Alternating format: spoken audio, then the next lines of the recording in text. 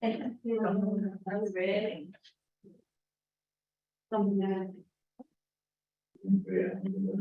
Yeah.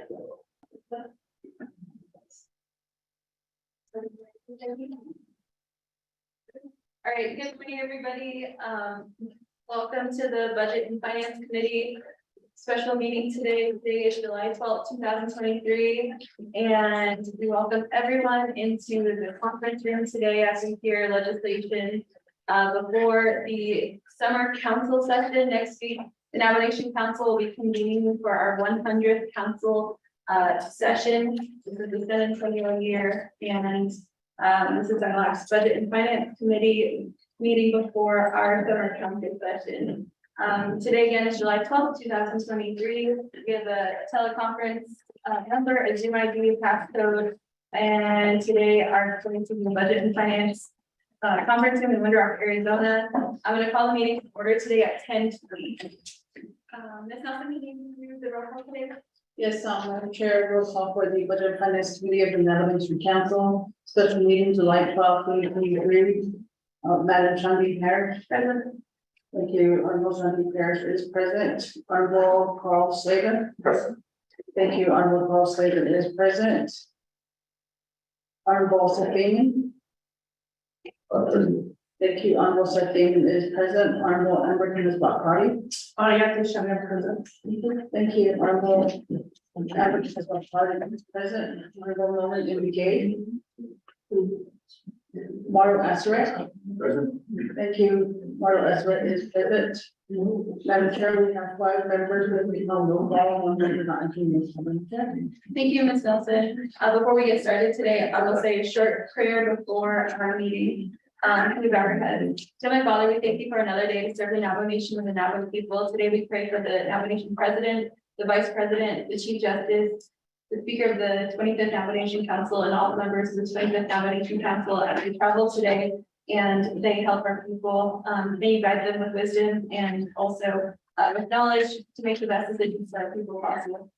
Today, we also pray for the Budget and Finance Committee as we contemplate legislation that will impact our entire nation. God, I just ask for wisdom and also just peace about the decisions that we're about to make. I pray for guidance in the upcoming summer council session, and I pray for safe travels for each of the members and also everyone that's traveled today to present. And I just thank you for another day, and we pray these things in Jesus' name.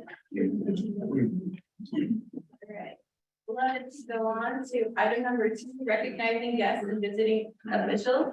Members, would you like to recognize any guests today in the conference room?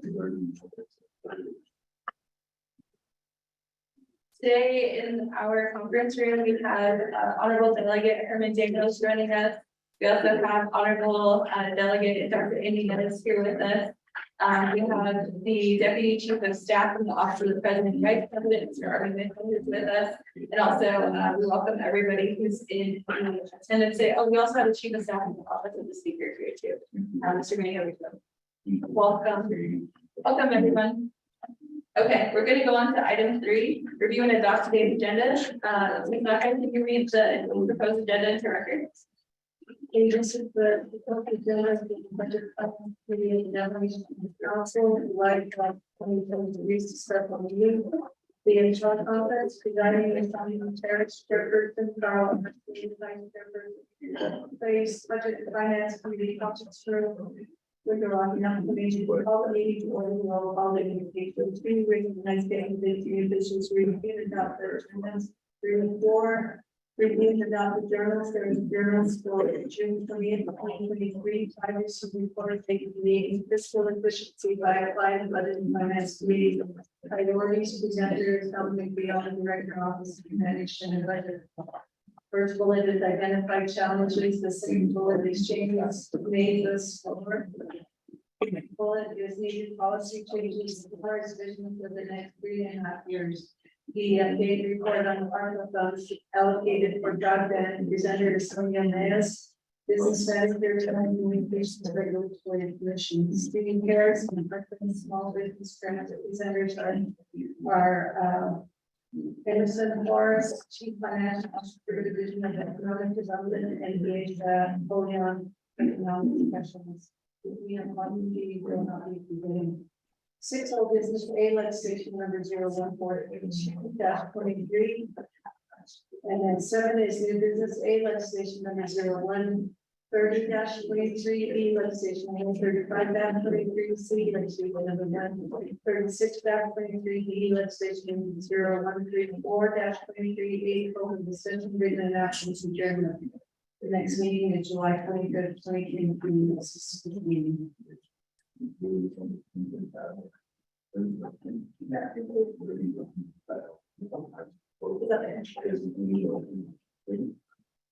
Okay, thank you, Ms. Knopfler, for reading the agenda into record.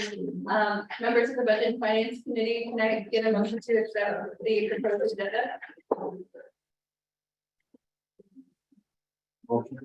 Delegate Azar, motion, do we have a second?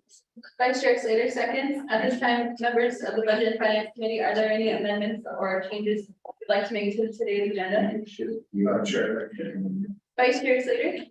I'd like to add legislation to leave the new 7A and then the new business and old business then reports. New business, old business, and reports. Okay, thank you, Vice Chair Slater. Do you have a second for the motion? Delegate Azar, second for the motion. Thank you, colleagues. Do you have any other modifications to the amendment or any second call? Third call?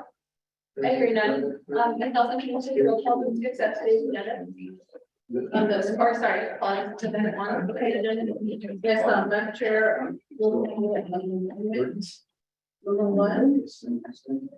Tomorrow, I swear to vote. Great.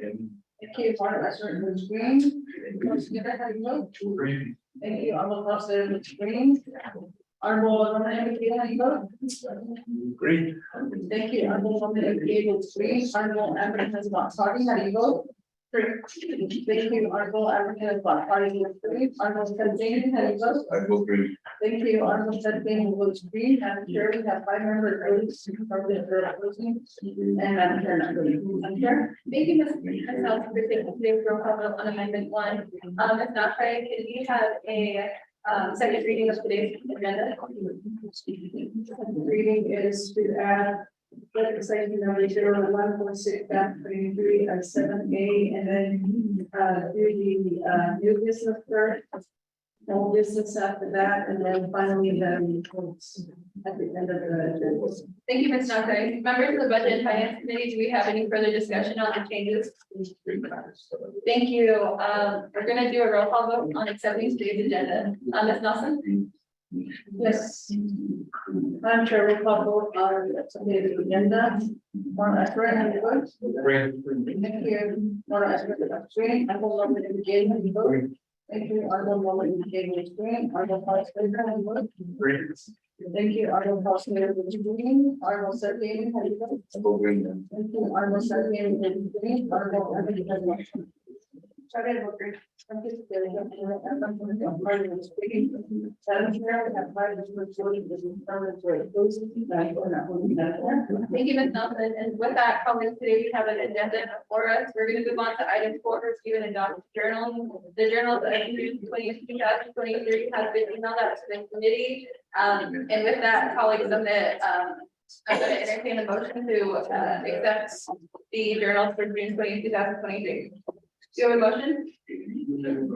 Vice Chair Slater motions. Do we have a second? Delegate Azar seconds the motion. Colleagues, do we have any questions or comments in regards to the journal from June 20, 2023? Second call. Third call. I hear none. Ms. Nelson, can we do a roll call vote to accept and adopt the journal? Yes, Madam Chair, we'll call on the journal for June 2023, which part I certainly vote. Thank you, Honorable Model Esther, Honorable Woman McKay, how do you vote? Thank you, Honorable Woman McKay, Honorable Councilor, how do you vote? Thank you, Honorable Senator Green, Honorable Senator vote. I vote green. Thank you, Honorable Senator Green, Honorable Applicant Martin, how do you vote? Green. Thank you, Honorable Green. Madam Chair, your final report. Great, thank you, Ms. Nelson, thank you, colleagues, for taking action on the adjournment. With that, we're gonna move on to new business, item A, which is going to be legislation 14623. The sponsor is Council Delegate Evan Daniels. GI, Honorable Delegate Evan Daniels, I welcome you up to the Budget and Finance Committee presentation table. Ms. Nelson, or Nelson, And there was copies provided, hard copies provided to. okay, we have hard copies. Okay.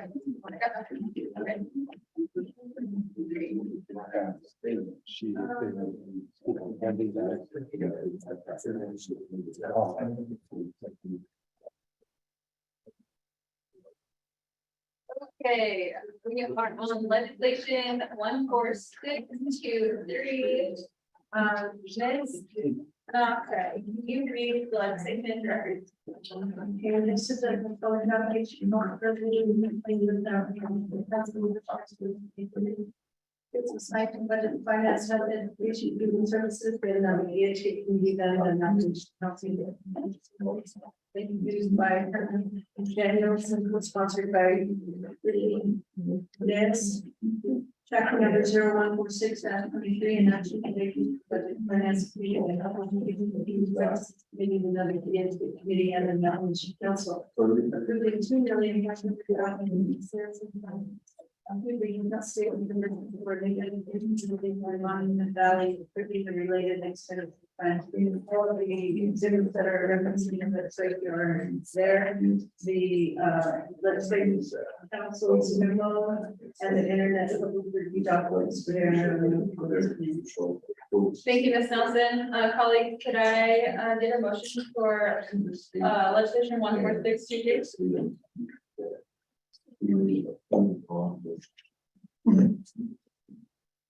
Delegate Hazard, motion, do you have a second?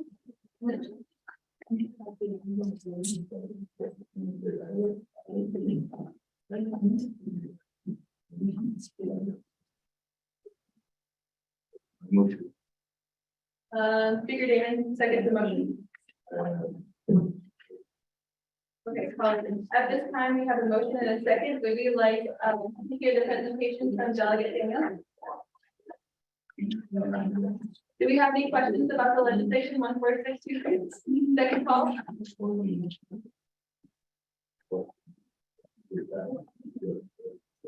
Third call?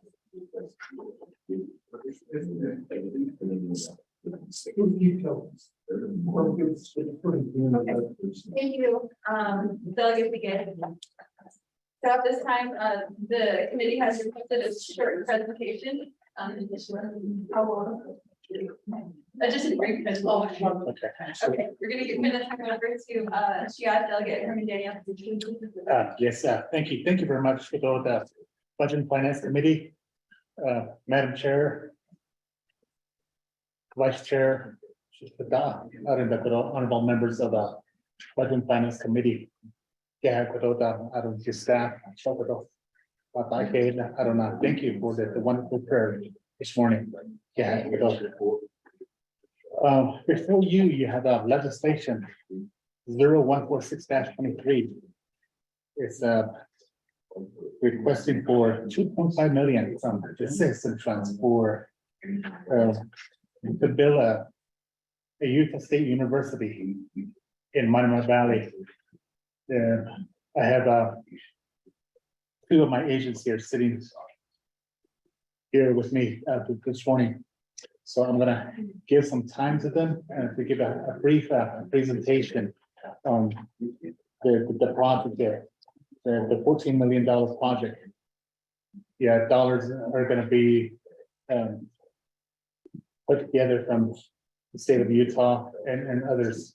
So the total cost of the construction, the project is $14 million. So I'm gonna give some time to Mr. Olson and also Mr. Mo's over here to give a brief presentation on the requests that we're asking for.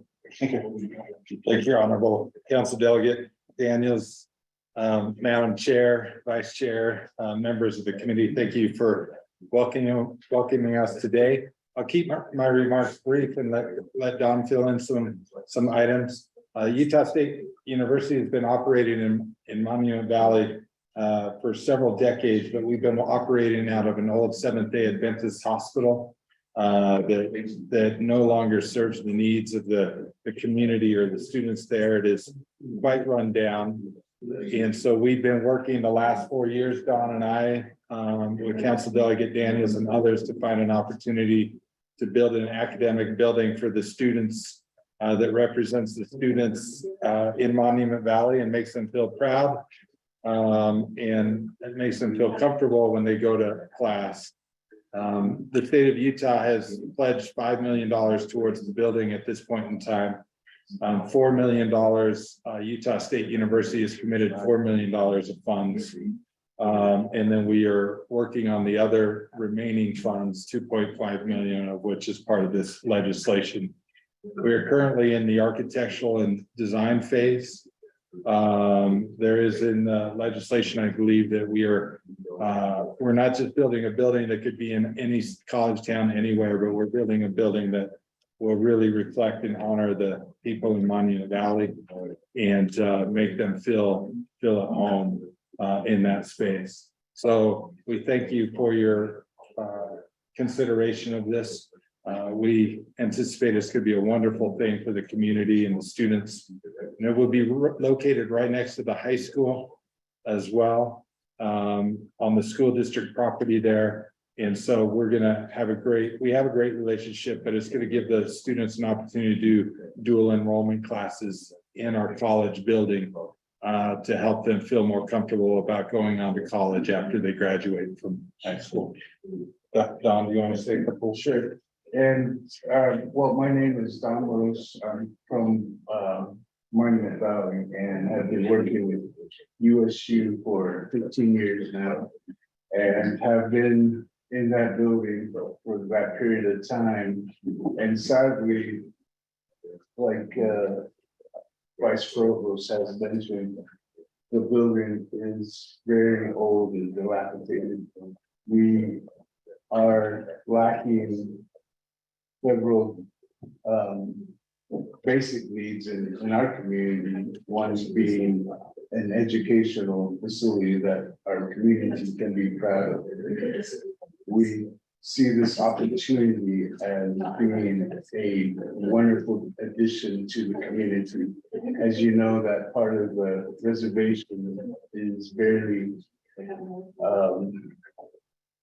for lack of better terms, underserved. And with this building, we will be able to help a lot of our young people move forward in their careers. Not only our young people, but our young adults who have family members who have gone to USU. I am very proud of our organization and taking this step to move forward, and with the help of the Navajo Nation, we can also open the doors to many other organizations that will be able to help us complete the funding for the project. But they are adamant that we have some support from the Navajo Nation. And this is something that the Navajo Nation would be proud of, as we have some documentation here, the size of the building and some rough drafts of the architecture of the building. But just to have this building reflect a part of the Navajo Nation in this corner of the reservation would be a great addition and something that we can all be proud of moving forward. And this building will be standing monument, just like Monument Valley, to our community, and we would be really proud of it. So with that, I'm turning the time forward to then, yeah, Madam Chair, thank you very much, Mr. Lois, and also Mr. Olson. Thank you for doing your brief presentation to the Budget and Finance Committee. Shouldn't opportunity for doing the way that be for doing the way can adult nation of an ID in the rate setting to state that it's not going to be only for Monument Valley area, it's going to be for other communities as well, like Kayenta, then also all the way down. Other communities on the reservation. So it is about one feet couple like I don't know. I see each day over there. But don't have a lot of shame. Don't lay down. I don't know if this legislation is destined for Neville Nation Council. So don't lay down. The next committee that we're going to present to is Health, Education, Human Services Committee. I didn't know tomorrow and council during the summer session. So thank you, Madam Chair. Yeah, thank you, Sheena, Delegate Herman Daniels, for your presentation today. Colleagues, do we have any other questions? Okay, Delegate Gay. Yeah, good morning. Sure. I think right now, well, still not so easy that is. Sketch up on them, but how many students are you looking at, or what are you average per student here at this, is it gonna be a dorm, or what is it gonna be like, Right now, the facility in Monument Valley is the District Education Center. The main campus is in Blaney, which is also tied into another main campus in Logan. Currently, I have anywhere from 85 students per semester. Pre-COVID, the numbers were a little bit better.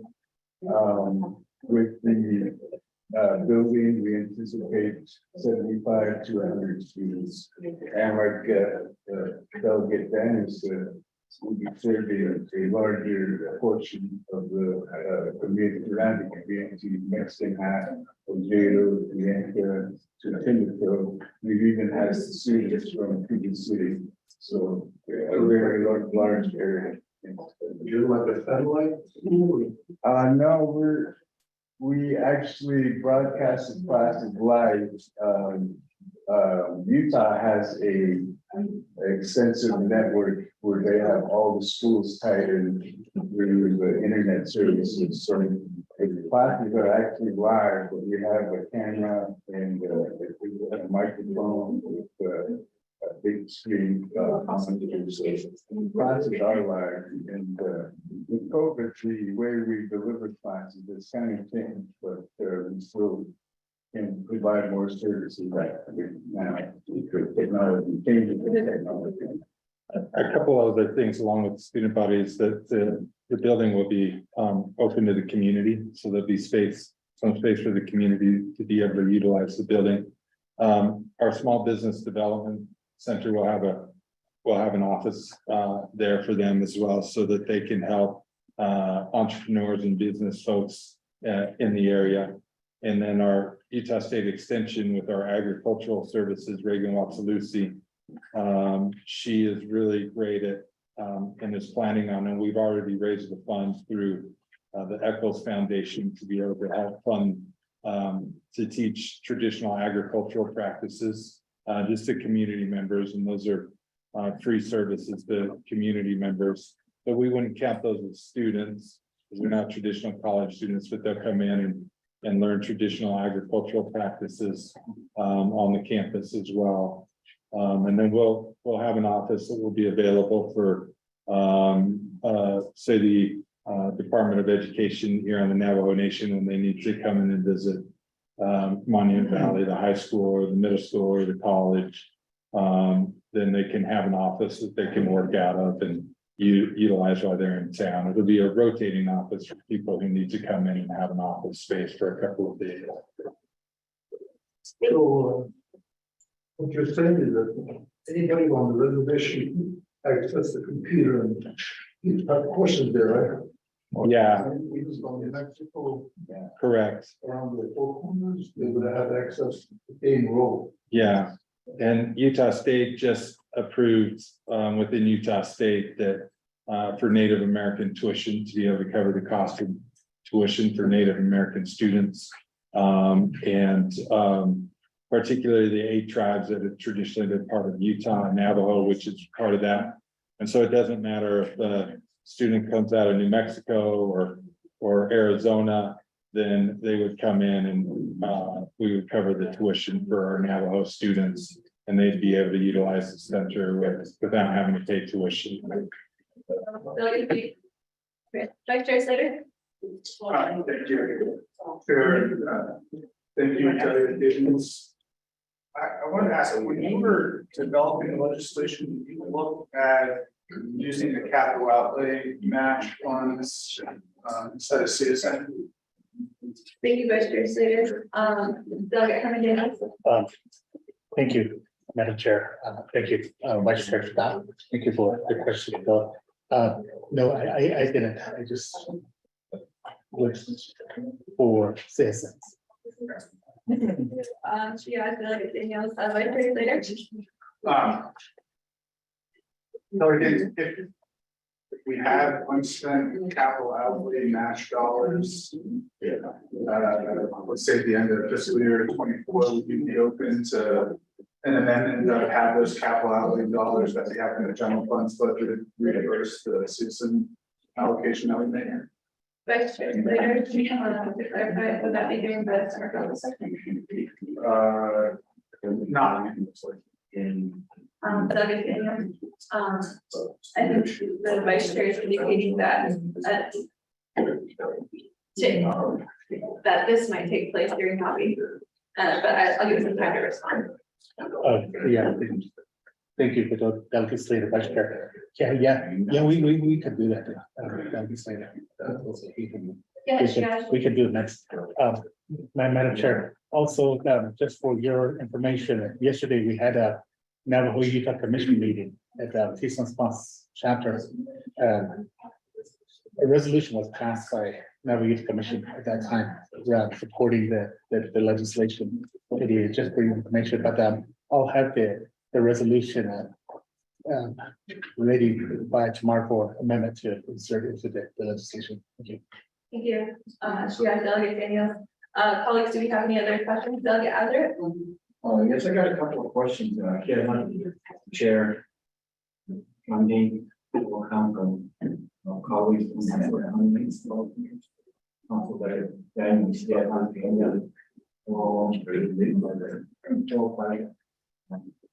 and then documents get on the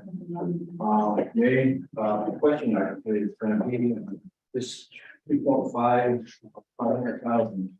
Is this a recurring amount? And my other question is, you're asking for donation-based type of money coming in. Did you ask state of Arizona for some help or the state of New Mexico? Since some of the students are coming from there. Thank you, Delegate Azar. Yes, Delegate Daniels, could you explain to the committee the cost sharing agreements that are in place? Thank you. Thank you, Madam Chair. On your second question, Utah, but I'll give some time to Mr. Olson on how much state of Utah will be putting in the leveraging. This is not return. This is not so. Delegate has read. They stated that the dollars are going to be matched. 14 million is the total amount of the cost of the senior youth center building there. At the Cordona Bay, I'll give some time to Mr. Olson there. And I left to explain what dollars we Thanks, Honorable Delegate Daniels. Honorable Astor, really good question. It's a 2.5 million one-time request. And it would go towards construction. The state of Utah has kicked in $5 million towards construction, but they've also this last legislative season allocated ongoing funding for operations and maintenance, and so we don't have to come back and keep asking for operations and maintenance. So we have the money for staffing, electricity, utilities, everything to operate and maintain the building.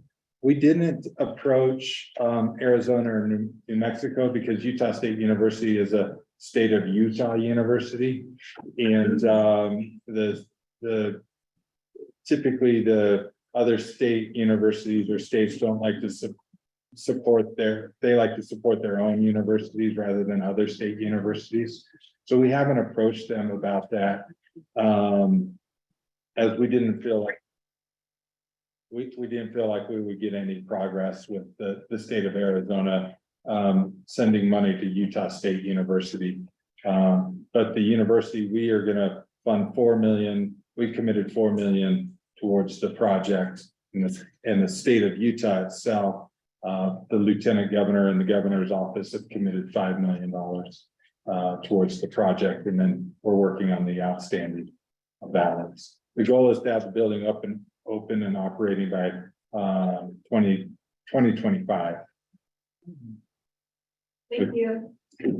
Members of the budget, okay, Delegate Actually, since you guys are in Utah, New Mexico, and Arizona, are they paying out of state tuition or just consider it just a resolution to?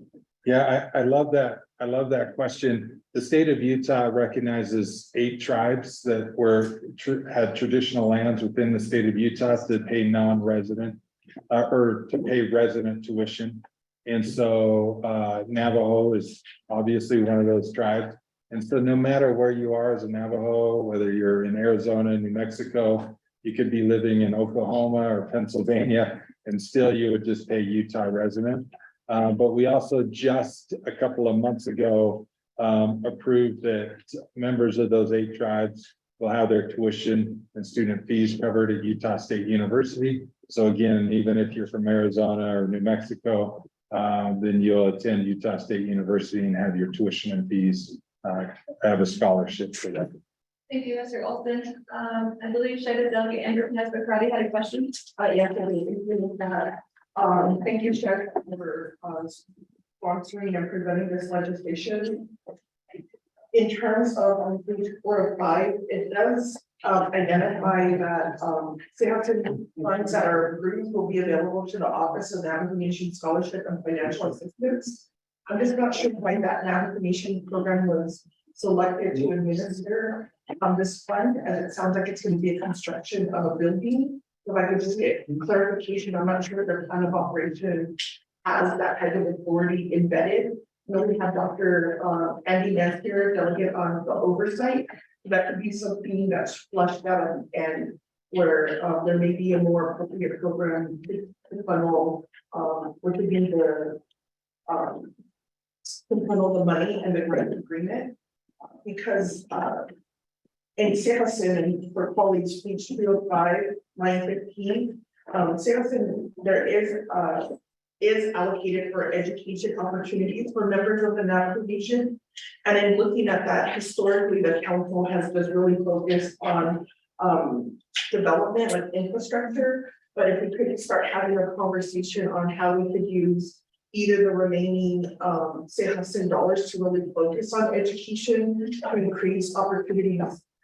We know with different types of education that's really the safety net that our people need. And I'm not just talking about like academic philosophy, I'm talking about real skills, moving into a modern economy. How are they part of the global networking? How are they accessing like telehealth, telecommunication? And it's always has historically been these education institutions that can be that hub for innovation. And so that's something maybe we can have a conversation with as we look at some funds to be determined. But I support this recommendation, and I appreciate that Utah State is going to be in the community, and we look forward to all of your successes.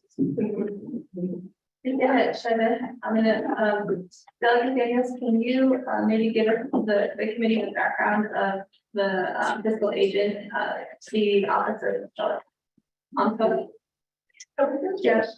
Yes, thank you, Madam Chair. Yeah, in regards to honorable bodies a question. That was a question posed to me by Office of Legislative Counsel when the legislation was drafted. But at that time, I really didn't know who the entity would be governing the dollars. So I'm open to amendments to my affinity. So I don't know if that's the right entity. Office of Navajo Nation Scholarship Financial System. I don't know if that's the right entity. So I really don't know. So yeah, just like I said, I'm open to amendments. Thank you. Other, we have any questions or comments? But to be fair, no, I don't have an amendment prepared and then the recommendation, I would just assume it would probably be like.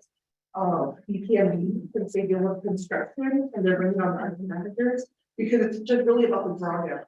So maybe the oversight can give you some insight or talk with Office of Scholarship if it's in their plan of operation.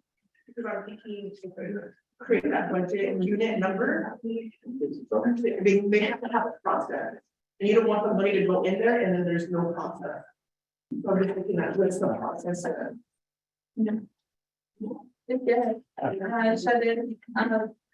Thank you again, Delegate Herman Daniels for legislation 014623.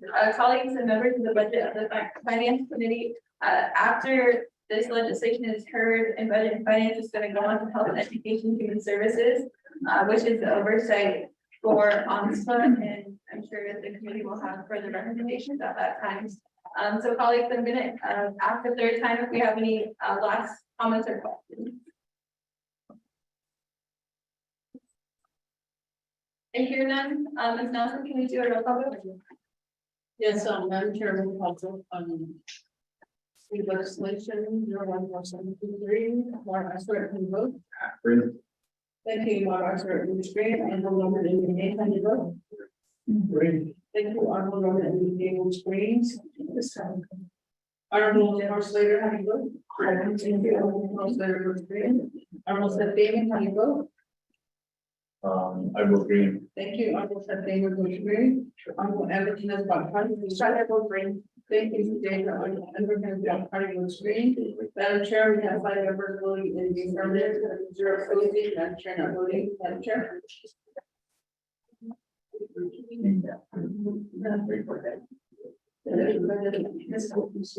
Thank you, Ms. Nelson, and I think that you have Delegate Herman Daniels for coming over the budget and finance committee. Thank you to the Utah State University and also to your aid to the legislation. Yes, sir. Thank you. Madam Chair, Vice Chair, members of budget finance committee. Thank you very much. Thank you. Thank you.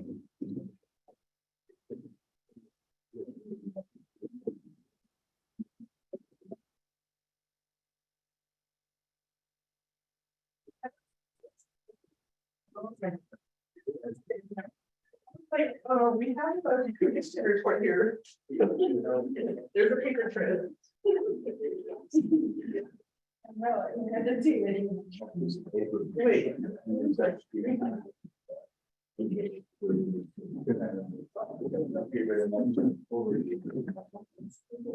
Well, all the people were those who were remote. The veterans don't give a picture of the line. Okay, let's move on to the next legislation. Our next legislation is legislation 13023. Our presenter is, the sponsor of the legislation is Dr. Andy Nez. Yeah, good after morning. Honorable Nez, thank you for being here in the budget and finance committee.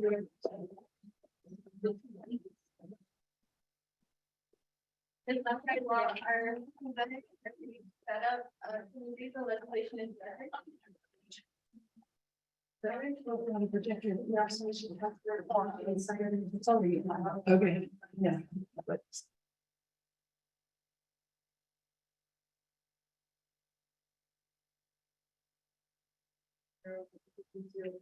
That reviewing action relating to resources and government budget finance and the executive committee construed and the council with $5 million for the savings fund and now for the assessment obligated to the environmental.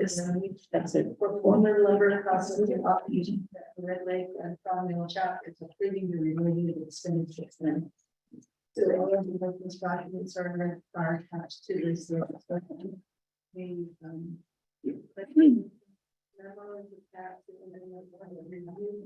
Has your comments and the resources and development committee have to do pass with an amendment. On page 1 of line 18 after the sentence ending in the word condition instead of the following new sentence. Regarding this directive, the Department of Justice shall present a written report and a verbal report so recounts to the resources and development. No later than 180 calendar days after the date of this act. We have a copy of the vote calendar. Thank you, Ms. Nakay, for reading the legislation into records. Colleagues, do we have a motion for legislation 13023? No. Shredded Delegate Amber Crowdy, motions. Do we have a second?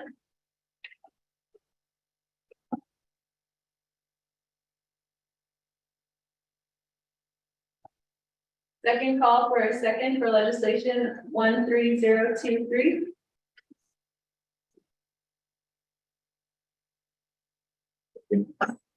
Speaker Damon, second the motion. Do we have any questions on the legislation today?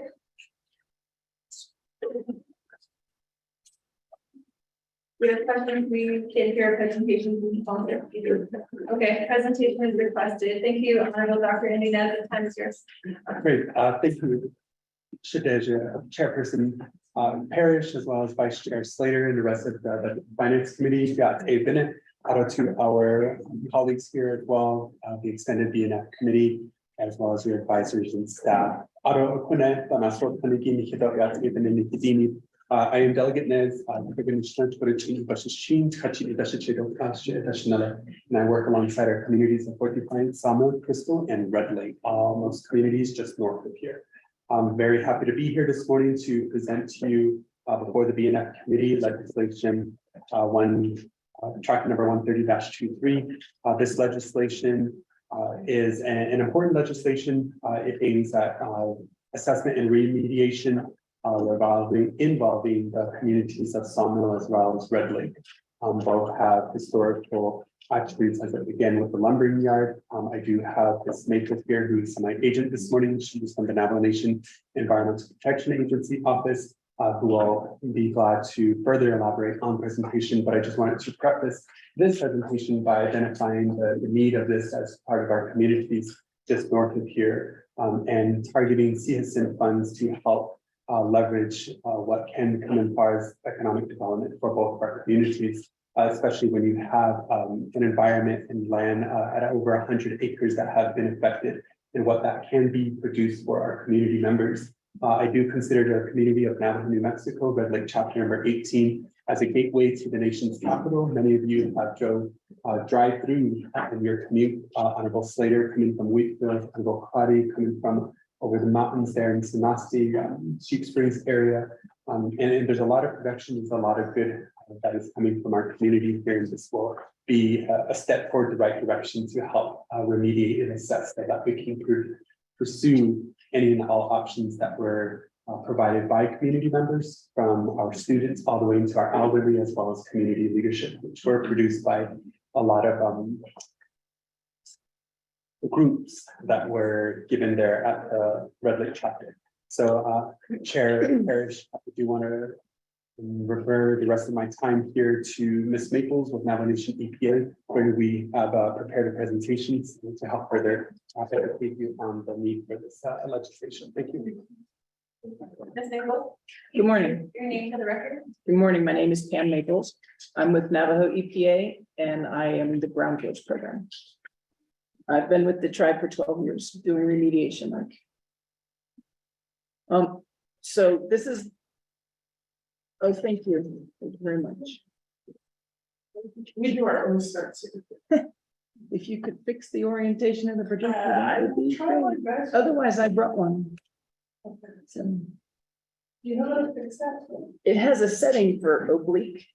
He was messing with it, but it didn't seem to fix. Well, I can do. I'm going to mess it up more than. It's probably good enough. Yeah, maybe it's good. We'll continue. All right. Right off the top, I'd like to say that the reason we're here to request tribal funding is because of the rules, the regulations, and the restrictions that come with federal grant money for remediation of brownfields programs. They have very strict rules on what the money can be spent for and what it can't. And one of them it cannot be spent on is apparently groundwater. So we're here today to ask for tribal funding to help leverage more federal funding and the other way around.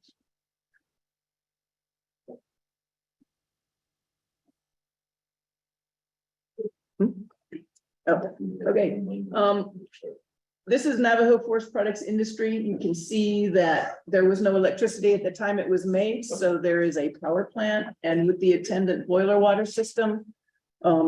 They used the regular industry standard chemicals back then, one of which was hexavalent chromium.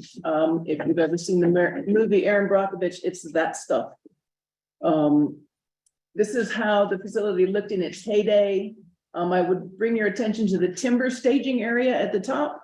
One of my hopes is that being the brownfields program focused on redevelopment, as we can sample that area and pass it off as clean for redevelopment and reuse. And also down at the bottom, there's a stage where they had lumber sales, and that area would be suitable for like a satellite campus. The town of Navajo really wants a satellite campus, and we have several areas of this contaminated site that could be released for development if we can assess them. The areas within the 104-acre fenced-in compound are going to have activity areas where different chemicals of concern are going to be investigated for. We have already found the petroleum contamination. We know where it is. We know it's commingled with asbestos, so we cannot touch the soil. We have to remediate it in place. The hexavalent chromium is going to be around the lumber drying kiln. Using a brownfields assessment grant from the government, we found the hexavalent chromium and then began to delineate it, but then we ran out of money. We have found the trailing edge of it. We know where the up gradient edge is. We don't know how far it has spread out. And I have money in the brownfields budget to investigate that this coming summer. But the rest of this stuff, the cleanup especially, I can't spend brownfields money on it. They won't let me. It's groundwater is not real property, and the brownfields program is focused on redeveloping property. So there were two areas of concern for the hexavalent chromium. Both were evaporation ponds. One, they used the ditch along Navajo 12 for evaporation, and the other is there in the middle of the site in the brown. You can see a picture of all of the waste and the water and the surface. Every liquid that drained off of that site drained across the road and into the wash or into the former sewer lagoons. This is the resulting map of the hexavalent chromium research that we did last summer, and the pink circles are lead. Every sample had lead, every sample had chromium. Hexavalent chromium reverts back to chromium over time, and so all of the chromium at the source area has reverted to its natural state, which is also a RCRA-listed metal, highly toxic. We just found the hexavalent chromium. It's that yellow polygon down there at the bottom. We don't know how large it is. I think it's going to be under the chapter house, at least probably the school. It's going to be very big because it was leaking hexavalent chromium boiler water into the ground for 60 years. The blue hatch is the petroleum contamination, and we need to get a system to suck that up and clean it out. But again, federal grant money can't be used for that because the petroleum came from above ground tanks. If it had come from underground tanks, we would have some federal funds, but since they're above ground tanks, we can't do it. The entire site, if you look at the facility, the dump, the contaminated wash, and the lake that has a mercury advisory for fish and did have a hit of hexavalent chromium in it before they drained it to repair the dam, the whole area is 800 acres. The star is a residence across the way 1,400 feet. Her spring is thoroughly contaminated and she's 1,400 feet from the site. This is a quick photo of the asbestos in soil commingled with the petroleum, and the star on this photograph is where in the early 2000s, the inspectors were walking through looking at the drum storage yard and the rubber soles of their boots were melting off. We understand that they covered that with dirt. In everything I've read from the facility, their notes and everything, I don't think they remediated. I think they just covered it. So we need to look at that. This was the kiln building. This came down in a $6 million time critical removal action from the federal government that happened during the pandemic. We took away this surface breathing asbestos hazard, but there's still asbestos at depth in the soil, and we need to investigate for that so we can stabilize it and then figure out how to use the site and not disturb the asbestos in the soil. In the front of the slab, there's this gigantic pool. It is a sump for the press. That press made like 12 sheets of particle board all at once. It's gigantic and it's 30 feet deep and it has no egress, no ladders, no way to get out if you fall in. This is a physical drowning hazard. Plus the water on top has a oily sheen on it. So it is also probably contaminated with oil at least. The little sump was for the sander and the melamine press. They made, this stuff is melamine where you take vinyl and put it on wood. They made that here too. And that sump is full of black slimy soil. And when there's water in it, it has a beautiful rainbow. And we can investigate this stuff, but we can't clean it up with federal dollars. These are just the 2 pages of contaminants of concern by area that we're going to have to look for. Some of those are pretty ugly. This pile here is in Black Creek, east of the site, north and east of the site. We sampled this pile and it has hexavalent chromium in the bark and mulch and whatever else it's made of. The hexavalent chromium is 14 times above the standard, the regional standard for protection of groundwater. And this thing needs to be dealt with immediately. And I don't have any alarming capability to the federal government. They're not really concerned because the town gets its water from a safe drinking water source. So they don't really care. They don't care that kids play in this creek. They don't care it's used for irrigation. Livestock drink it. Wildlife drinks it. Medicine plants grow there. They don't care. So this is another cry for tribal funding to help me remediate this. Those bands of black going down to the creek bed are leachate from the dump, getting stuck in the clay layers as it goes all the way down and then out into the creek. The most recently used end of the dump is 250 yards wide and about 40 to 50 feet tall. There is a tributary, you can see it on the left, you can see some bright orange native rock and then trash and waste above it. The tributary has cut a channel through this dump and the tributary feeds right into Black Creek, which is used to fill Red Lake, which is a recreational lake. And the dump is going to be a whole nother issue. It's a gigantic problem. We want to focus on the groundwater right now because I think it's a priority. In a way to try to get around the federal funding loopholes where I can't spend money. One says the cleanup grant can be awarded once per site. And so with the cooperation of our regional funding officer, we have cut this site up into a bunch of little sites to try and work that system to try and get some cleanup money out of the federal government. But again, they're not interested in groundwater. So the concerns are, I've stated most of them. I would love to close Navajo Route 31. It's closed on paper. I would love to get some big gates welded up. It worries me that people drive through there and make dust because they're driving on the dump in parts. And I know the dump has formaldehyde. I know the dump has asbestos. Everything from that facility went into that dump. The car batteries, everything is in that dump. And so I want to close that road. We've been trying to do that, but we go round and round with NDOT. It's another story. A word about cleanup and federal dollars. This is the whole problem. We can't clean up the petroleum because it came from above ground tanks. The federal government likes to say, oh, there's no direct exposure pathway. We don't have to clean it up. They've said that to me like 3 times already. They don't seem to understand that children are an exposure pathway. I don't get it, but anyway, and assessment grants cannot be used for cleanup. And as the brownfields program we're a revitalization and a redevelopment program. So it has to be real property.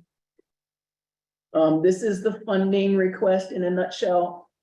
You can see that the dump down there at $500 million is probably just a pie in the sky right now. We can't even think about that. That's too big of a figure. We just really want to investigate that top part, the 104 fenced acres, and get it cleaned up so that it can be, one, safe, and two, reused by the community. All of that being said, NFPI is the second location of the tribal enterprise. This was a tribal enterprise, Navajo Tribal Sawmill Enterprise, and the first location was up at Sawmill. And they have the same thing going on up there, but on a smaller scale. The purple square rectangle is the kiln building. It's still standing. It's been standing, flaking off asbestos into the air and into the soil since 1960. I do have the federal government promised to do a time critical removal action up here as well. They're going to do that next summer. After that, when we can drive around on the site safely, I have a plan to investigate that sawmill as well. And it's gonna, I'm estimating 103 million, but you know, I don't know. That's just a guess based on what I know about remediation work. So thank you for letting me present, and I hope if you have any questions, I'm ready to take them. Thank you, Ms. Maple, and thank you, full delegate, Dr. Indiana, for the legislation. Do you have any other closing comments? Yeah, I just, I'm glad that Pam has indicated the sawmill. It was in the early 1960s is when it began there, and eventually in the early 70s is when it arrived to the community of Navajo.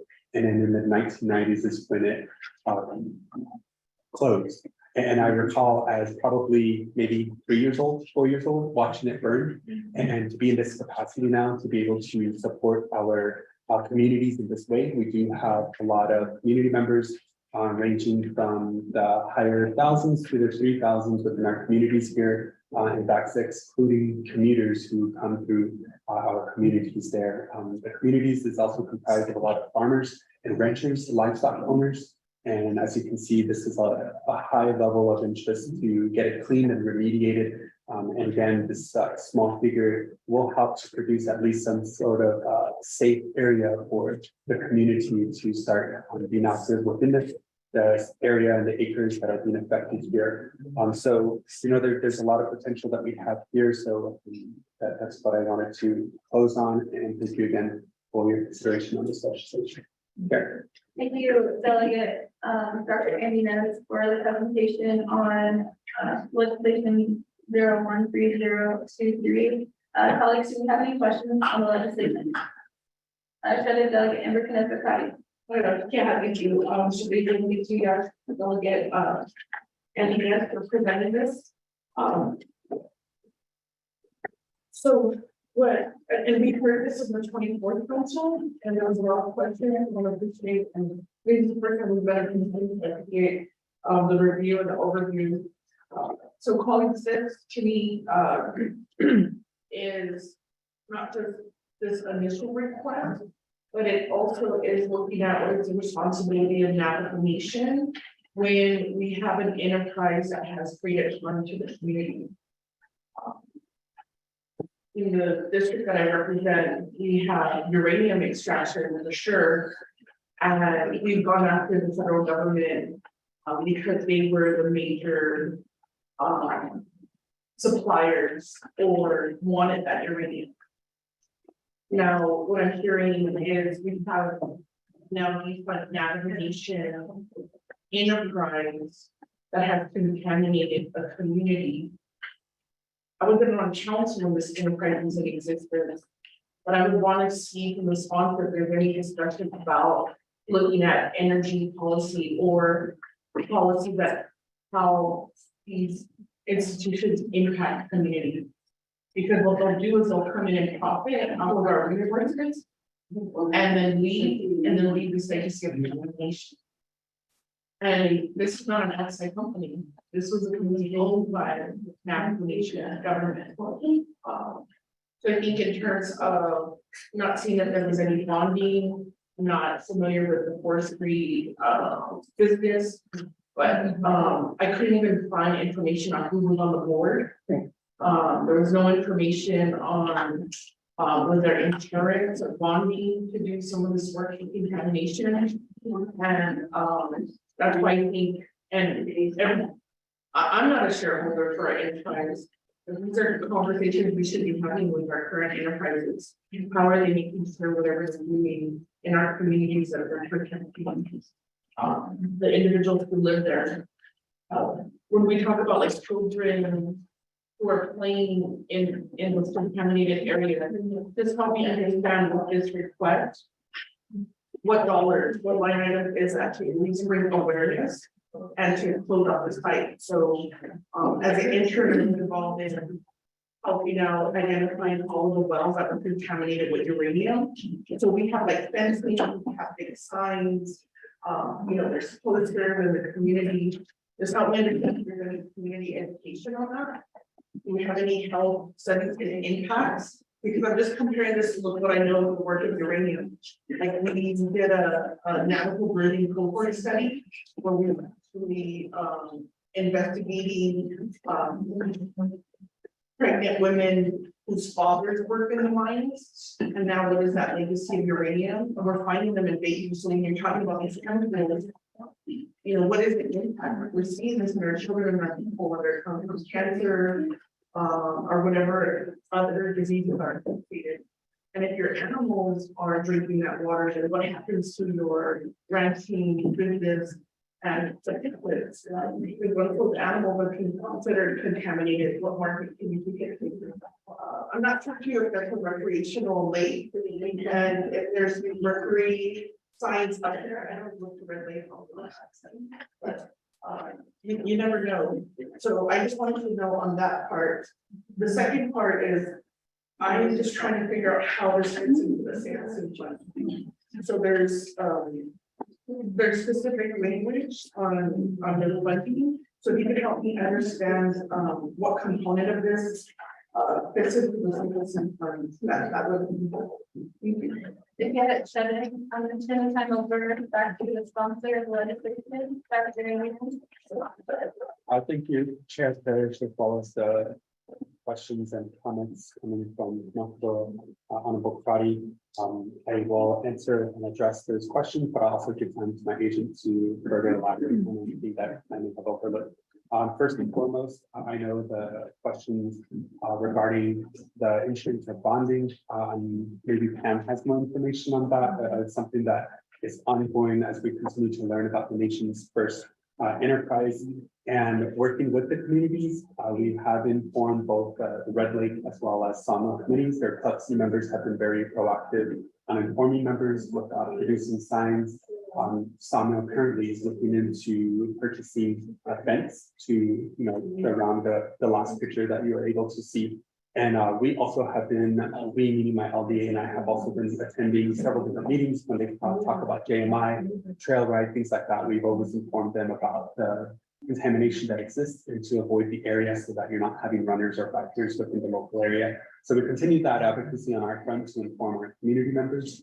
And we do have Ms. Christine Garnez, who is the president of the BFC, who also actively informs. There's also a group on social media that continues to provide that education needed for our community members, both at the community level, but also virtually.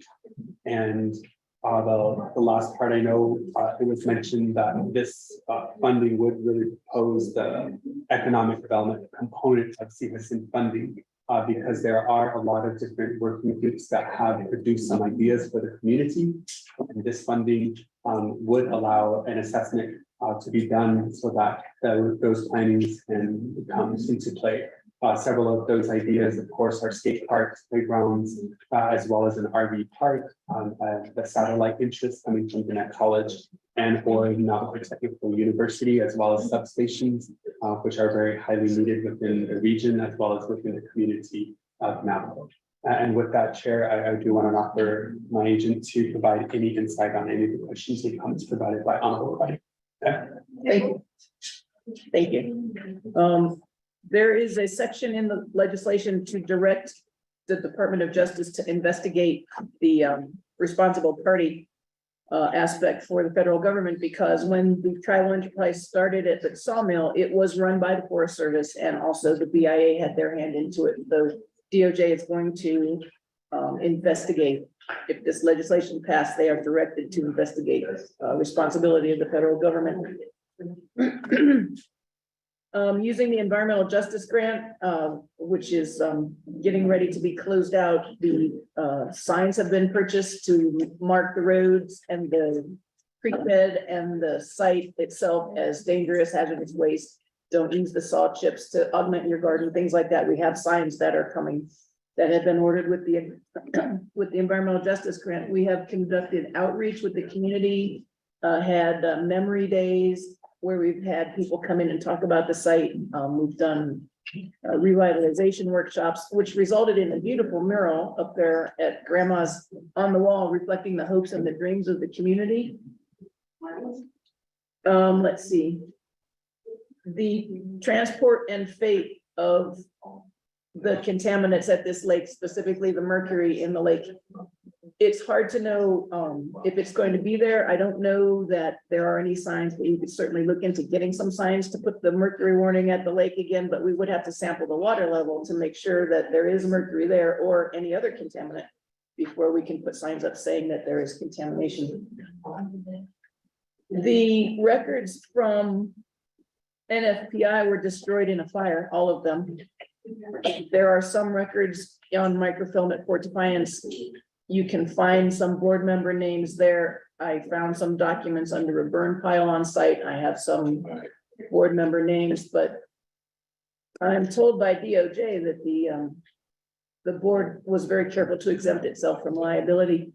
I don't see any reference in anything I've read about licensing and bonding. And in 1958, there was no EPA and there was no concern for the environment. So the standard order or operations was just to throw stuff in the nearest body of water and call it done. And then in 1970, when the EPA was signed into law, it was still another 8 years, I think, before the Navajo EPA Environmental Commission was signed into law. And then in 1972, when the Clean Water Act was signed into law nationally, this site became in permanent violation of every statute that they promulgated. That's all. Thank you. That completes our response to Honorable Body Chair. Yeah, thank you, Delegate, Dr. Inez. Members of the committee, do you have further questions? Yes, Delegate. Then you're. Okay, so that building that you have there in the picture, is it like that, or is it most of the buildings down, or as it looks right now? No, they're all down. So, what is the recent, I mean, the up-to-date picture look like? The ground and everything, you have a picture of that? So that was the old way of, the old picture back in what, maybe 80s, 70s, somewhere there, maybe? Thank you. Thank you, Delegate. The I'm going to time back over to the sponsor. Yes, thank you, Chair. And for your question, Honorable Begay, I'm glad that it doesn't look like that now. Otherwise, we'd be in much bigger situations than we are now. That's actually a before picture. That's actually the lumber mill that was producing the lumber there in the community. Right now, there's only just a few structures left. And by structures, I just no buildings, but it looks very limited now. But I'll have Pam provide more context on that, but it looks, yeah, there's not much there. That's waste. Thank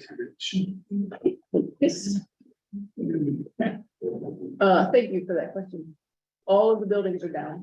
In 2013, and since the 1990s, when it shut down with no decommissioning plan whatsoever, they just showed up to work and were told to go home, we're done. And so the buildings were left standing with everything that was in them, and vandalism happened, and buildings were on fire, and contaminants were strewn everywhere. And in 2013, a contract was put out to beautify the site, to take down the ugly buildings. And so they took down all the buildings. Thank you. And even the kiln building Even the kiln building that you can see in that yellow square is gone now too, because that was the asbestos breathing hazard. And so that was removed during the time critical removal action a couple of summers ago. So there are no standing buildings on the site, with the exception of the one on the very bottom. The chapter uses that building for storage. That used to be the big cat shop, the equipment repair shop. With that, Chair, we'll defer back to you. Thank you. Delegate Dr. Amy, I believe Delegate Azar has a question too. I do have a question. I just want to reiterate how citizens finance fall into this $5 million. I also want to know, have any super funds been reflected for this? The federal government, I know you were talking about federal government saying, certain money is I mean, super funds in here, do that. Thank you, Delegate Azar. I'm going to time over back to the small case. Oh, great, thank you, Chair, and also for the question, Honorable Azariah. I also want to reemphasize the planning and development within economic development coming from the citizen funds. So what the community did in Eclipse, spearheaded by their president, was to have little group sessions where we had students there, we had community leaders, we had elders and different populations within the community to address the point that citizen funds is set up for, which is the infrastructure, economic development, community development, housing, commercial, a lot of that. And with this area, it's over 100 acres. And so starting this planning to get that input would help to produce that. But of course, we just need that little step to get us past remediation and assessment so that the land at least allows for a lot of that planning to take place. The community has been very adamant on getting input from its community members to produce how the community can build on that economic development. Navajo, New Mexico is actually one of the most condensed by population communities across the Navajo Nation. Secondly, your Superfunds questions, we're trying to avoid Superfund. And the only reason we're trying to avoid that is through the federal government lens. If it becomes a Superfund, then it's prioritized. And when you come from a small community like this, not to mention a Navajo Native American community, then the priority will put this project way at the bottom, to the point where we may not see it be assessed or remediated within the near future. So we're trying to keep it within the brownfields program so that we're actively pursuing grants and any other funding so that we're able to clean it up. And I know that Honorable Patty at one time said that as Navajos, I think we're the only ones who are able to care most about ourselves than the federal government. So in this essence, this is another prime example of that. So thank you for your questions, Mr. Azariah, and Chair. I do want to offer my agents some time to also address those questions. Thank you. As Dr. Nez said, we did actually invite US EPA Region 9 out here, the Superfund division, while they were touring the uranium lines. They came and they toured the site, and right away they were like, oh, we need to put this on the Superfund list. We need to get it listed. And then I asked him realistically, if it goes on the list to get Superfund funding, when will you get to it? And he said something like, well, we probably never will get to it. Because the town gets their water from a different place, a clean drinking water supply, and they don't really, I hate to say they don't care, but to me, it doesn't seem like they really care about the creek and the land and the medicine plants and the livestock and the children. They just, as long as the town has clean green drinking water, they just check that box and it stays at the bottom of the pile, so it may never come up on their list. Sure. Thank you, Ms. Finkel, for your response. Delegate Dr. Inez, do you have any other comments? No. Thank you. Members of the Budget and Finance Committee, do we have any questions? That is Delegate Anderson. Thank you. So to clarify, last council, we also provided the community, I think it was 5 million for an apartment building. Was that initiated? I'm just looking at how much funding is getting invested in communities, and I'm not sure if that survived or like I didn't need to process. I can get clarification. Thank you, Shada. I'm gonna send time back over to the sponsor. Yes, thank you. For your question, Honorable Body, the $4.1 million that was signed by former President Nez in August of 2022 has been in discussion with the Navajo Township Community Development Corporation, NTCDC, who are the agents to produce the multi-purpose apartment complex for mixed families as well as low-income families. And that one is currently going through a review regarding the attorneys of DOJ as well as NTCDC, so that they're able to produce the budget according to the legislation. Thank you, Chair. Thank you, Delegate Dr. Indigent, Delegate Emmer, have you follow up? So I think the challenge here is going back to citizen. And because the community asked for the building. So you have to like prioritize, right? So we have a finite amount of money in the fund. And the community asked for the apartment building. And I mentioned it last time. We actually for an apartment building that's in a, we all agree that there's contamination here. Maybe that money should have been used for this fund first for the cleanup. Since more building more spaces for individuals to live who may be impacted by this contamination. I think that could be like a conundrum and foresight. When this initial request was vetoed. The second part is I think it's a spread. We don't have to find. So if it would be up to the committee and council on how we define if this project fits the sustainable planning and development for economic development. But because of the amount of contamination we have, when would we be able to, like, how do you foresee moving this money? And then then that's gonna be used for economic development. I'm trying to understand how we're trying to meet the criteria of Sin. And it could have, does anyone here from the controlling office? So the controller needs to be, are they on call? I believe. Okay, can I ask Mr. McKee, if he could let me know how much is in the UW fund? Thank you, Shada. Mr. Willie, from the Office of the Controller, could you respond to Shada Delegate Edward Crowdy's question? How much money is in the UUFB today?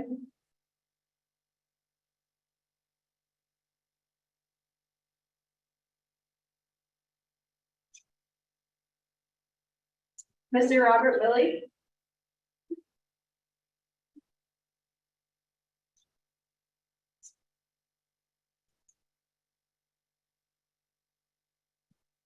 Mr. McCabe, are you on the call?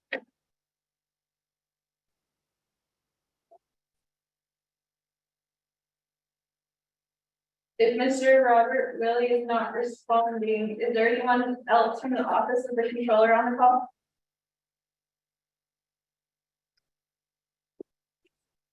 This is for Willie. I'm sorry. I'm back online. Thank you, Mr. Willie. The question was, what is the balance of the UUFB today?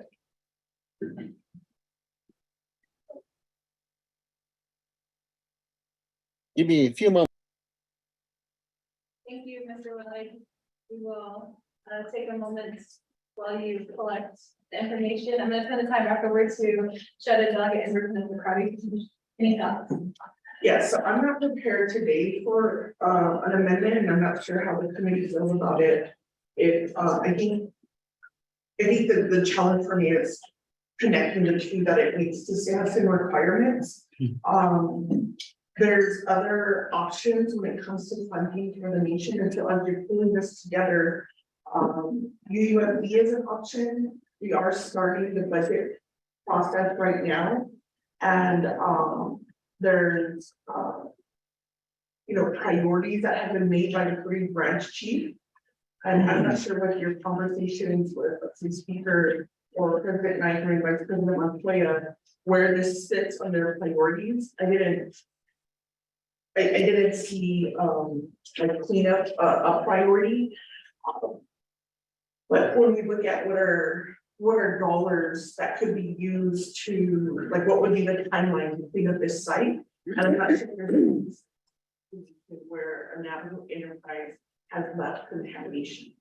So this is a unique situation where basically a company you own has created harm. I'm trying to think of other funding sources that may be available. Like even Navajo Nation, Environmental Protection Agency, asking for the funding as you're doing now, just, what could be other ways is, like permanent trust fund excess, UUFB, when we get any type of like settlements, and that's coming up, for like, the river issue, so there's other parts, I'm just not sure how you guys. Can you give me some insight, Jeff, if you know, if not, then, once the controller gives us that information, UUFP does, so this has an expenditure plan, which it has been required, but UUFP will require like a memo from OOC, they'll review documents, and that kind of is the way it goes, it wouldn't be necessarily like a grant. I mean, that's as much space as I could, waiting for Mr. Willie to give us. That's where I'm at. Go ahead, Shannon. And thank you for elaborating on the different types of funding, especially for Dr. Inez. I know there's other legislation that he's currently working on. Mr. Willie,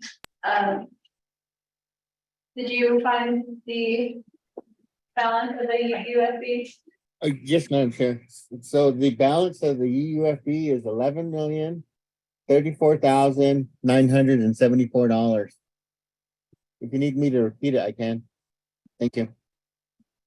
Thank you, Mr. Willie. And with that, I'm gonna turn the time back over to the sponsor, Dr. Inez. Yes, thank you, Chair.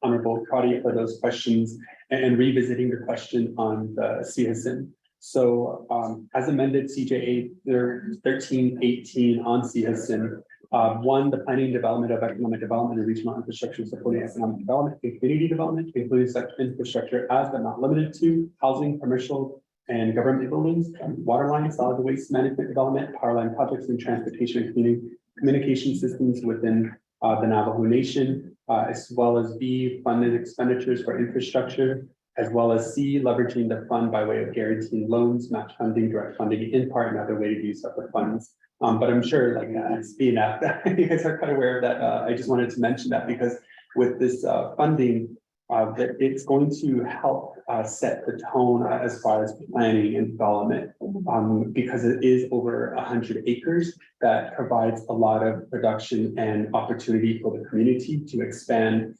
commercially, residentially, for not only the community, but for those that commute through the community of Navajo.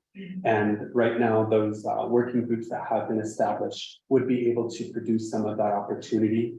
There has been several different discussions with different agents, whether that's higher education, whether that's public safety, to help make Navajo that gateway, not only for recreation, but to produce some of that economic development.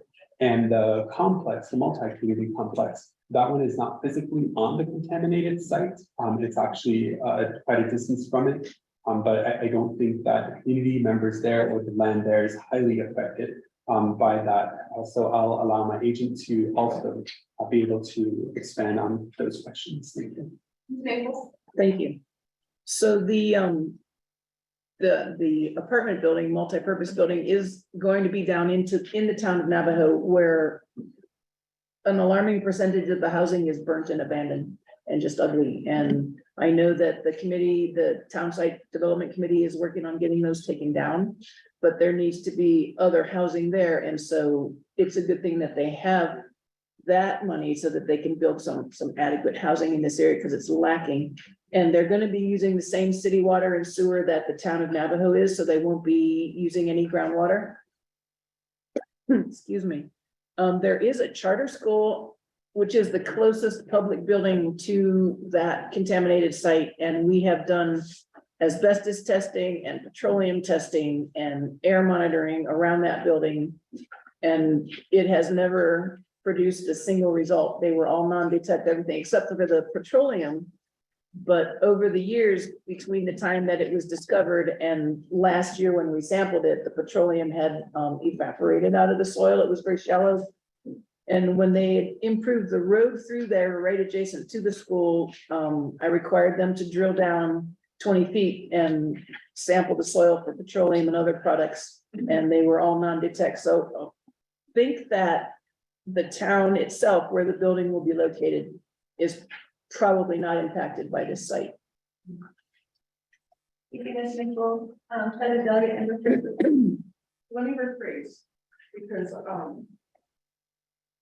for a lot of money, Samson, and the community asked for the apartment building. And so that was the ask, was given. And now is coming back to this finite fund for another ask. Sure. So what's the priority of the community? Is it the apartment building and complex, or is it to start your cleaning up of the process? Because as a delegate, we're looking at how that money is spread across the nation, and we all have similar concerns. We all have housing needs, we all have contaminated space in our communities. And so I think these are the hard questions we have to answer moving forward. And so there is other funding available. To be back to where I'm gonna be going back to the same question, how that funding was requested, because it sounds like you're UUFB. And so I don't have requests to know how many amendment to modify this to get funding out of UUFB, or there's a whole budget packet need to be developed to make that amendment. Or can that just be a directive from the committee as a recommendation that this, I don't think it makes the Samson funding definition. I'm not sure how other colleagues speak, but I think it could be UUFB and it would be that requirement. So that's just where I'm having. Yeah, it's President Delegate Amber. I'm going to ask if the Office of Legislative Counsel is on the call. I believe Lorraine's busy, so I don't know if Lorraine's on the call or Dana is on the call. We have one and also on the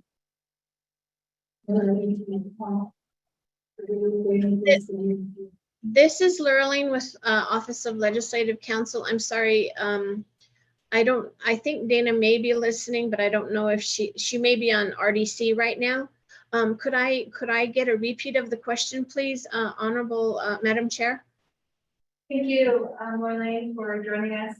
The question that Delegate Amber Karate raised was just about the and if an amendment is to be drafted for an appropriation legislation, would budget documents also be required to obtain funding from a different source of money, from specifically the UUFB?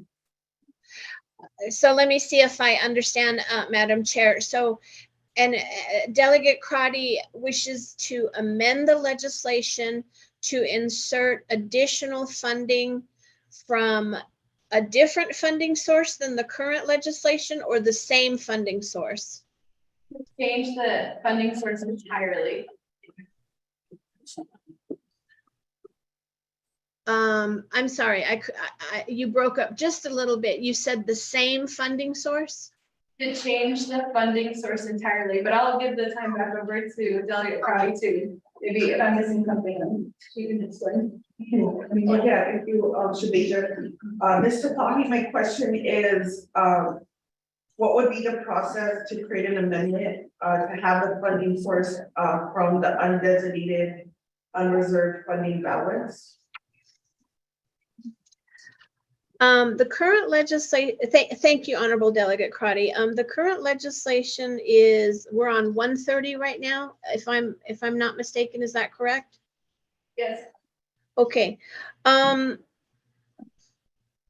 It is my opinion that, it's my legal opinion that changing the funding source is changing the intent of the original legislation, which amendments cannot do. So an amendment has to stick with the original intent. And I think we've done amendments before, but they were to add funding from the same source. Because this is a different funding source, I would say that an amendment cannot be done. And also, I would say if it's going to be UUFB, we definitely need the budget forms that are normally required with UUFB funding legislations. And we definitely need the OMB and OOC memos for that. So at this time, Honorable Karate, we cannot do an amendment to take funds from UUFB for this project. Back to you, Madam Chair. Thank you, Mr. Fahy. Shadow Delegate Anderson, for private, you can call questions or comments at this time. Yes, thank you. Mr. Foggy, I'm gonna request that you write your legal opinion in a memo form so that there's consistency from the Office of Legislative Counsel on the what's being changing the intent of a legislation. There needs to be inconsistencies from your office. With that in mind, I would like to then ask Ms. Tapahi, if you could answer, so since the office created this document, how this request fits into the CEJASIN, how does it meet the requirements of the CEJASIN fund? Thank you, Shadow Delegate Anderson, for Friday, Ms. Fahy. Thank you, Madam Chair. And thank you, Delegate Crotty. That's a good question. Let me just give me one moment to pull up this legislation and look at the exact wording of this legislation. I did draft this legislation. We are, let's see, 1:30. Okay. I do believe I put some language on this. It is, let's see.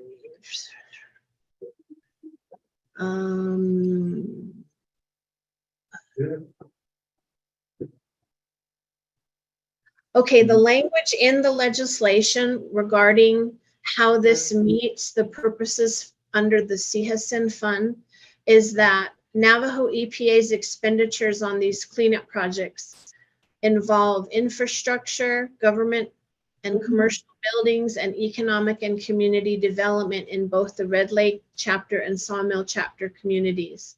If you look at the bottom of page 3 and the top of page 4, that's the explanation for this fitting within CEJASIN funds. Back to you, Madam Chair. Thank you, Mr. Fahy. Delegate Anderson, for Friday, do you have a follow-up? No, thank you, I appreciate that. Thank you. Members of the Budget and Finance Committee, do we have further questions? Really, Vice Chair Slater did.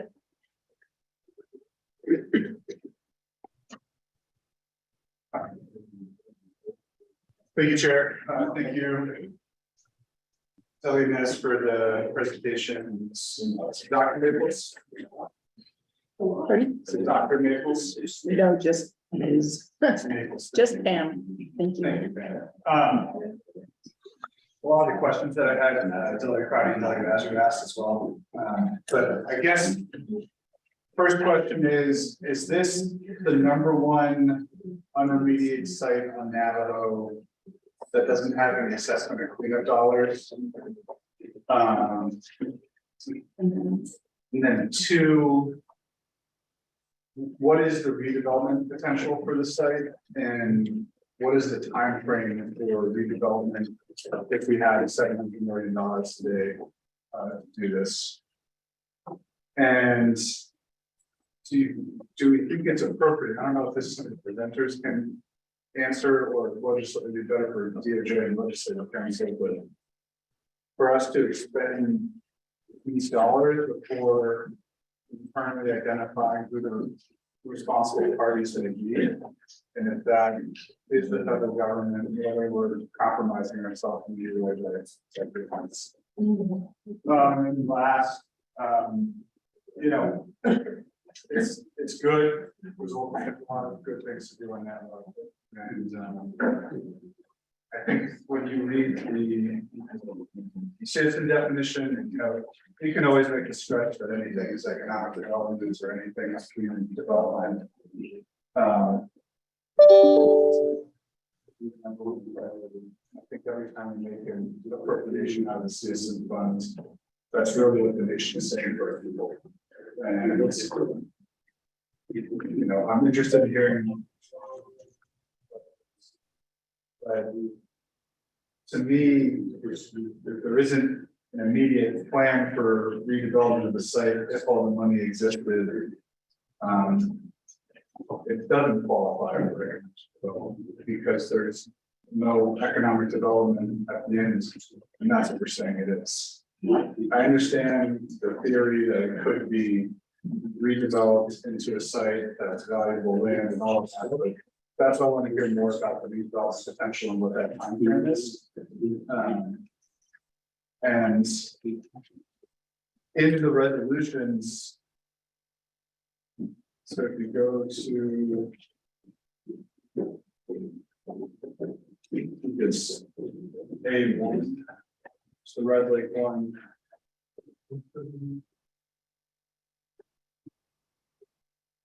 So the definitions of the planning and development of economic development, regional infrastructure supporting economic development and community development. So this is, to me, is more of environmental assessment prior to environmental remediation. And it's not an economic development project in and of itself.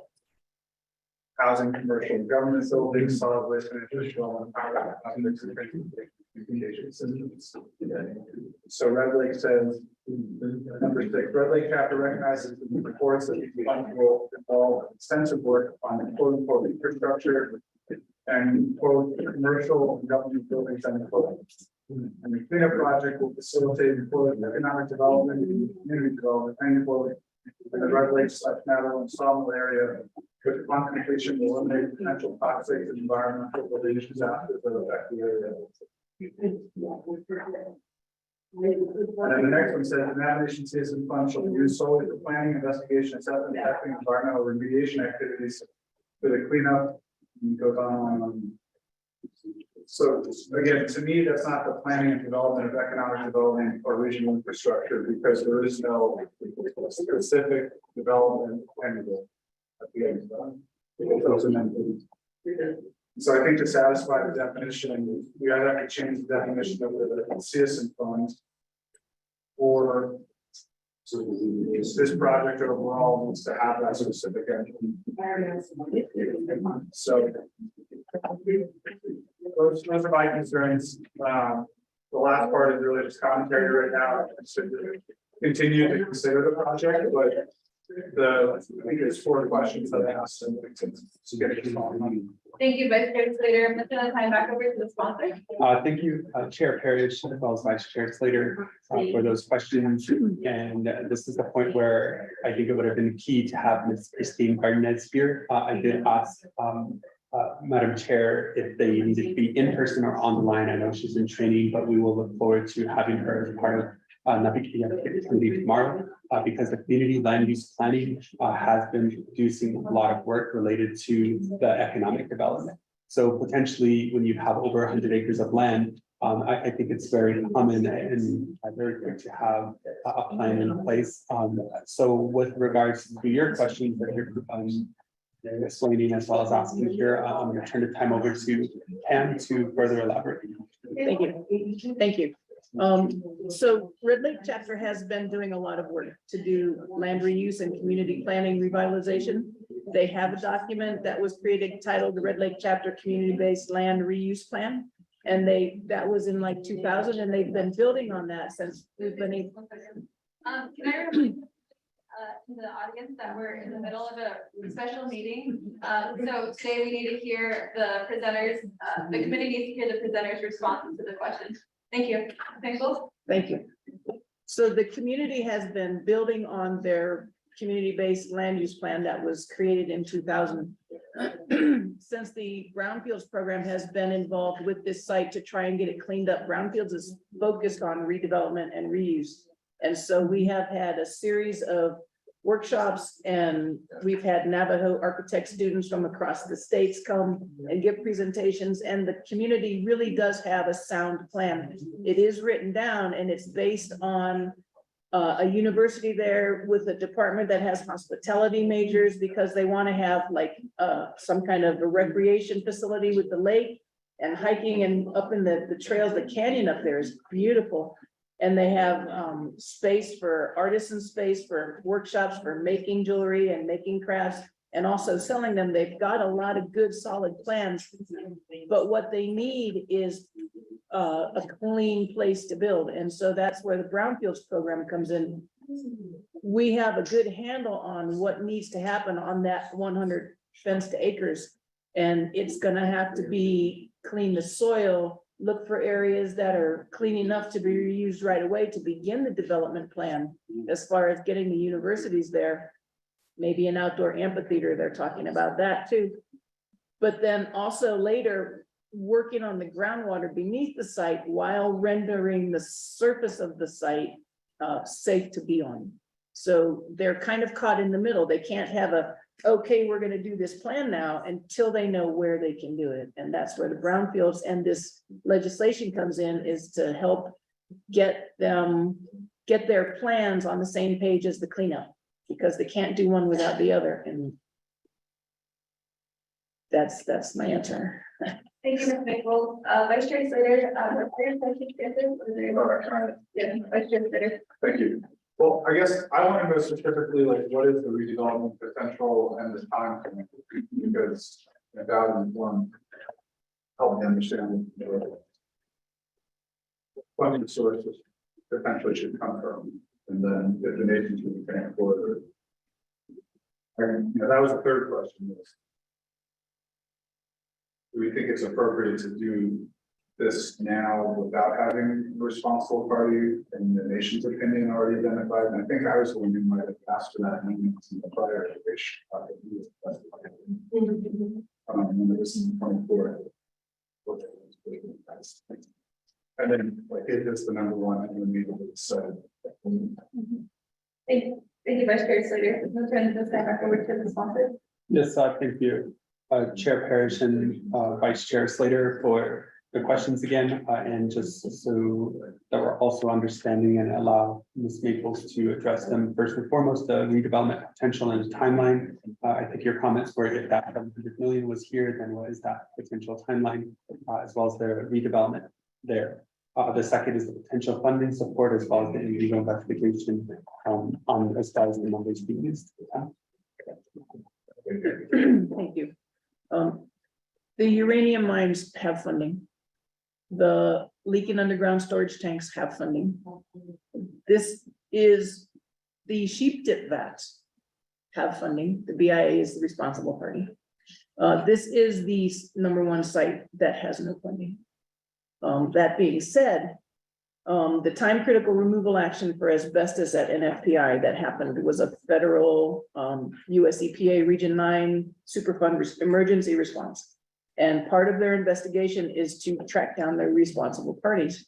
And they determined that they have precedents in place to not go after municipalities, cities, states, tribes that don't have the wherewithal to fund the emergency cleanup. And they didn't come right out and say it, but they thought that the tribe was the responsible party, but they were not going to go after the tribe. They were just going to pay for it and complete the action, and they did. So there's that for responsible party, because I don't really know. I know it's a tribal enterprise, but I don't know how those charters or laws are written. So it is the number one site. The other one would be Sawmill, the first location. The timeline, if I had a 700 million, we could start today and clean it up. We have done extensive lobbying and been successful at getting grants from the federal government for this since the Brownfields program actually started being the remediation program that it should have been all along. We've gotten 120,000 out of the environmental justice grant. We got 90,000 targeted brownfields assistance from the federal government to find the hexavalent chromium. I've got an action going on right now where they're going to do 5 successive, those are called TBAs, targeted brownfield assistance. They're going to do 5 of those this summer to try and characterize the soil in the stream bed so we know what we're up against. They're doing the first part of that as we speak, they're out there drilling. There was the $350,000 brownfield site-specific assessment grant. I won that for the first time. We've been trying to get that for 10 years, and we finally got it. And we started to delineate the hexavalent chromium, but years go by between these events, right? It's very slow. I was able to negotiate $6 million from the bipartisan infrastructure law to supplement the 128A program that runs, or grant that runs the brownfields program. And in that 6 million, almost 900,000, well, 900 and change is earmarked every year for the next 5 years to remediate sites across the Navajo Nation, including NFPI. And I can use some of that money to start to figure out how to clean up the groundwater. I can use it for planning, cleanup planning, but I can't use it for cleanup, right? So I also applied for 2 also bipartisan infrastructure law funded multi-purpose grants, one for a $2 million assessment grant nationwide, Navajo nationwide, and a $2 million cleanup grant, Navajo nationwide, and I run them both fully funded, 3rd highest amount in the country.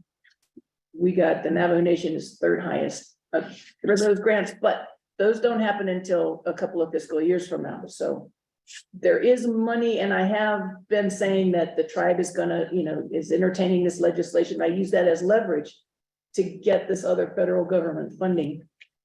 And as far as the timeline goes, if we can start right now and just like not think about the dump right away, because that's gonna bring a bunch of factors into play. Like, we don't have a licensed permitted landfill on the Navajo Nation, and we don't want them. But there's enough waste in that dump to fill up a municipal landfill.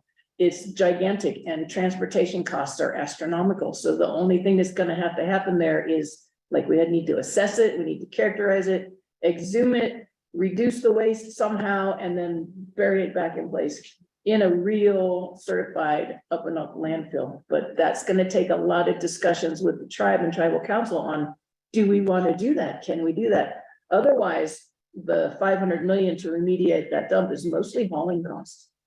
But so that can be like back burner, let's think about that. But in the meanwhile, working on the site, I would say that if the 2 areas that are potentially clean are clean enough to redevelopment, they can start that as soon as they're ready. Like next year, they can start that. If that part can be fenced off and marked returned for reuse, then they can do some of their planning on that. The rest of it is gonna be surface soil needs to be characterized and rendered safe. Whether it's gonna be under parking lots or under building foundations, there needs to be institutional controls written into some document somewhere that says, don't dig here ever again. There's asbestos in the soil. Render the surface safe. And since they're not going to be using groundwater, then they can start reusing the surface of that land while the underground groundwater situation gets cleaned up. Thank you, Ms. Maples. Vice Chair Slater? Thank you. So in terms of the redevelopment potential, if you can't disturb the surface, can you actually construct new buildings on that site? And then, thank you for telling me, okay, we get started tomorrow, but say, aside from the dump, what is the redevelopment timeframe? Is something that would happen in 2 years? Did it take like 15 years to do all the proposed actions? And I mean, obviously you don't know precisely because you're running assessment and you're estimating right now, but on the low end and the high end, what do you think? Ms. Maples? Thank you. So disturbing for foundations will require controls. They will have to do their geotechnical borings to do soil stability testing, and they will also be required to sample for contaminants. And if there are contaminants of concern in the area, then that soil will have to be removed off-site to a special waste landfill wherever it needs to go, and clean fill will have to be brought in. There are ways to do that, but sampling is how you find that out. We won't know until we do the assessments to have some sort of baseline for where those places are and how deep it is. Correct. And we're doing a big assessment push this summer, that 900,000 for this fiscal year.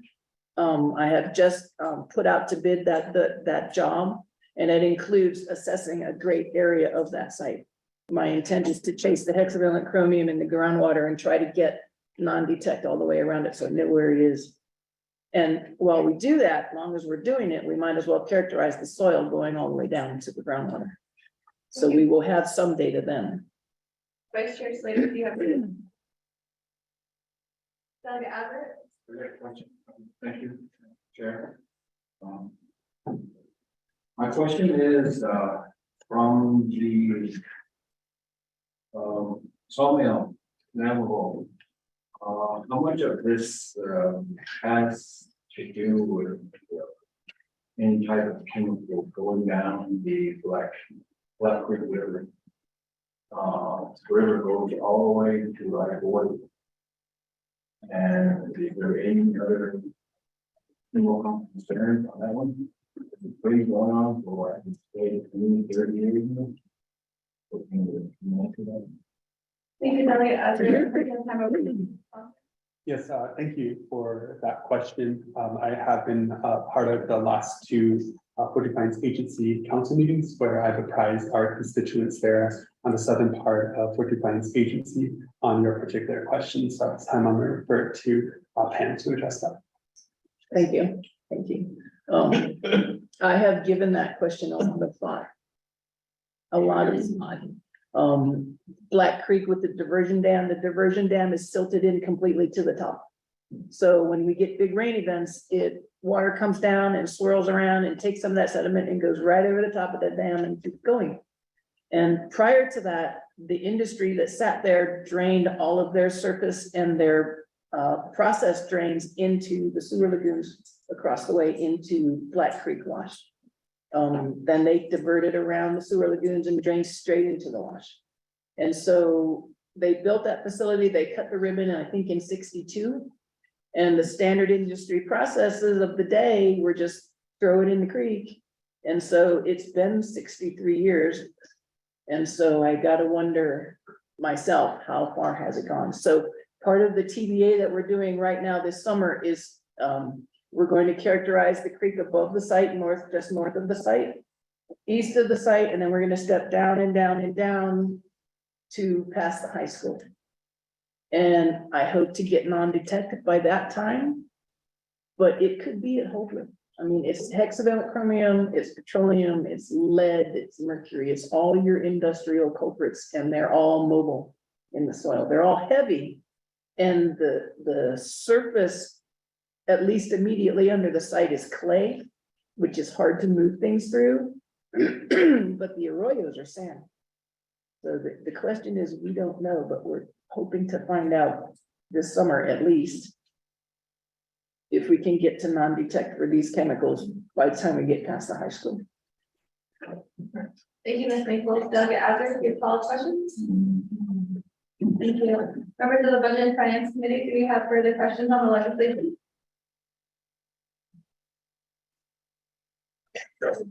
Vice Chair Slater? Thanks. In light of the other grants you've obtained, is there a way to reduce the 5 million? Or is there going to be an overlapping, like, scope of work, or are you just going to use it to expand beyond, yes, say 900 in addition to that 5 million? Who's going to time back over to the sponsor?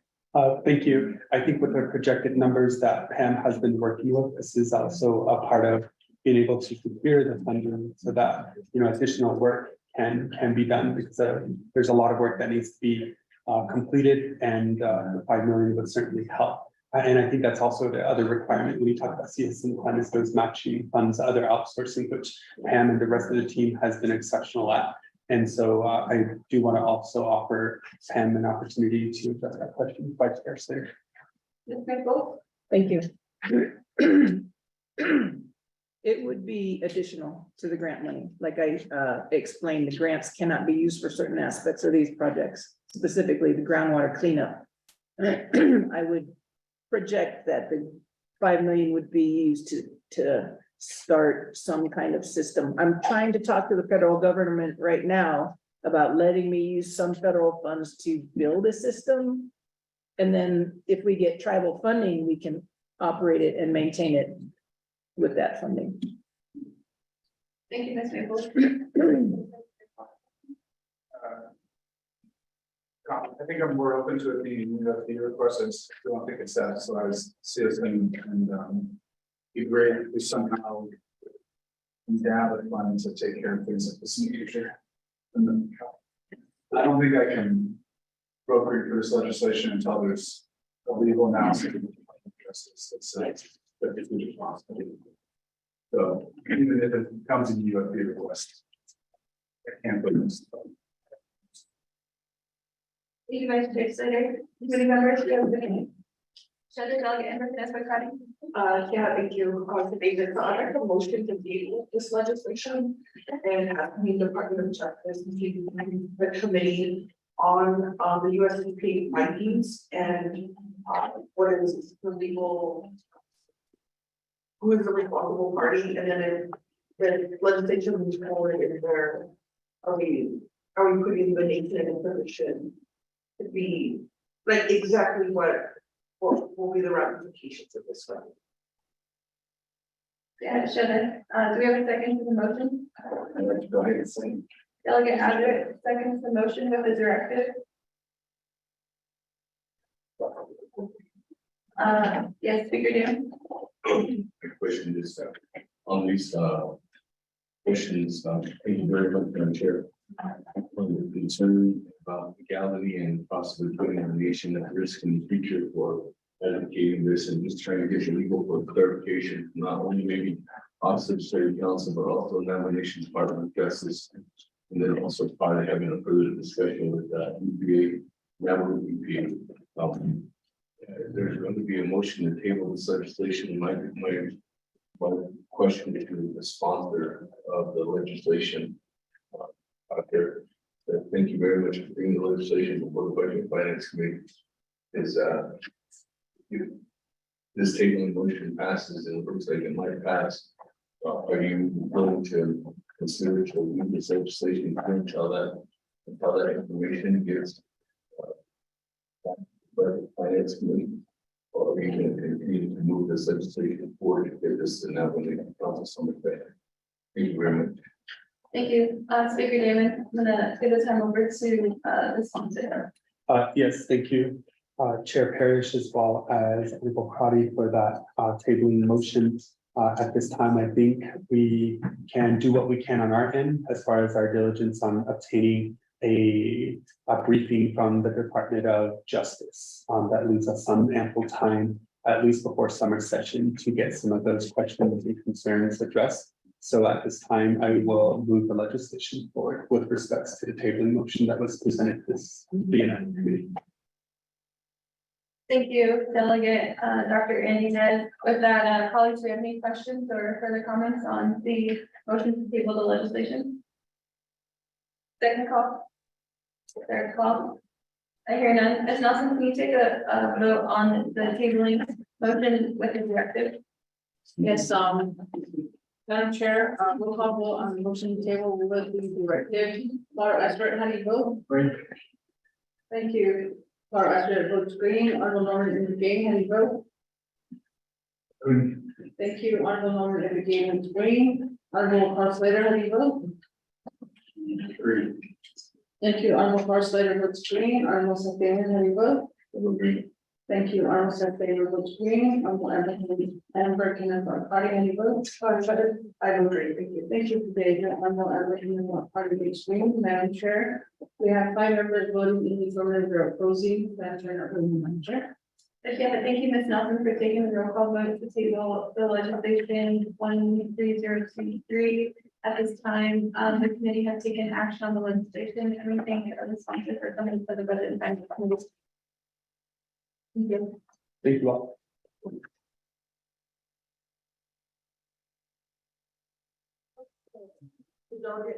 You need 16 votes to pass the second. So. Yeah. Okay.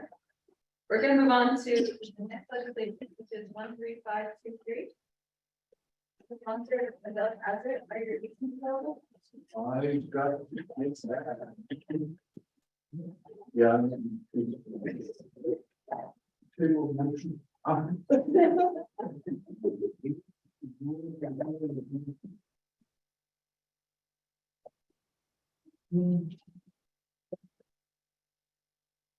Colleagues, I also wanted to, share that there was email sent out. Regarding legislation 147. 147. Name both of you, sorry.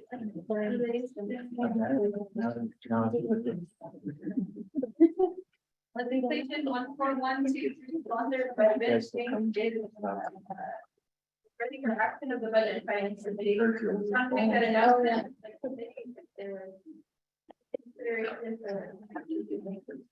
But right now we're doing here the legislation 13523.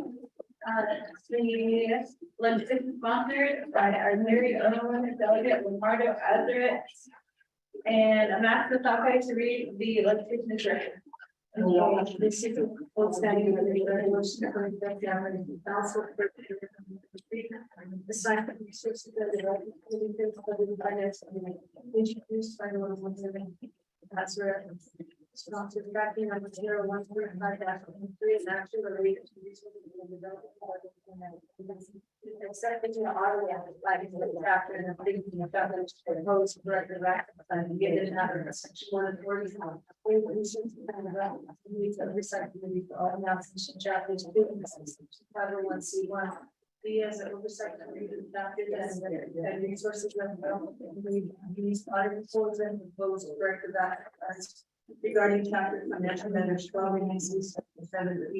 See the finance committee has the final authority to review and approve the auditor's reports by the auditor general and corrective action plans proposed by audited nominated programs including nomination chapters 12 and 8 and 7 section 2 findings in accordance with 12 and 6. The office of the auditor general has prepared a fiscal review of the private building chapter titled internal audit of the private. Report number 22-5 dated March 2022. Herein referred to as the audit report. This audit report is attached to the internal chapter responded to the regarding the audit report. The chapter's letter dated March 25, 2022 is attached to as exhibit B. See the chapter prepared a detailed corrective action plan that is submitted to the general and on November 16, 2022, which addresses the findings of the audit report. In the corrective action plan, the chapter proposes to secure the audit findings by September 9, 2023. The chapter shall propose corrective action plan and to the city. The resolution numbers ALA 2212-12/2022. The final chapter acknowledging the finance and approve the chapters and corrective action plan to address and resolve the findings. Resolution ALA 22-12-2022. Accepting the chapter and approving the chapter. Being the nomination hereby accept the auditor general's fiscal review of the findings of chapter titled internal audit of the private chapter report number 22-05 dated March 2022 attached as exhibit A. The nomination hereby approves the corrective action proposed by the collectors to the chapter that was submitted to the auditor general on November 16, 2022, chapter 2 of exhibit C, the corrective action plan is for use by the chapter in addressing and resolving the findings displayed in the audit report. Section 4 directives A, the findings of the chapter shall prepare and submit a written status report on its progress implementing all tasks set forward in this. And it's approved corrective action plan in compliance of 12 and 7 shall submit such report to the auditor general no later than 6 months after the effective date of the second. Be the auditor general shall review receive and review the findings of chapter 6 on down shall prepare a memorandum explaining the auditor general opinion about success. Of the corrective actions, compliance with its observed corrective action plan during the For the 6 month period, the audience said it says that too. See, the auditor general shall then promptly submit such memorandum along with the final chapter statute or the recommendation of budget finance and well, the physics of the never have to be 12 months after the effective date in the section that when it gets said of shall follow up duties in my private determine whether or not child has that really been minutes of the room of the budget. Only the auditor then will the report on its findings for some following such report follows to the auditor general's recommended sanctions, which will determine the policy and apply to the chapter to the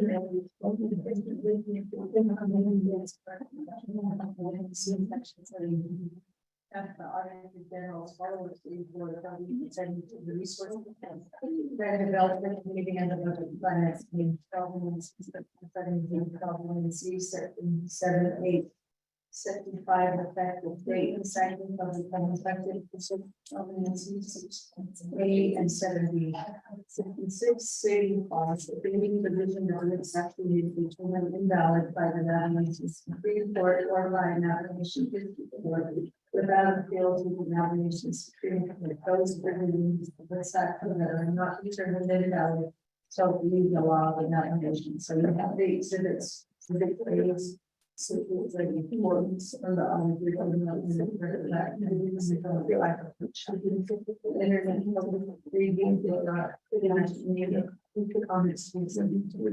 Thank you, Ms. Malloy. Over to the Budget and Finance Committee, we have a motion for legislation 13522. Vice Chair Slater motion, do we have a second?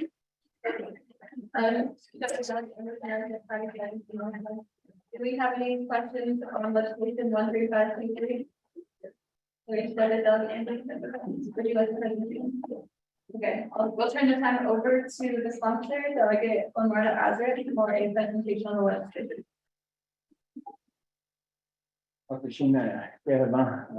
Budget and Finance Committee Chair, John Parish, Vice Chair, Paul Slater, Otto, member, Brett Damon, member, Ms. Carly, Dana, Otto, Norman, the Gay, the legislation 13523. I'd like to go ahead and present to you today. I do have my agents here from Auditor General. I also have my agents from the Public Code chapter if you have any questions for them. But this is relating to the resource developments that we already went through. And the Budget and Finance Committee today to accept the audit for Public Code chapter and improving the chapter's proposed corrective action today. So with that, I would like to hand it over to the Auditor General and to give the report of all the audits. Thanks, and can everyone state their names for the record? Good morning. My name is Karen Bristol with the Office of the Auditor General. Good morning. My name is Alfreda Lee with the Office of the Auditor General.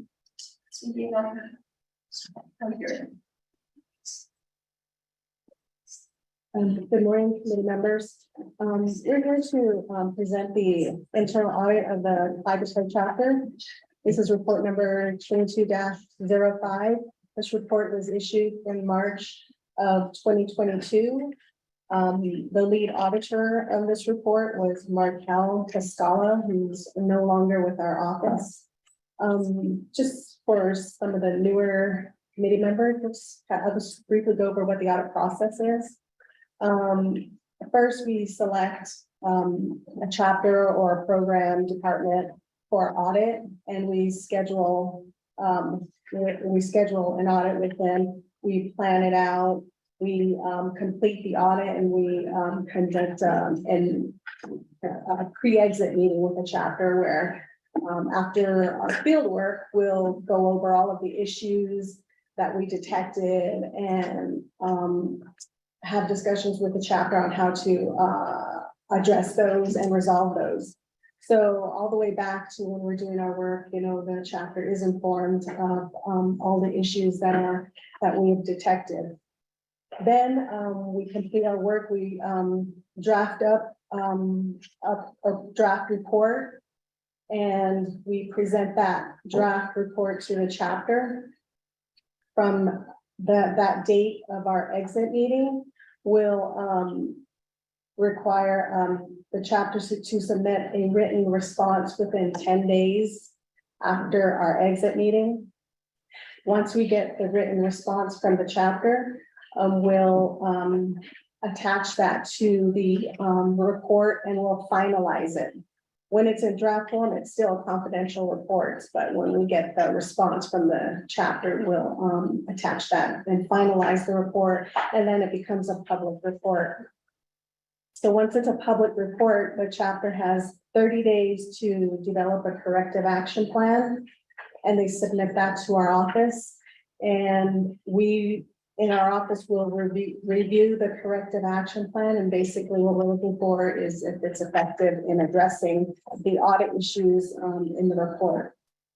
Then once we accept it, we will ask the chapter to take it before their community membership and get it approved by chapter resolution.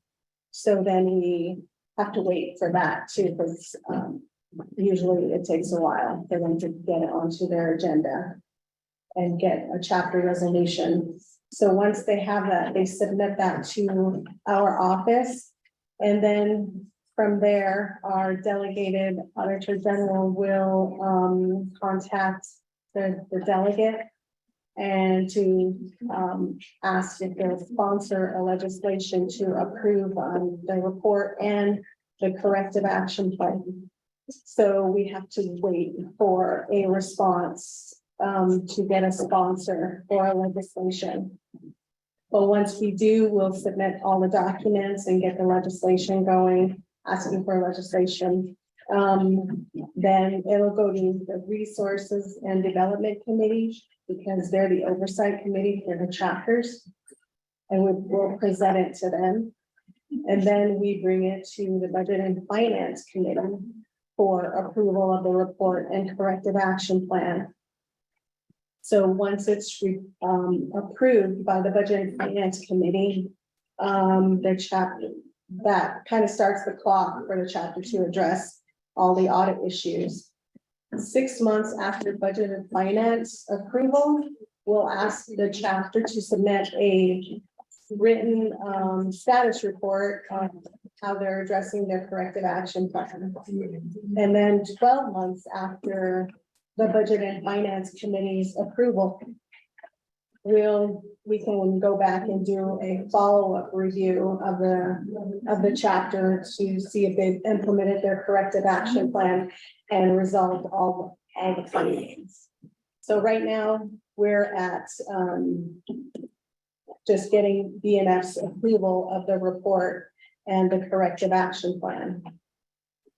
So going back to the report, at the time there was a CSC and accounts maintenance specialist at the chapter.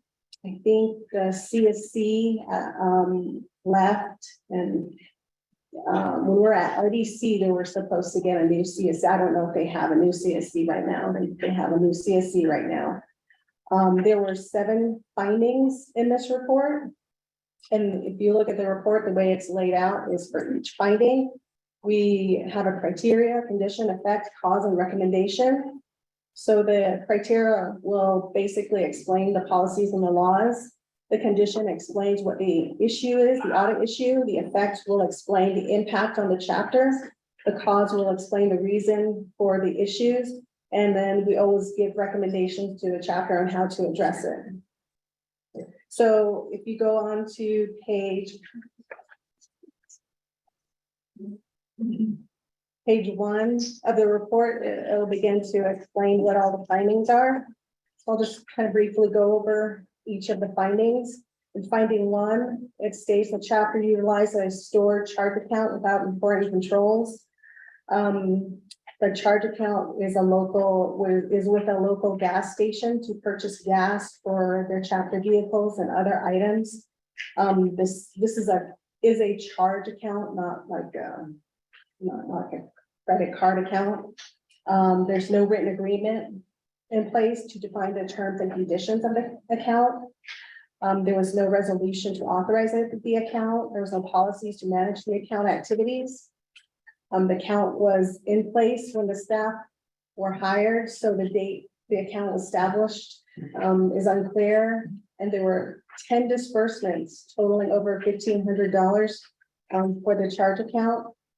And we reviewed all 10 of them and verified that there were support documents, and they did reconcile to historic invoices. So they primarily purchased gas, but in 2 instances, they purchased water, and the CSC is the primary account user. But on one occasion, the president was allowed to charge for gas for a chapter vehicle. And in finding 2, the chapter paid $16,513 to several vendors for professional services without properly executed contracts. We reviewed 6 vendor files, and 4 of these vendors did not have a contract for services rendered, while 2 vendors had a contract in place but did not use the DOJ contract templates for these services, which is required by the policy. These agreements were signed by the CSC instead of the president, which was required by the policy. And then go on to finding 3 fixed assets are not reported in the balance sheet to property inventory values could not be verified as accurate. The chapter had 33,000 fixed assets totaling over 1.4 million that were not reported in the balance sheet. We picked 20 fixed assets and to verify the documents such as receipts, invoices, appraisals, reconciled against what's in the inventory. 7 of these did not have documentation, so we couldn't verify values reported in inventory. And this causes the financial statements to be unreliable if fixed assets are not accurately reported. In finding 4, the chapter did not clearly define the scope of housing projects and verify their completion. 15 recipient files were examined for statement of work and completion reports as required by policies, and 12 recipients totaling $10,108 didn't have a statement of work and completion reports. The chapter did not verify materials were used to complete the approved housing assistance projects. Finding 5, the chapter did not comply with the public employment project policies and procedures. We picked 7 PEP projects to verify project applications and completion reports are on file as required by policies, and all 7 did not have these required documents on file. The CEC only prepared 1 project application, but it was vague and unclear and didn't have details on the tasks to be completed or the resources that were needed, the length of the project and monitoring requirements of the project as required by policies. The CSC said he relied on verbal updates from the project supervisor, but there's no evidence of these updates. Finding 6, the chapter is not evaluating housing assistance application in accordance with established policies. We picked 15 recipient files totaling over 11,000 to verify the chapter evaluated assistance applications in accordance with policies, and all 15 were not evaluated by selection committee using a ranking system. Instead, the CSC solely evaluated applications by conducting on-site visits to homes, but none of these site visits were documented. Therefore, chapter cannot justify assistance awarded to recipients. In finding 7, the chapter property inventory is incomplete. The inventory is missing information such as property tags, values, and serial numbers. A truck and 2 heavy equipment items were not included on the inventory.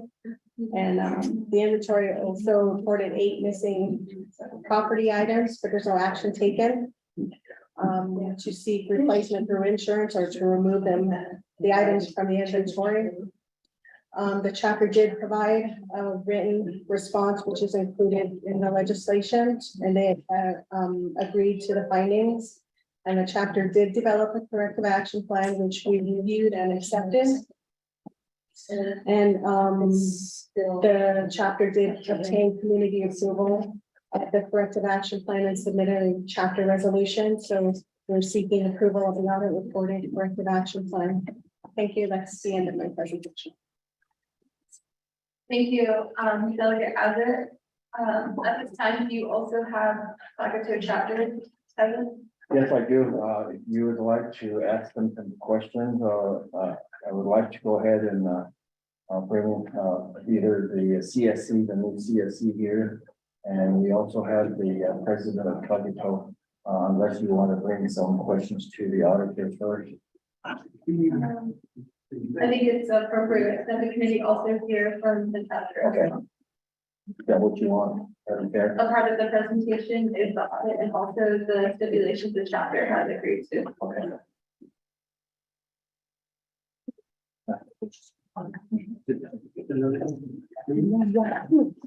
Thank you.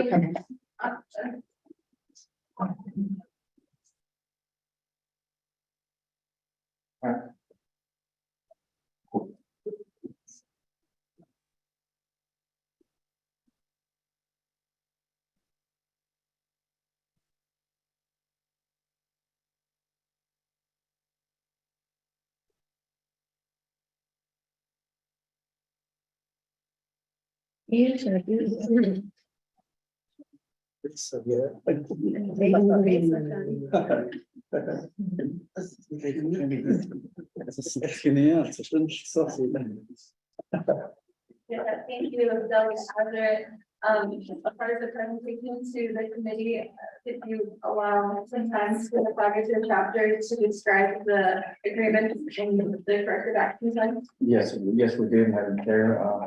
I'd like to, if you have some specific questions, you probably can ask it, and that's, we can just go through the corrective actions that the auditor brought up to that. And kind of go from there. Yeah, thank you, Delegate Azar. I think it's important for the record to have the chapter state their agreements. Basically, they've already agreed and correction action on all of the 7 findings. And basically today, we're gonna basically approve their COT and go from there. I also have something, but I'm not really sure how to address it. After the meeting with RDC, one of the members send me a recommendation. I don't know how you're supposed to go about getting these recommendations put into this corrective action. So maybe Jerry and making it to me before they. Delegate Azar, are you asking for an amendment or? I guess not, really not an amendment. I just mentioned it to her, but I guess we can talk about it after they go through the CAP. What they done. Let's just stick with the presentation on the legislation right now as it is, and we'll have the Flagler chapter do their presentation. And then if they also state their name in the record. Welcome to the Budget and Finance Committee.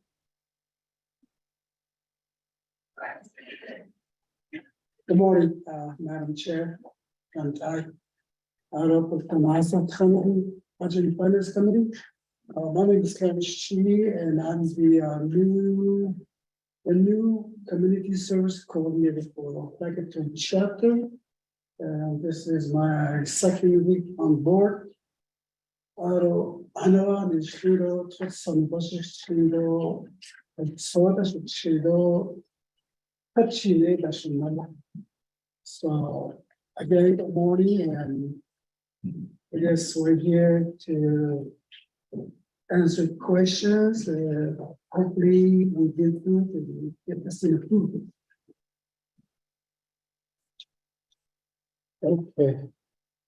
The CEO chairs and Hadash Agia, Budget and Finance Committee. And from the local level, we don't really have the opportunity to present certain things that are important to our community. So on the either cabinet, that's also the area. I should know. Case. Before I start, I wanted to just introduce myself. Should Leland Nazi the year 2021 so that is the chapter president that she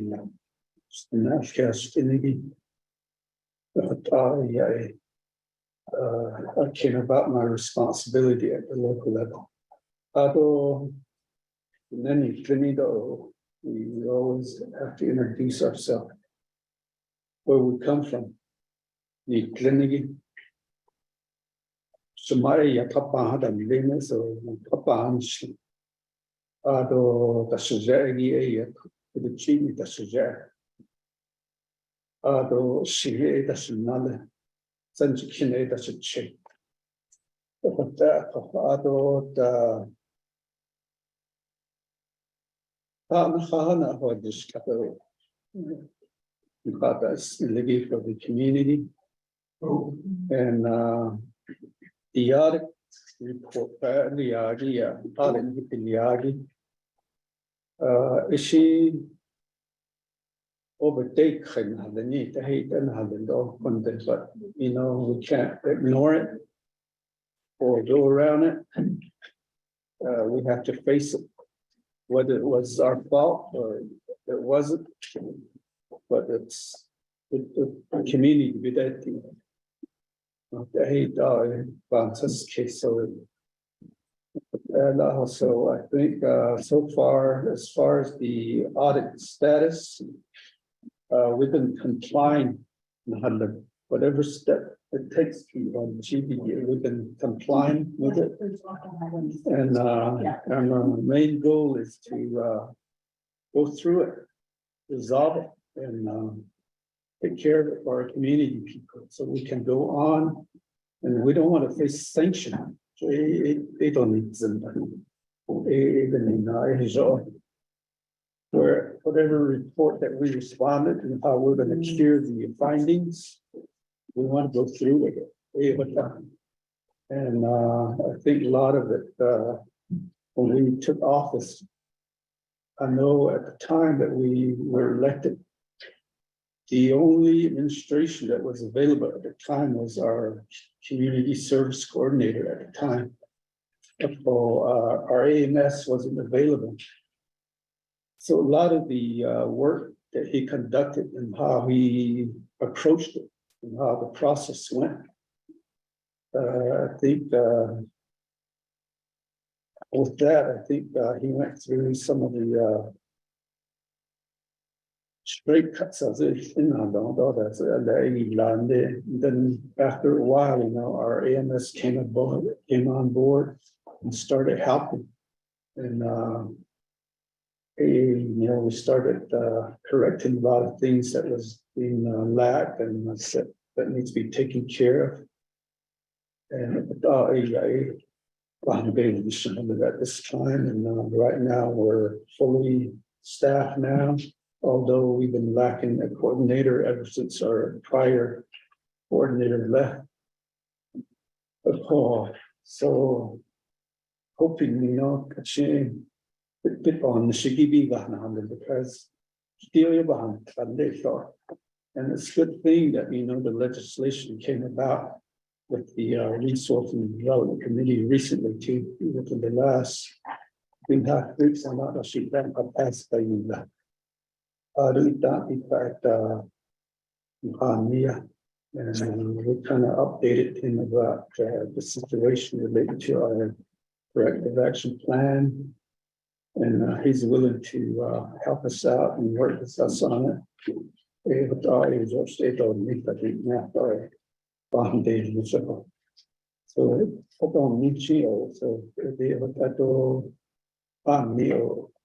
Every chapter do work with a lot of money, whatever money that's allocated for the fiscal year, we deal with it every day throughout the 12 months.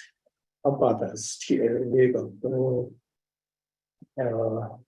With money of it's done none of them, you know, there's always something black and white that we have to abide by, how to utilize the money, how well, it's favorable, what not to do, what's okay to do. Well,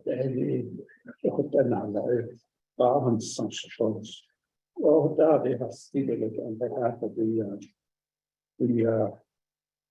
legislation and the corrective action plan with our meeting in Flagler. Thank you, President Leland, and also Mr. Craig Chief, for being here with the Budget and Finance Committee. We welcome you today. Thank you for your report and your presentation on moving forward and ensuring that we continue to work for the Navajo people. Delegate Adler, do you have any closing comments at the time? Yes, Madam Chair. Thank you for giving us this time to go over these audit information and the corrective action plan that the Clagito chapter has submitted. There is some recommendations from RDC. I guess what I'll do is basically sit down with them and ask them to either send us a memo or directive on some of the memos, some of the issues that they felt that need to be listed on this corrective action. I also like to make sure that everyone knows that there is a timeline that the RDC also talked about. The timeline that was shown was 9/9/23, and they felt that Clagito chapter would not be able to complete all of the information, all of the cap issues on this. So they requested that the timeline will be moved up to 9/24, September 24 next year. Those were some of the recommendations that the RDC committee had brought up. I'd also like to thank Auditor General's office for giving that information to us here today. And I really thank you. That's pretty much all I got. And unless you have some questions for chapter. Thank you, Delegate Adler. Members of the Budget and Finance Committee, do you have any questions on the legislation? Vice Chair Slater? Thank you. I have two comments. One is I agree with all of the items that are in the committee report from RDC. I think the committee should endorse those, the faculty and assistance, particularly for people. It's not something that the nation's been proactive on. And so training and internal controls for inventory. I think we as a committee need to work on how to make that more realistic with property and with our insurance departments, because it seems to be a consistent and persistent issue across all these audits. And I remember and then lastly, this is non-certified, right? Yeah, You know, within the navigations audit, these are distinct, so they're not part of our annual audit. And having the Budget and Finance Committee review these via legislation, when there isn't any sort of sanction being imposed, is something that I would like to revisit. It seems that it should be handled as an administrative matter because, like, as it said in the audit, this is being handled as an internal review, and because they're not certified, they're effectively being treated as a program of the nation. So those are the comments, and very moving forward. Thank you, Vice Chair Slater. Members of the Budget and Finance Committee, do you have any other further comments at this time? Good evening. Thank you very much. Good afternoon. Your Honorable Adler, convener of the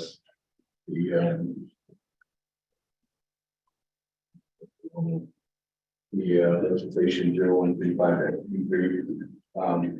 Thank you very much for Aaron, you and your team, the auditors, and then also the chapter officials from Clagito. being here before us, yeah. I appreciate that. Thank you for taking time for being here, most importantly. For being here, you know, some of these things, some of these things,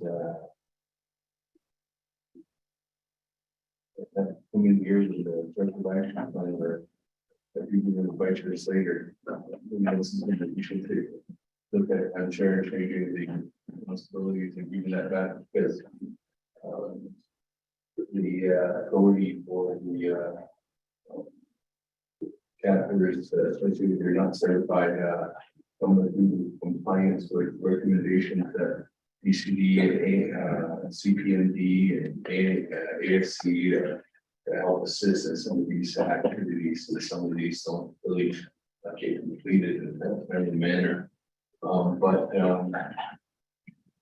just want to let the chapter officials know that even though that this policy, even though the corrective action plan that was approved by the chapter back in November 2016, 2022. September 2023. Okay,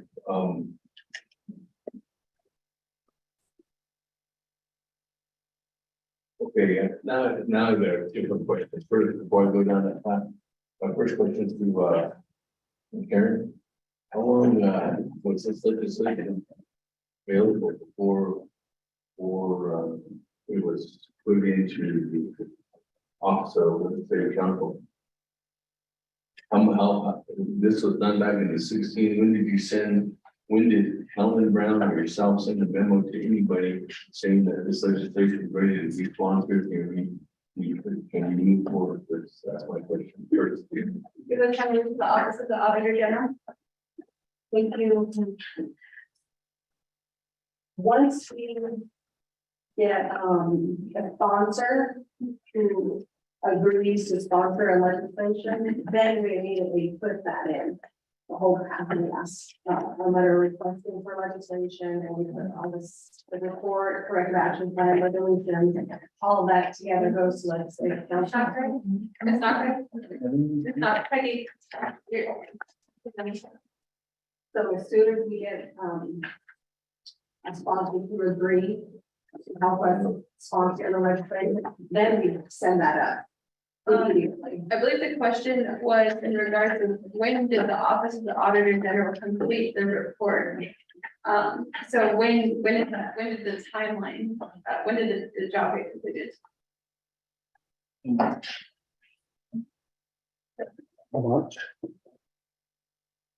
the time over to the Office of the Auditor General. When did the report get complete? The report in March 2022. My question is, when did you or Helen Brown send an email to a sponsor or the speaker's office or anybody to say it's ready to go now? Was that done right after November 22nd? Or was that done in December, January, to see when was that done? Ms. Brown? Oh, okay. Go ahead. Ms. Brown is actually online, so she should be able to answer your questions. We don't have the documentation in front of us. Thank you. Ms. Brown, are you on the call? Can you hear us? Yes, good afternoon, Madam Chair and members of the Budget and Finance Committee. Yes, I am on the call. And I can answer that question. Okay, this time's yours. Okay, thank you. I believe the question is seeking clarification on why we issued the report back in March and we're finally coming before the committee for approval of the cap. This is a process that we continue to carry on from our prior Auditor General. We issue the report and then we focus on working with the chapter to get a corrective action plan in place. And that takes a process. Sometimes it may be a quick turnaround. Sometimes it will take time because of, other issues, or there might be staff leaving at the chapter, or ASC is not available. So the reason why we wait for a cap to be accepted by our office and then present it to the committee is because in the past we were asked to present a fair presentation of the audit report. The audit will disclose various issues or findings at the chapter. And so when we present the report and the cap, there's a balance to that presentation because then the committee will also know that the chapter has responded with a plan to address those audit findings. So in that regard, it provides a balance to the presentation. So that's the reason why, even though we issued the report back in March, and I believe in the past we used to send those reports to the oversight committees, but again, my predecessor, we have put a stop to that because there was no interest in those reports. No one was asking us to get on their committee agenda. And in fact, after that, she was told, do it until the cap has been approved by your office. So that is a process that I continue to carry on since I've been delegated. And so that's the reason why we are finally coming before your committee today. But we work closely with the chapter to make sure that the cap will be effective in addressing the audit findings. So I hope I was able to answer Delegate Damon's question. If not, please let me know and I can provide more clarification. Thank you. Thank you, Ms. Brown. I'm going to give time back over to Speaker Damon to reiterate his question. Ms. Brown, okay. Just like you were going through a corrective action plan at Churchill chapter 2 weeks or a month ago, you sent me an email saying it's ready to go. And then I didn't respond for 2 weeks. But then I finally responded and I picked it up and we're ready to go. When did you send an email to either the sponsor or anyone to say this is ready to go for this current legislation, for this current cap at Clouding? Thank you, Speaker Damon. Ms. Brown?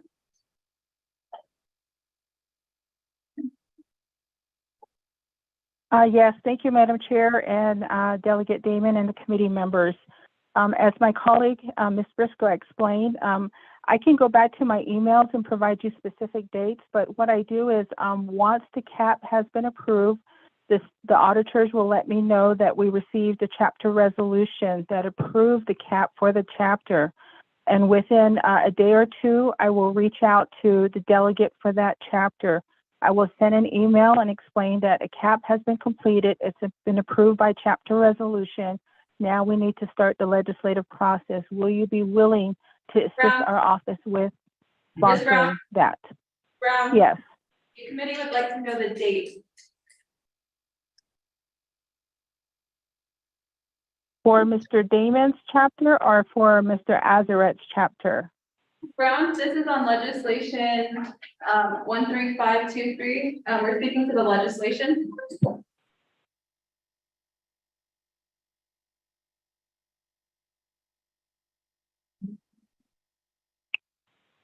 Okay, I'm going back through my emails here.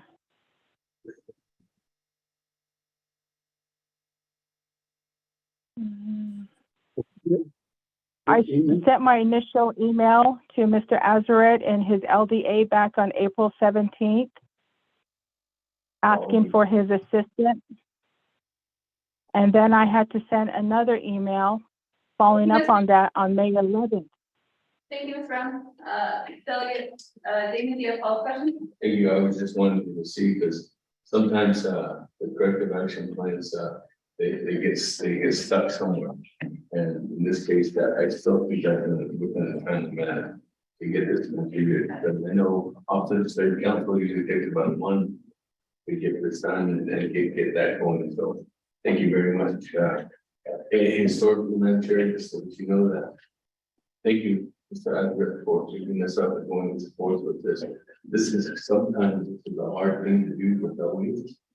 And under the 23rd council, I didn't see it done in the 24th. Under the 23rd council, I was directed as chair of the budget finance that if there was not a delegate or a sponsor that was willing to sponsor a corrective action plan or a sanction using the internal politics, whatever at the local level, that the chair would sponsor that. And I think that we should impose that too as well, because I know that sometimes like Helen and even Karen probably give you an example that there's usually timeframes of 6, 7, 8, 9 months where they don't want to put that push the legislation forward. So I took the responsibility at that time to get some of these legislative responses for some of the current delegates that want to do that. Sometimes it creates animosity in some cases. But I just wanted to open that and then maybe comments. Okay. But back to the legislation on 0153 23. Going back to what it says in specifically in the code, the Navajo Nation code that we're following, is that once this is approved, I've always seen dates in here that are not correct on past audits. But what it does say though in there is that it's specifically giving you 1 year from the time that the finance committee approves this recommendation. So you will have at least 1 year to do this correct, to implement and execute your corrective action. So it's 1 year from today if the budget and finance committee approves it. And then they'll go out there and do a reassessment of that just to give you all the information. So even though it's approving this today, the way it is, you will still have 1 year to follow up. So they're not going to go back out there and on 9 and on September 10th of this year or October 1st, they're not going to go out there that soon. So I think you will have more than that time to get this completed correctly plan. And one thing I shared too as well is I think there should be a director, and I don't know if that director was a recommendation from RDC. Is that I know that you have a chapter service coordinator. Is that correct? And some of the thoughts of that the ASC needs to help assist coming down to help assist the chapter in executing this corrective action.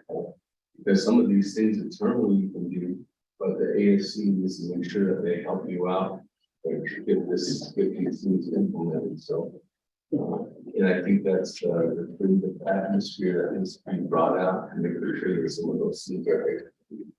So it's just letting you know that even though we might do this today and the date says 9 or 10 of this year or September, October of this year, trying to be until next year or 1 year has to be approved. Thank you, Delegate Damon. Thank you for the background and the recommendations to the committee. I think the committee can continue to consider the recommendations that as a committee we can implement and just some of the courtesy to the future legislation. And at this time, I'm going to give the time back to the respondent for any responses. Thank you, Madam Chair. I want to just go ahead and thank you. When I was at the RDC meeting, I basically wanted to make sure that these corrective actions were completed in a timely manner. And I also suggest that maybe what we'll be doing is having one meeting once a month or something, just to see where they're at. That was my comment to help one of my chapters. And that's kind of what I decided. And then on top of that, the committee's recommendation that Aggie just found is on page at the end of the legislation. So there is recommendations put on there that they were they would basically agree to follow the chapter. So actually that we would try to put some legislation or something on. So I don't know how to do that. But anyway, I thank Legislative chapter for coming in. I also thank the Auditor General for letting today, and hopefully committee will see it favorably and approve the CAP and audit. Yes, that's what. Thank you. Delegate Alvarez for your topic. Members of the Budget and Finance Committee, do we have any other further questions on the legislation? Second call. Third call. If you're none, Ms. Nelson, can we take a roll call vote on the legislation? Yes, Madam Chair, roll call vote on legislation 0135-23, Martin Restaurant, how do you vote? Green. Thank you, Martin Restaurant, votes green, Arnold, Norman, and Jane, how do you vote? Green. Thank you, Arnold, Norman, and Jane, how do you vote? Arnold, votes abstaining, how do you vote?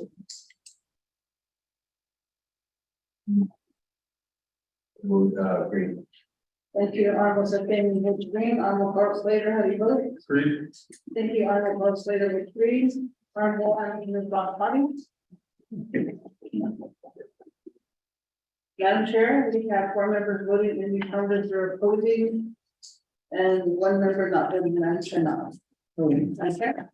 Thank you, Ms. Nelson, for taking the roll call vote. Can you, Delegate Abbott, for presenting the legislation 135-23 today, and thank you to the chapter president and the new BFC and also the auditors and for being here.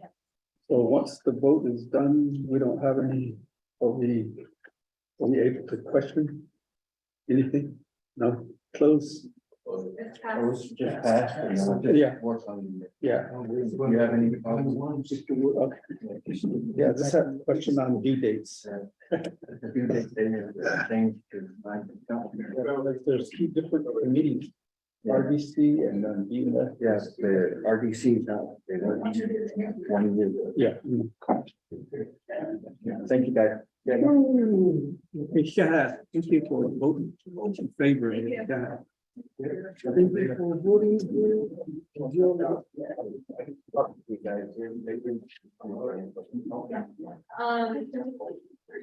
While we're getting ready for the next legislation, Delegate Stevens has a question from Ms. Helen Brown.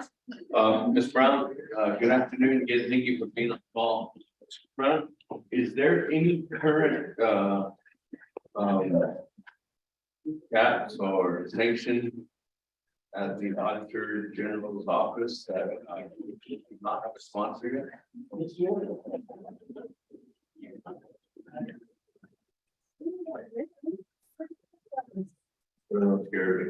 there any here? What is that? Is there any No current sponsor gaps? for sanctions? Yeah. No, Or right now, gaps? not right now. Not yet. All right. Not yet. Madam Chair, this is Helen Brown. I'm sorry, I didn't quite hear the question clearly, but did my colleague answer the question? Yeah. Thank you, Ms. Brown. We got the question. All right, thank you. Appreciate everybody's support. Ms. Brown, we are moving on to our second legislation in regards to corrective action plan. So we're gonna go to legislation 13623, sponsored by Honorable Delegate George Polk. Ms. Knocker, can you read the legislation into record? Yes. This is a closed session meeting resolution that was assigned to the Trustee Planning Government that's Budget and Finance Committee spring examination plan for this year 2023. Introduced by George Polk. Sponsor tracking number 0136 and 3 and action relating to the release was embedded element of the finance committee definitely on. We'll have the council chapter and then moving the chapters corrective action plan.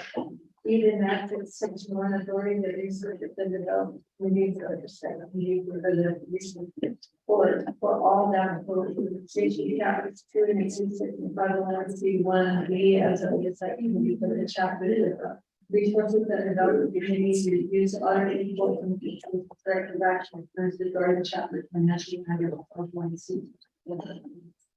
The Budget and Finance Committee has the final authority to review and approve the audit reports by the Auditor General and corrective action plans proposed by Auditor Family Nation Program, including all Navajo Nation and 6A and 17. Six, the office of the auditor general, prepared the form reviewing the county chapter title is special review of the county chapter. Report number 21-17 dated June 2021, here after the proposal to as the audit report. This audit report is attached to the exhibit A.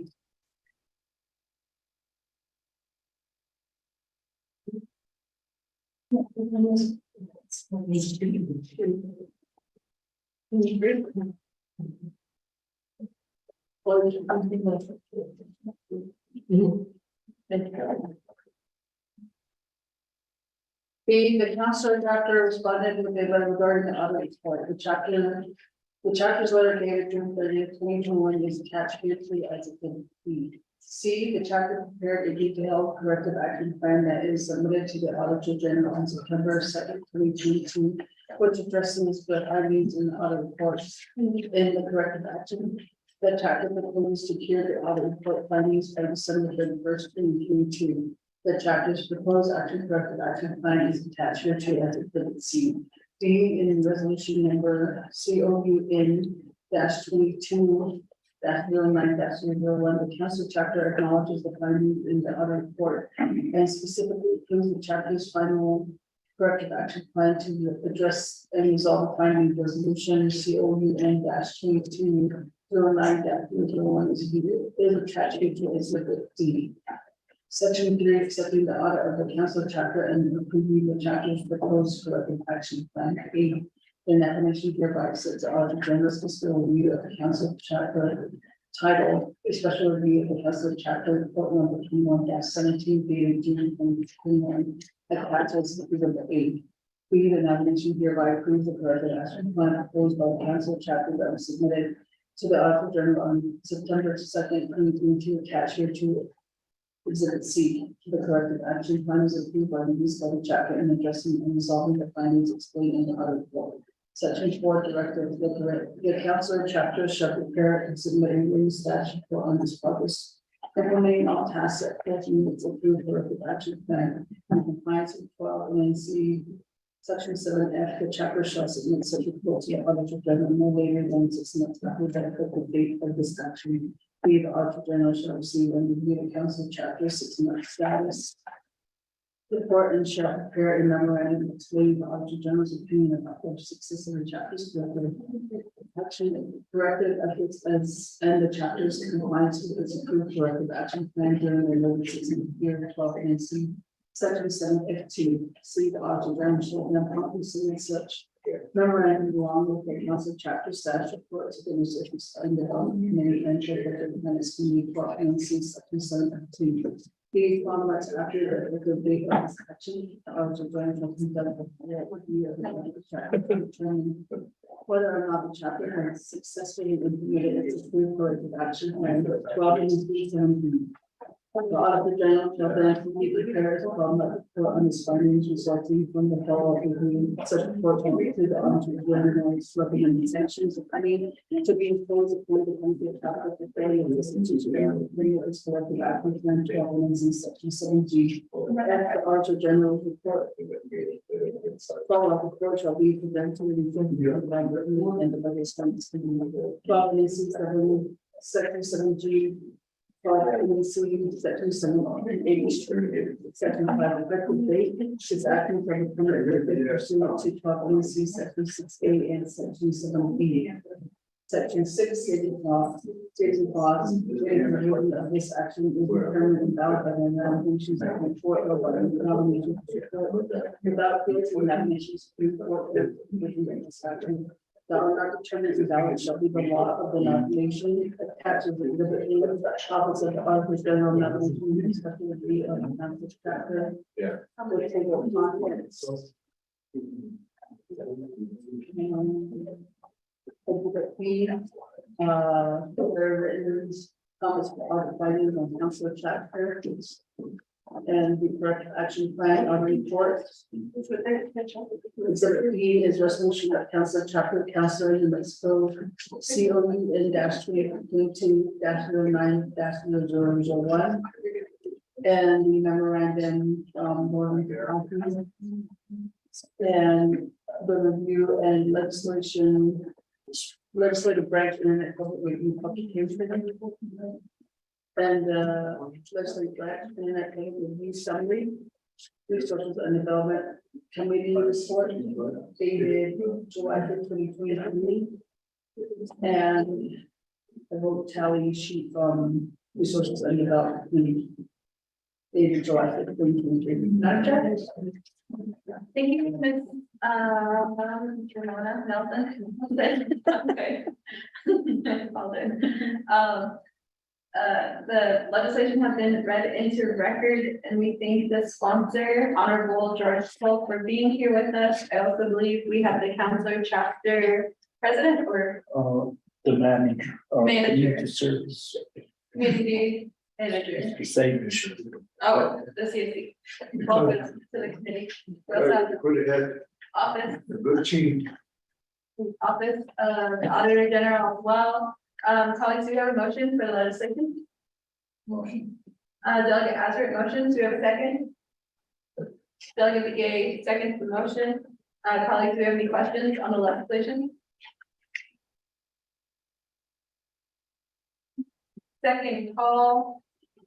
Sure.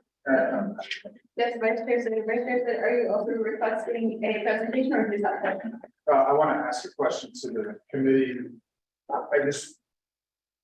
I'm fine with the legislation. I just want to ask the presenter why REC voted against it. But if everyone's going to want a presentation, then I'm not going to ask their question. Members of the Budget and Finance Committee, is there any member that wants a presentation on the legislation?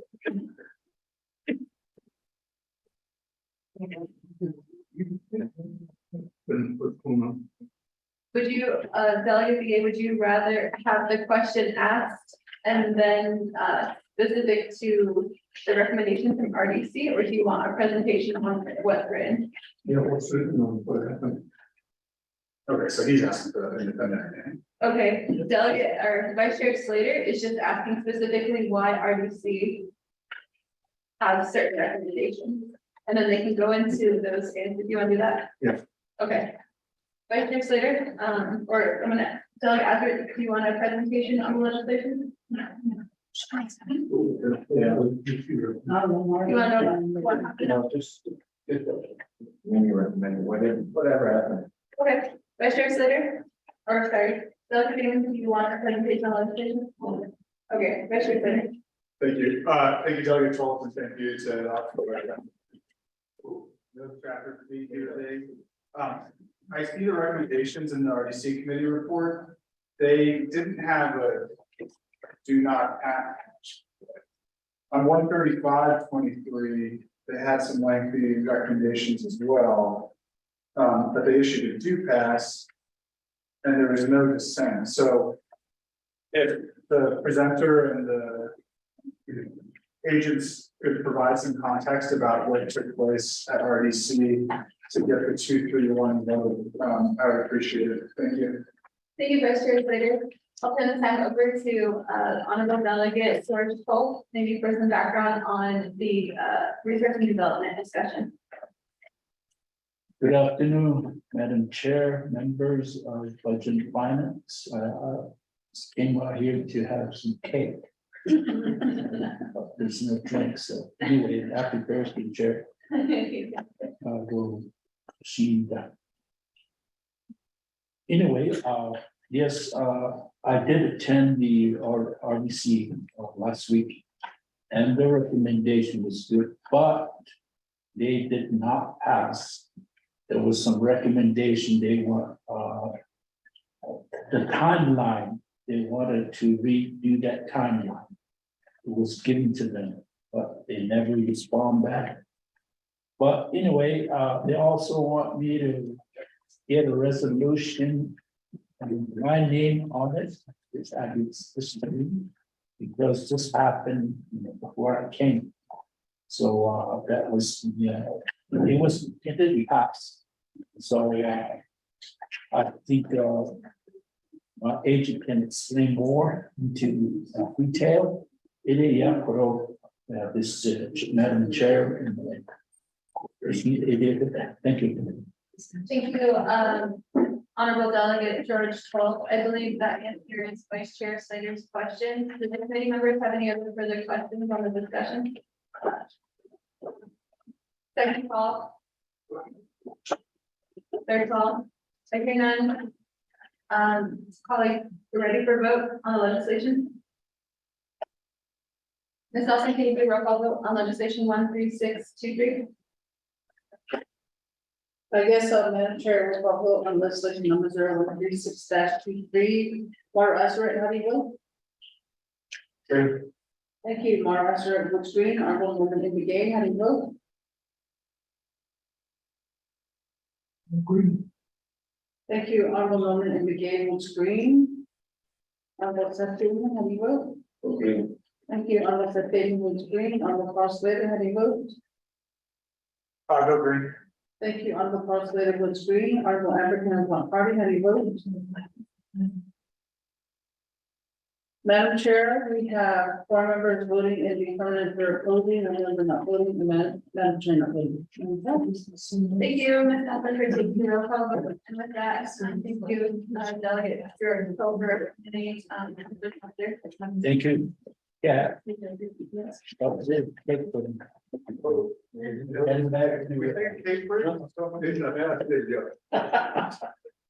Thank you.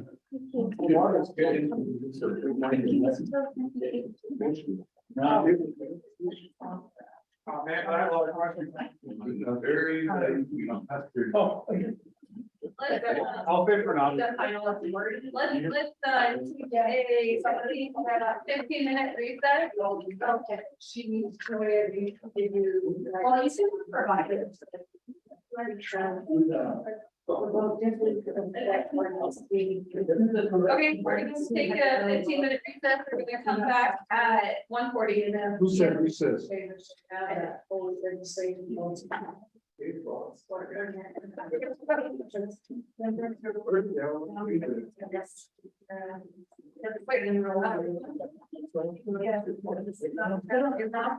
you.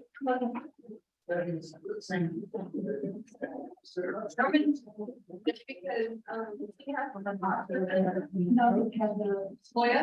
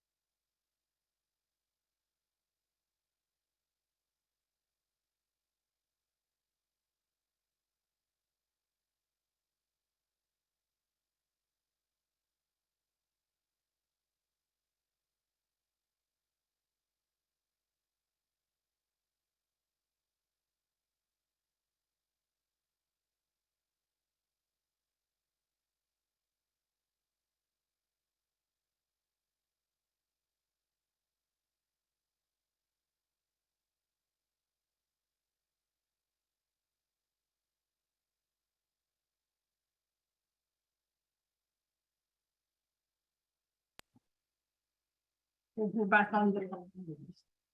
Thank you, Ms. Nelson, and welcome back to everyone listening online. We have our budget and finance committee ready to go. We took a quick 15-minute quick break. Just kidding. We had to talk to.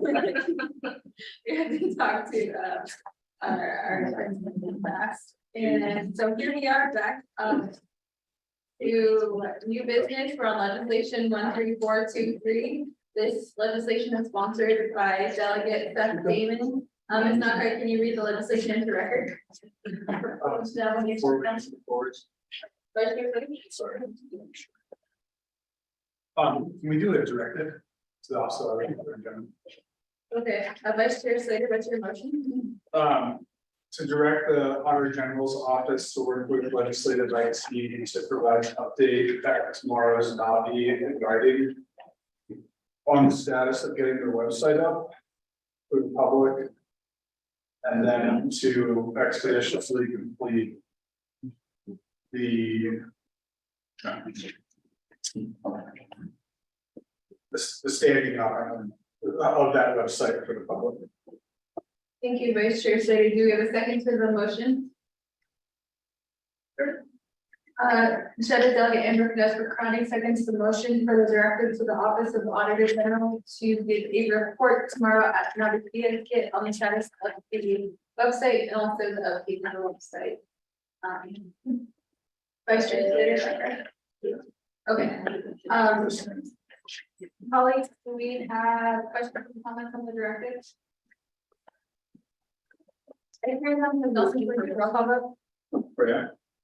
Yes, Madam Chair, roll call vote on the directive. Mark Ashford, how do you vote? Oh, great. Thank you. Mark Ashford votes green. Honorable in the game, how do you vote? Okay, honorable number in the game votes green. Honorable Slater, how do you vote? You guys want to please speak? Oh, I vote green. Thank you, Honorable Slater votes green. Honorable Seth Damon, how do you vote? Double green. Thank you, Honorable Seth Damon votes green. Honorable Amber King Body, how do you vote? I'll try to vote green. Thank you, Shadeja. Honorable Amber King votes green. Madam Chair, we have 5 members voting. Thank you, Ms. Nelson, and with that, colleagues and members of the public who are listening online, we have passed a directive to the Office of the Auditor General who will report to the BFC committee tomorrow.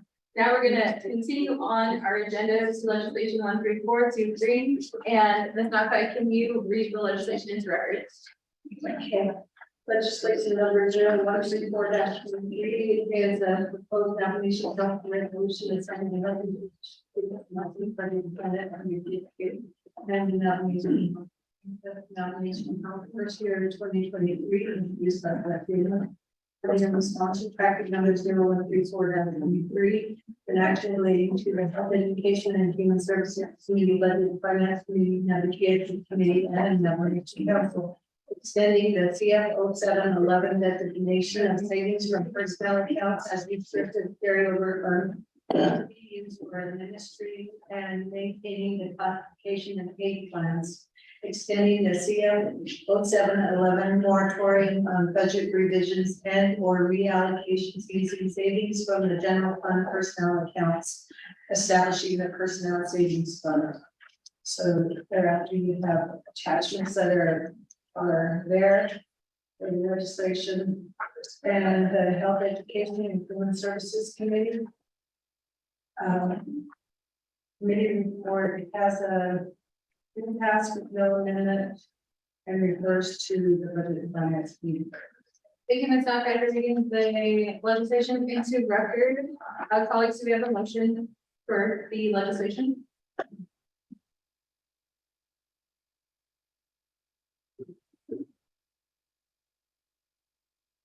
Anyone want a motion for legislation 13423?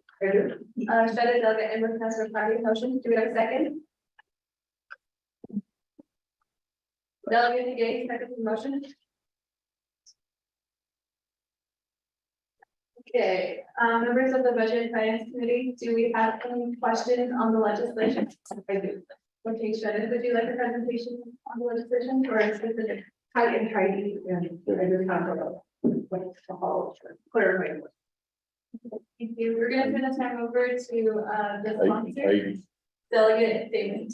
I will make this tight and tidy and quick as possible. The legislation 0134-23. First of all, thank you very much for hearing this, colleagues, members of the BNF committee.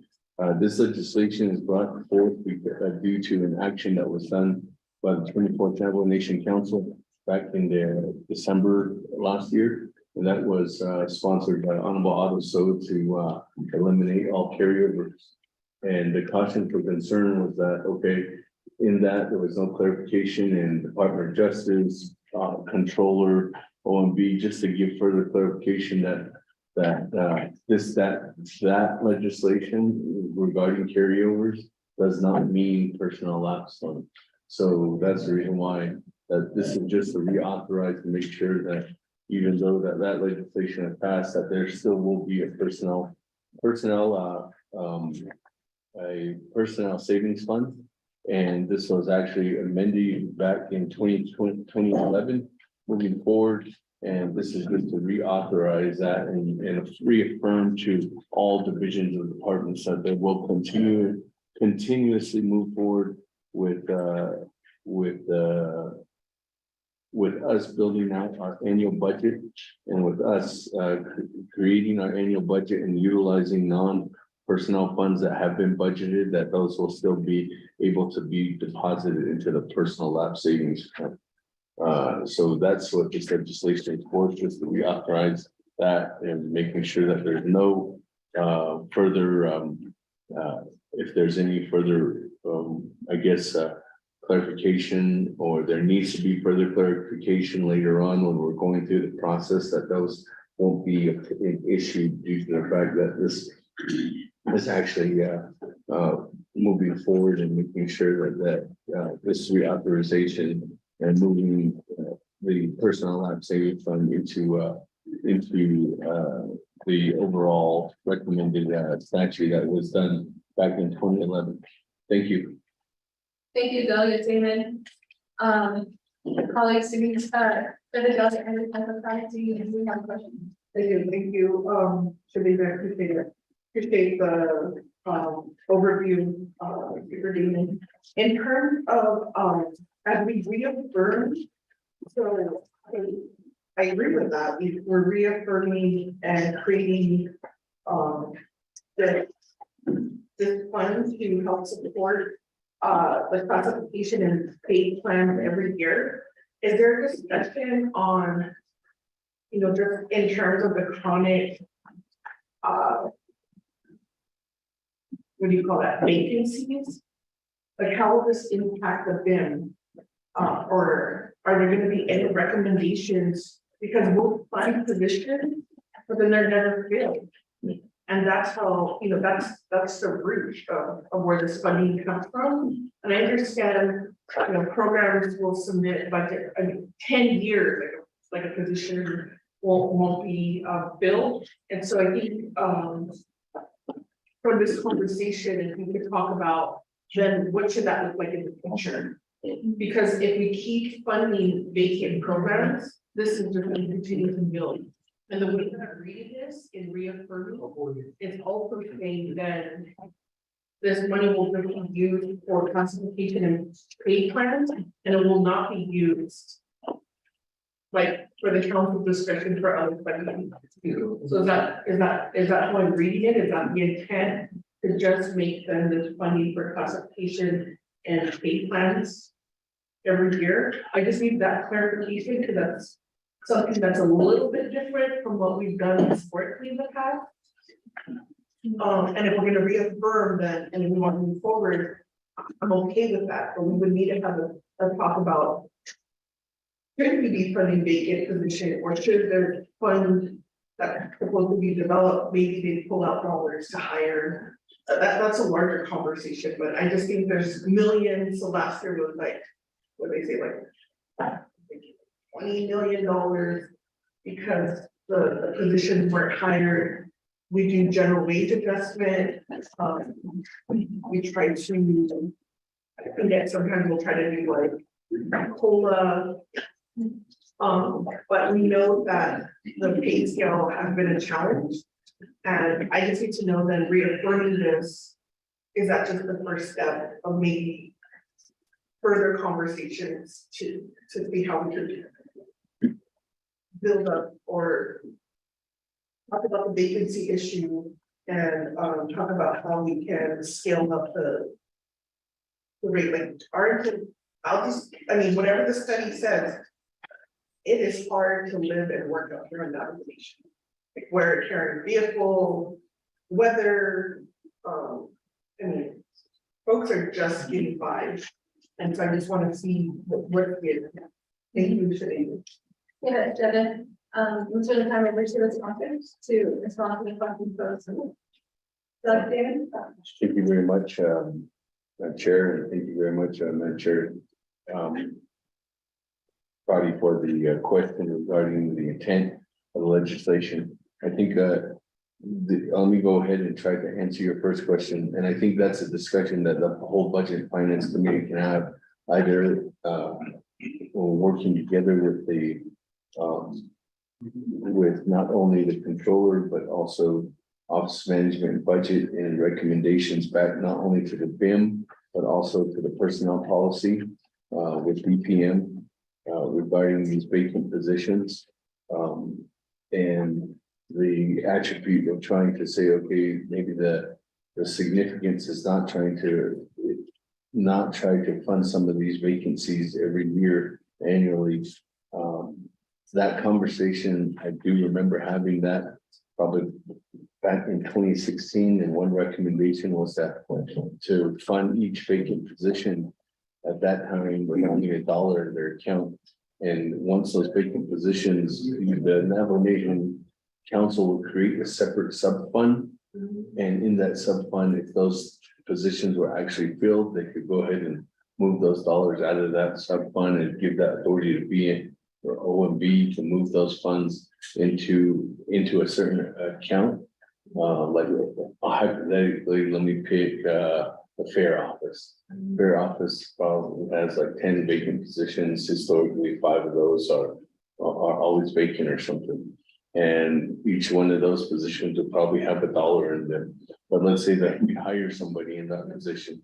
Now, one problem that OMB usually has is any of our department is how we're going to fund that program, and how even though it only has $1 in there, and we need to hire these individuals right away. Well, one of the recommendations was to create a sub fund and have OMB utilize and be able to dip into that sub fund to pull those dollars out and say, okay, this position is going to utilize the hypothetically $45,000 to pay for the vacancy and put that back in there. But they would still create that sub fund and keep that, and then whatever that would do, that whatever remaining amount annually, or would take a look at third quarter, if there was any shortfalls, those shortfalls could, or if there was whatever pot of money that was available, that money could definitely go back and be distributed to other areas.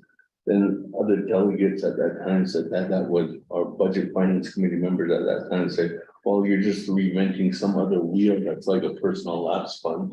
So why are we trying to reinvent something that's not creative? So it was just trying to think outside the box of other recommendations. I know OMB, we all might be able to speak on that, but ones here are sitting behind me and their recommendations from that too as well. But historically, back in 2011, moving forward, one of the main primary focuses that you'll see was from the personnel lapse. So going into your second question about, is this specifically only for these? It was only specifically measured for these 4 things that you'll see on page 404.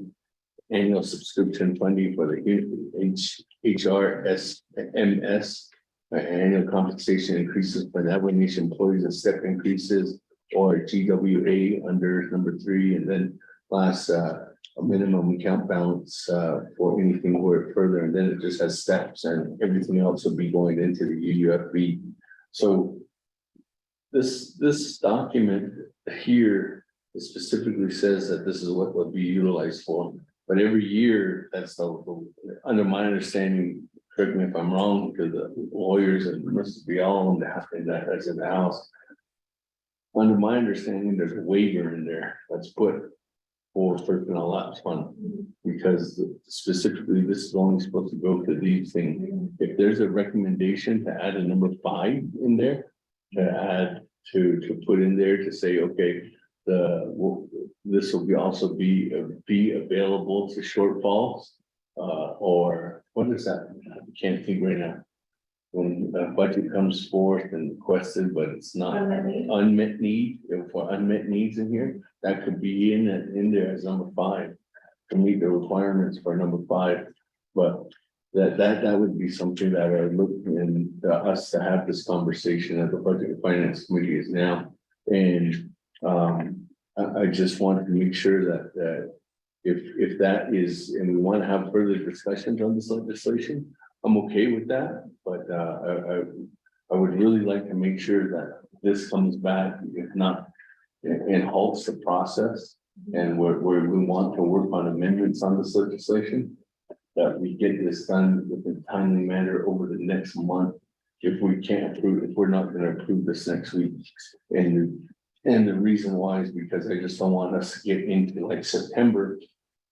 And then next thing you know, there's questions about the personnel lapse fund moving forward and us trying to utilize those funds in whichever way they may be for retirement and with whatever.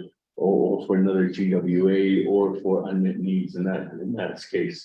So that this is just this is again to reconfirm to all parties under the executive branch that the Navajo Nation is moving forward in this direction to move this in this direction. So the option that I would have is just that further conversation can be met here.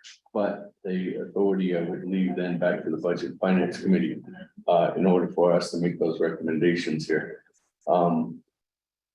The other thing though is that, well, I guess I'll just leave it like that. Or Shane on to say, we just stop there, so I don't open another can of worms. Thank you, Damon, for responding to Delegate Emerson questions. I'm sure she had a follow-up question. And in the meantime, or do you have a follow-up question? I was gonna make an amendment for the unmet needs, so I'm working with it. Okay. I don't know if colleagues have another question. In the meantime, I think Vice Chair Slater has a question on the legislation. Vice Chair Slater. Yeah, you go to section 4C1. And then list the policy. It says the personal health savings account shall favor to be allocated or appropriated for the following purposes in the following order. And it lists those different items. Is that consistent with the language within the original personal health savings fund legislation, or is that a new set of priorities? Thank you, Vice Chair Slater. Speaker Damon. Bring to section 4C. These are new recommendations, but it was in hindsight what was actually coming down. I think Mr. Bialas might clarify that. Yeah.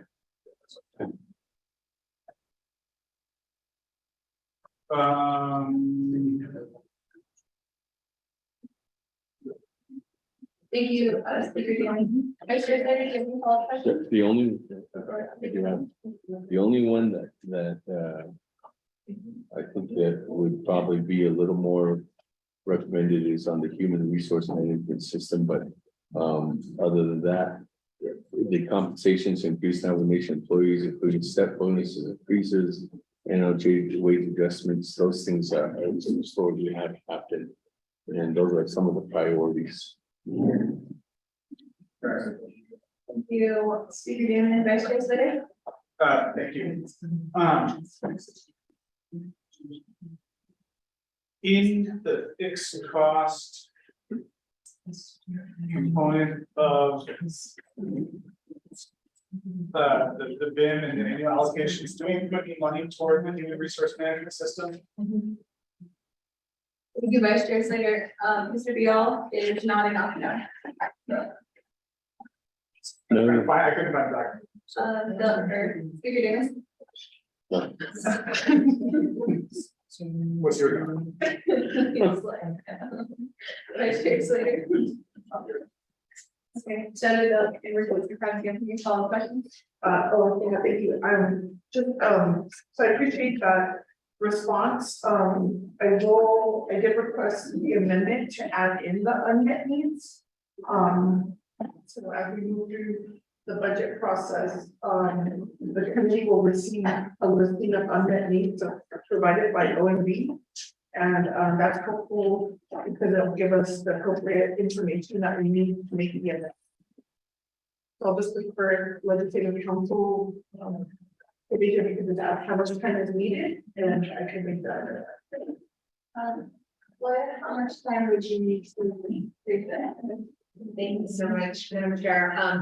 I have just a couple more minutes and I'll send that out because it's just one line. Okay, So great. Thank you. Thank you, Doug and Amber, Councilor Crowdy for working on. We're going to. Anyone else have any questions? I believe, okay, that might be. Dana, online.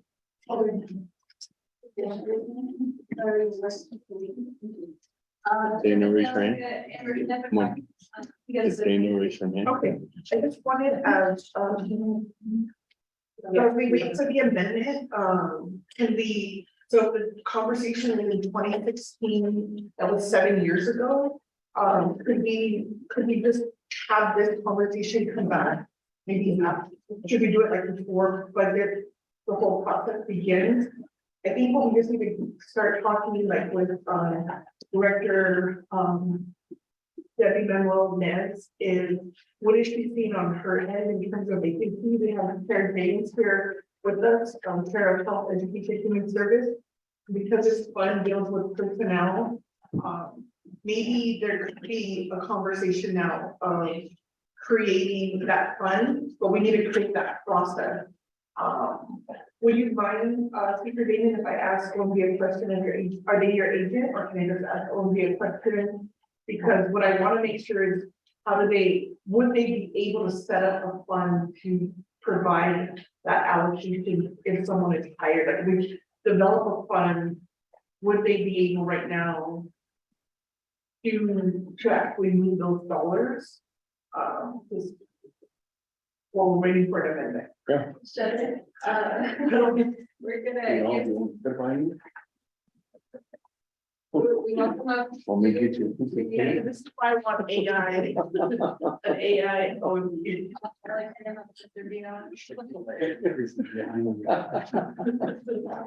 Welcome, Mr. Dial, to another budget and finance committee meeting.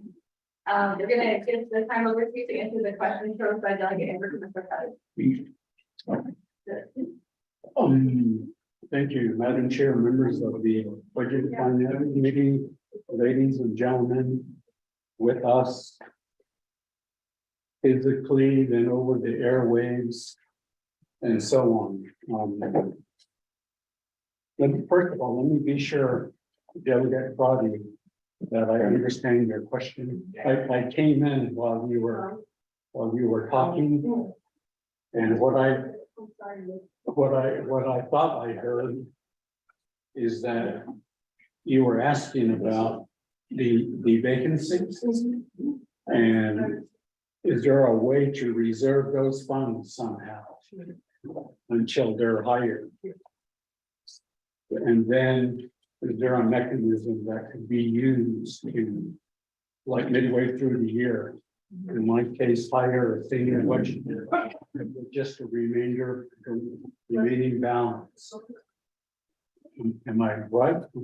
Yeah. Yeah, we're talking hypothetical Yeah, here. you're right.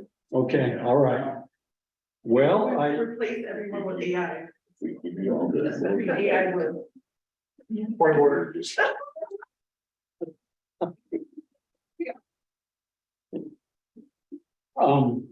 Okay, I did understand the question there. What I would say is this, is that I think it can be done. it would be a mechanism that we would need to work with OOC and DPN. And even the judicial personnel office, remember, they have their own separate personnel office. So we would have to work together and devise the best and appropriate way to do that. And I would dare say that it wouldn't be O and B by ourselves. It would be a combination of those various offices that are involved in it. But I believe that it could be done. And if I can add to Mr. Delegate Damon's remarks about some of these purposes. That's in your resolution.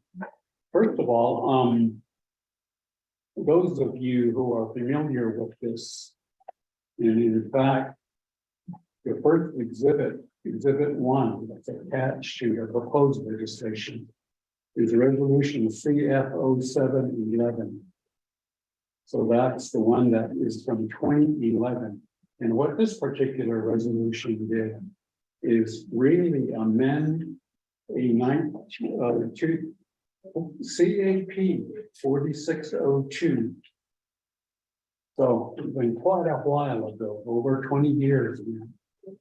And CAP 4602 originally was established to allow for personnel savings to be utilized for personnel adjustments, salary increases, and so forth. That was the original intent, because the problem we were running into back then was even, you hear about the states, the counties, etc. They're getting COLAs and general wage adjustments, and Navajo isn't. The reason we're not is because we don't have a fund for that particular purpose. Yet, as you all hear today, particularly in the case of the fiscal year 23 budget, I'm sure you've heard this, there's around 2,000 vacancies. That's a lot. So the dollar value of that is probably close to 30 million. Now, obviously, that includes external funds. Probably the majority of it is external funds, but a third to half of it is general funds. So even that, there's quite a bit of money. So that provided a fund balance to do a COLA, or the common term now is GWA, general wage adjustment. So by this resolution, CF0711, there was amendments made to the original to create a moratorium. Okay, the moratorium was important because what it did or says in the fourth quarter, for example, now we're in the fourth quarter, July 1st, you can't transfer personnel funds because the purpose of that is to build that balance. So I know Delegate Crotty and Delegate Slater, Mr. Jamin, of course, you're aware of that. So, right, even the former gentleman from DGS. Okay.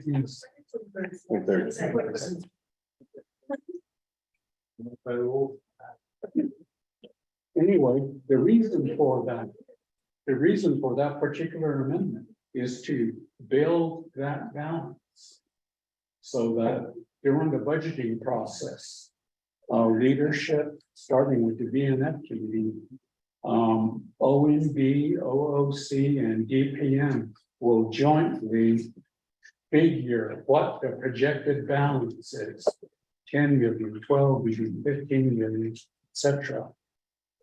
And based on that, then you know what's affordable, 2%, 3%, 4%. As far as the GWA goes. So that's what CF 0711 does. But it primarily speaks about a general wage adjustment, and that's about it. Now, in practice, when you get to the new legislation sponsored by Delegate Damon,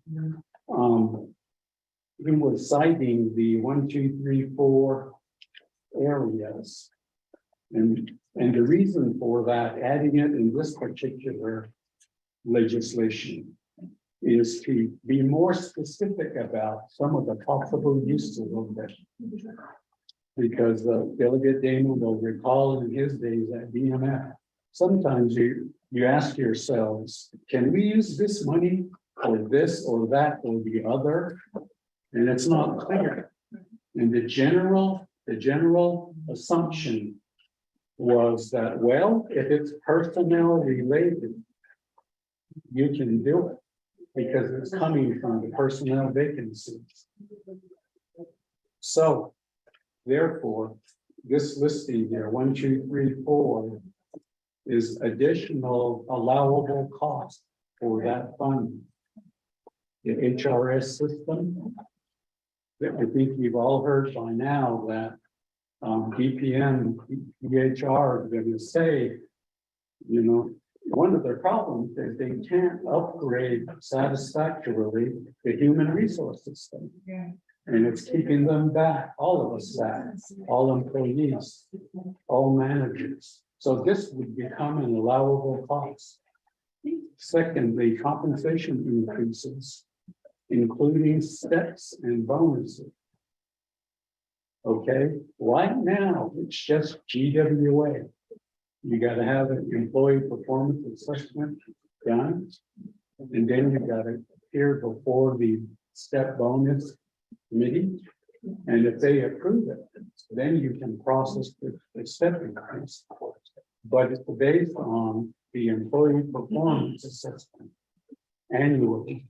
So this would broaden it more clearly and explicitly for not only GWA, but step increases and bonuses.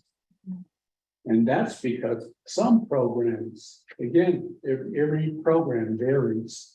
Some have available balances, some don't. And those that don't, they're always hard pressed to fund increases to their staff.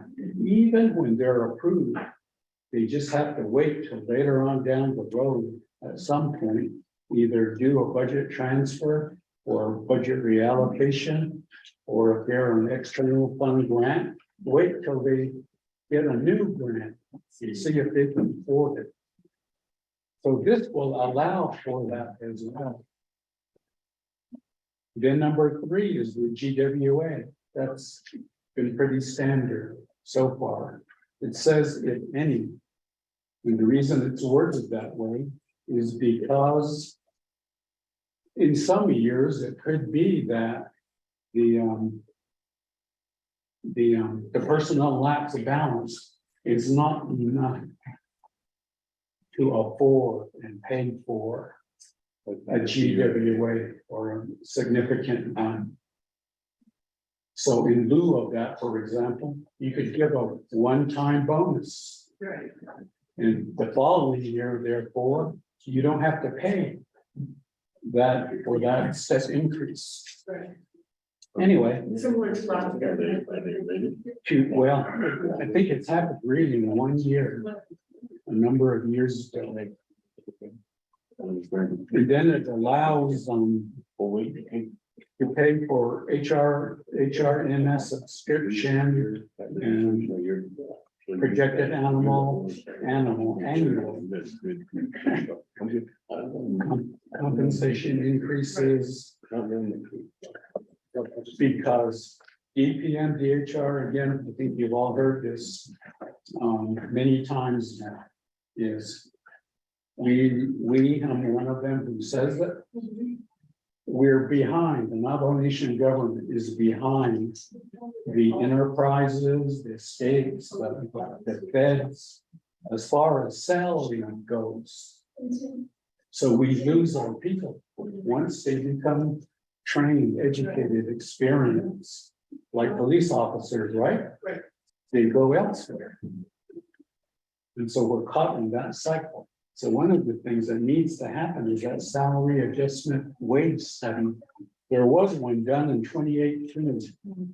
And I hear that EPM and BHR want to build off of that and do a more current study, which would upgrade all the positions and salaries to make it more comparable to our competitors. So, but EPM, DHR, you'll hear them say this, we don't have the money to pay for it. So this would allow for this kind of expense to be paid also out of this balance.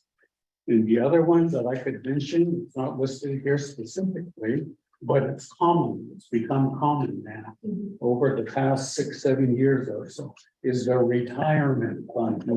See, the retirement fund is in the fixed costs, but they will submit a budget to our office saying they're, like this year, the 24 proposed budget, they're requesting 25 million. This year, they were only funded about 7.5.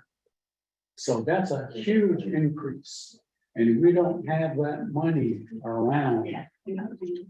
So we try to fund them in the fixed costs incrementally and use some of this personnel funds labs to supplement that. The last 2 years, it's been 5 million each year, and it's proposed again when you get to the budget next on your agenda. It's 5 million again. And that's because it was deemed that retirement is a personnel cost. So it's allowable in that respect. Finally, the last comment I would say, again, catching some of your discussion a few minutes ago, letter D.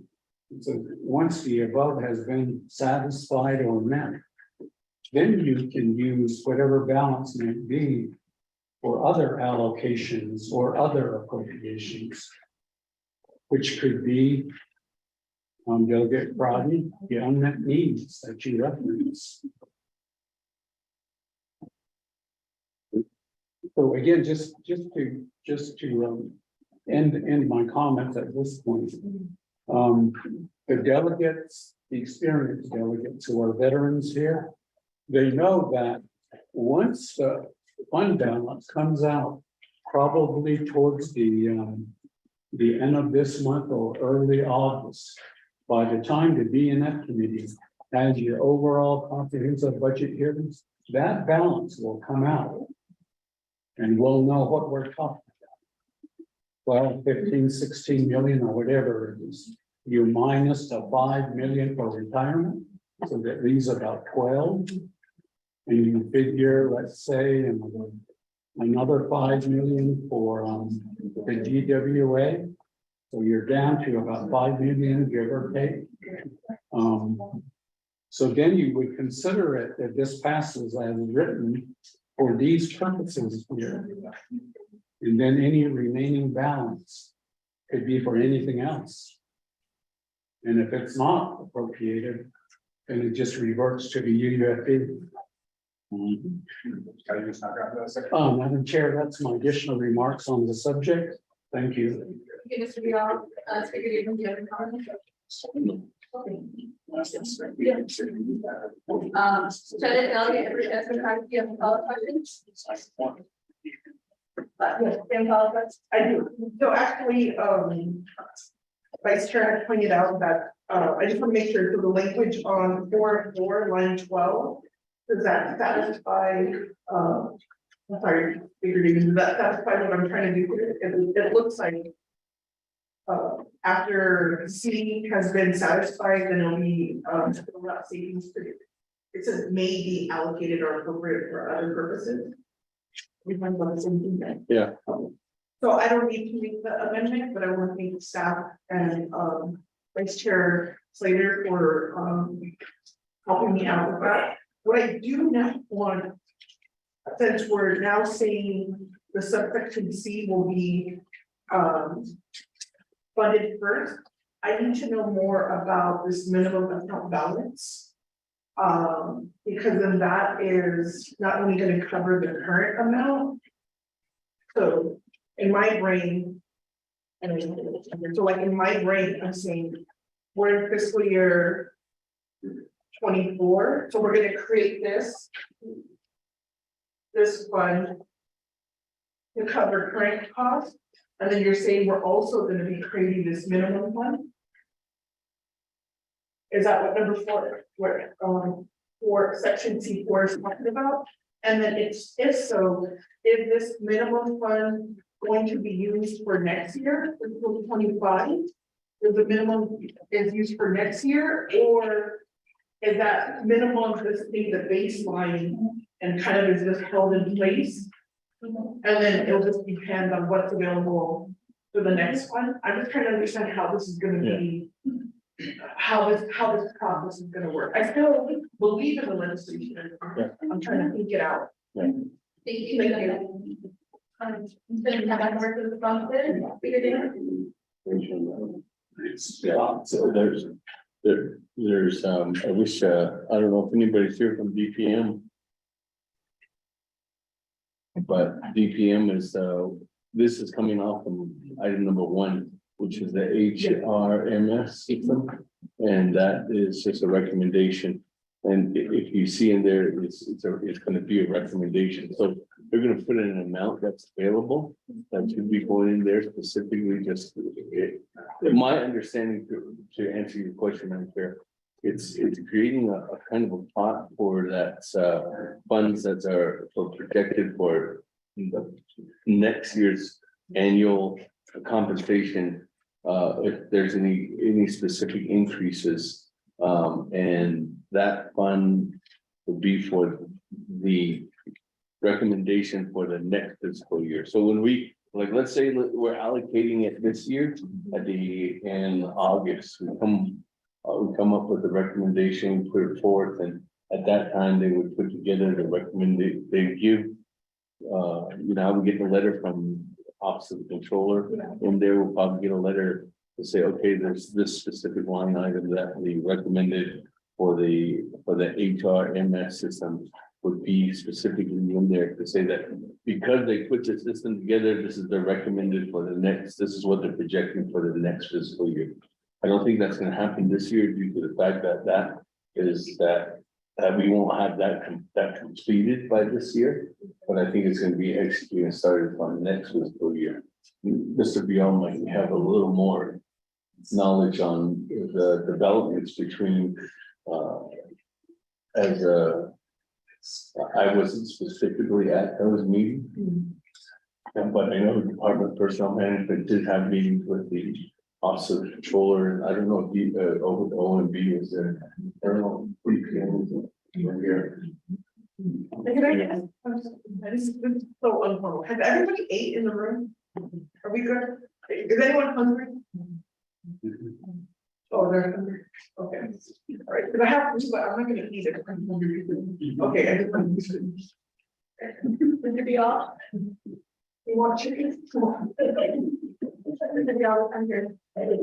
Thank you, Madam Chair, members of the committee. Responding to Delegate Crosby's question and to supplement the remarks made by Delegate Damon. The way I interpret this particular paragraph, number 4, it's similar to what I was describing. Where the controller's office is going to come out with a projected personnel lapse balance for fiscal year 23. And that balance is going to be used for costs in 24. And it's usually appropriated through the annual budget process, the 24 budget. So A minimum account balance, what that means is DPM and the controller will establish that balance based on the projected costs for the HRMS, the annual compensation increases, including steps and bonuses.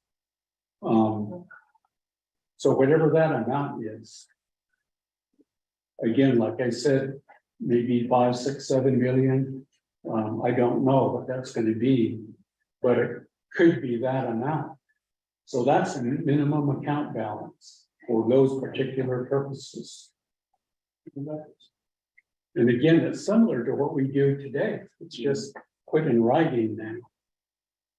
The only difference I see upon rereading this again is OMB was involved in this in the prior legislation.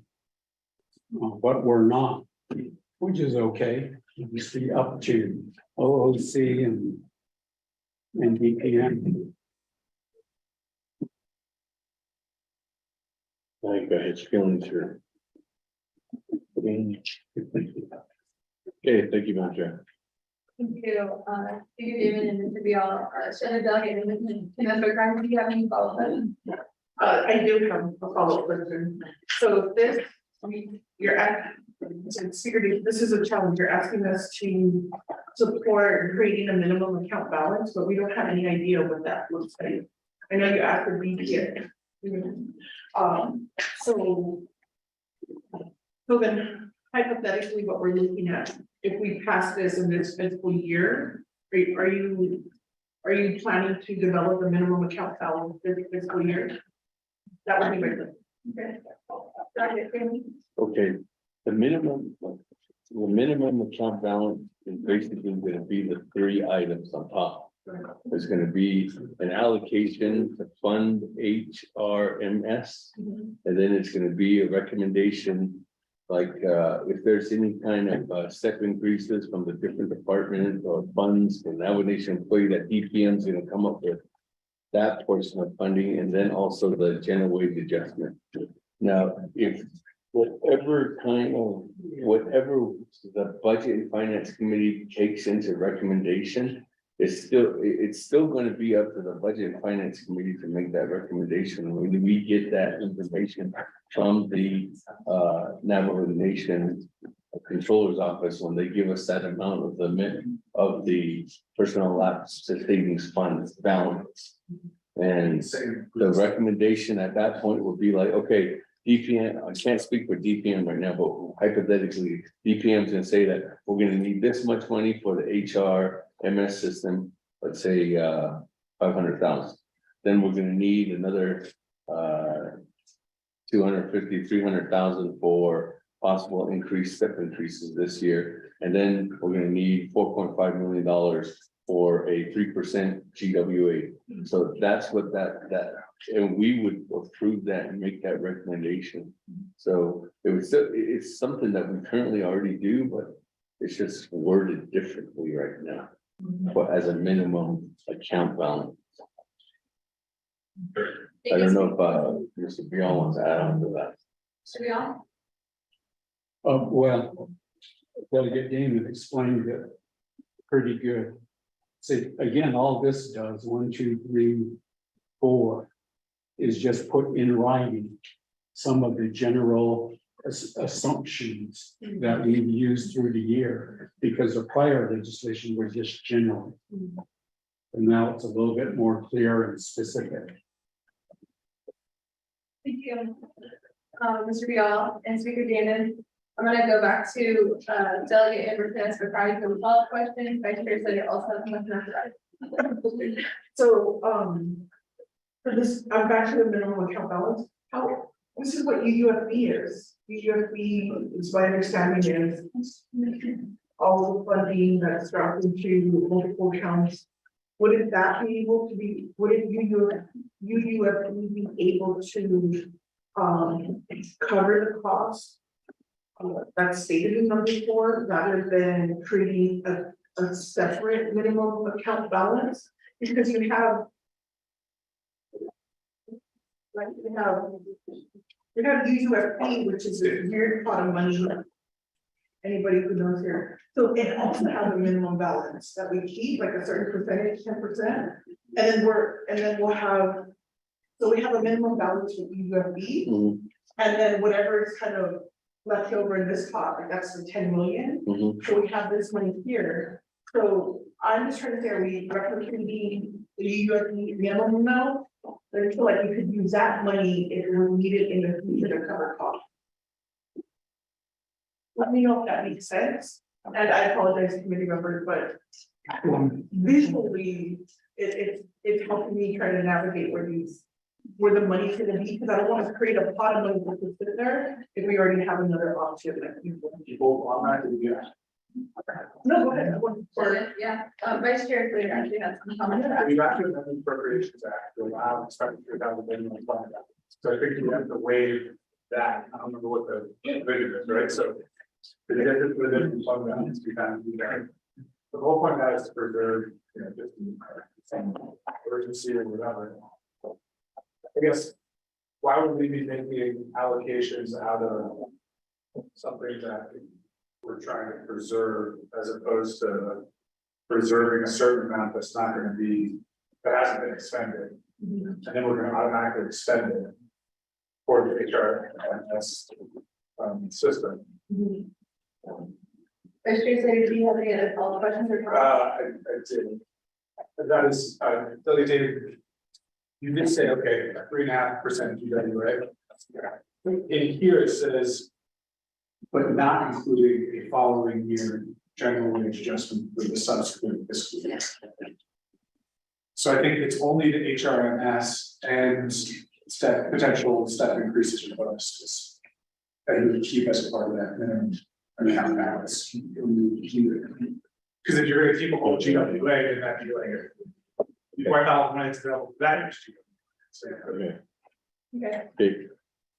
Okay. What, okay, thank you, Vice Chair, for correcting me.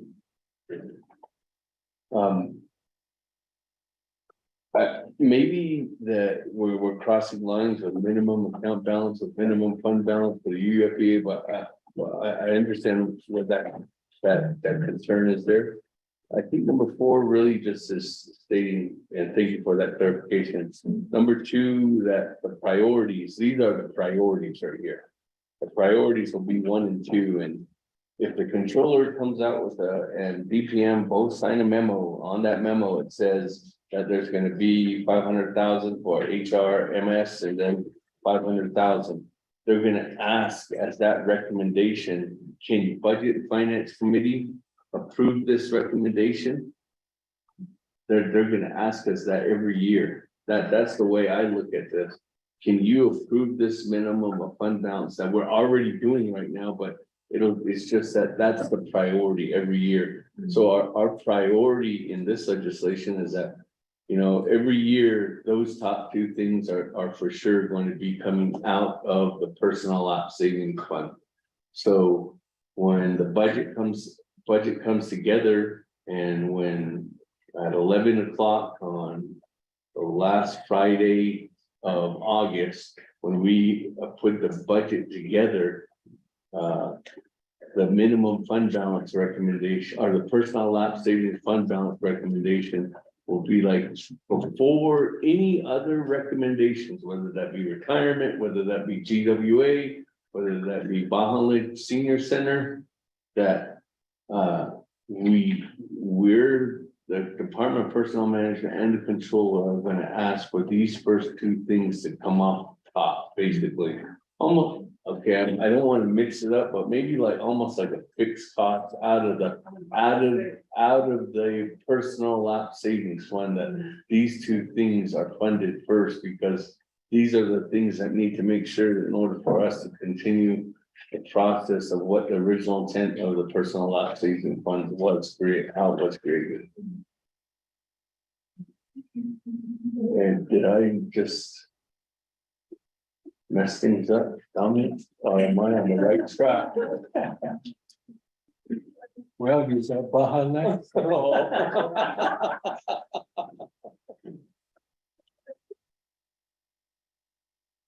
No, Delegate Damon, you're on the right path. My only additional comments would be, again, paragraph 4, Delegate Crowdy, that you're asking about.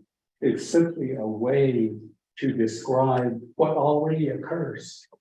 It's just not written that way until now. You know, if you look at CF 711, which is attached, there's let's see, under now therefore be it resolved. Number 3.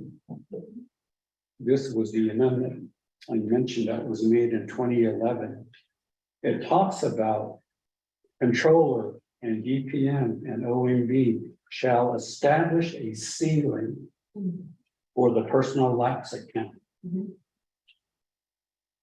And it would, and therefore that amount would be projected for the annual GWA step increases or other salary adjustments. So that's the terminology that's used in this particular legislation. So again, going back to the new one, is sponsored by Delegate Damon. It lists more clearly other areas where the fund could be used. Because over the years, without that clarification, there was always question coming about, you know, retirement as an example. Is that personnel or not? I think it is, and someone else says, I don't think so. You know, those are employees that don't work for the government anymore, so there ought to be a different funding source. So that's what the words mean, the minimum account balance. In lieu of or instead of the prior language, which is it's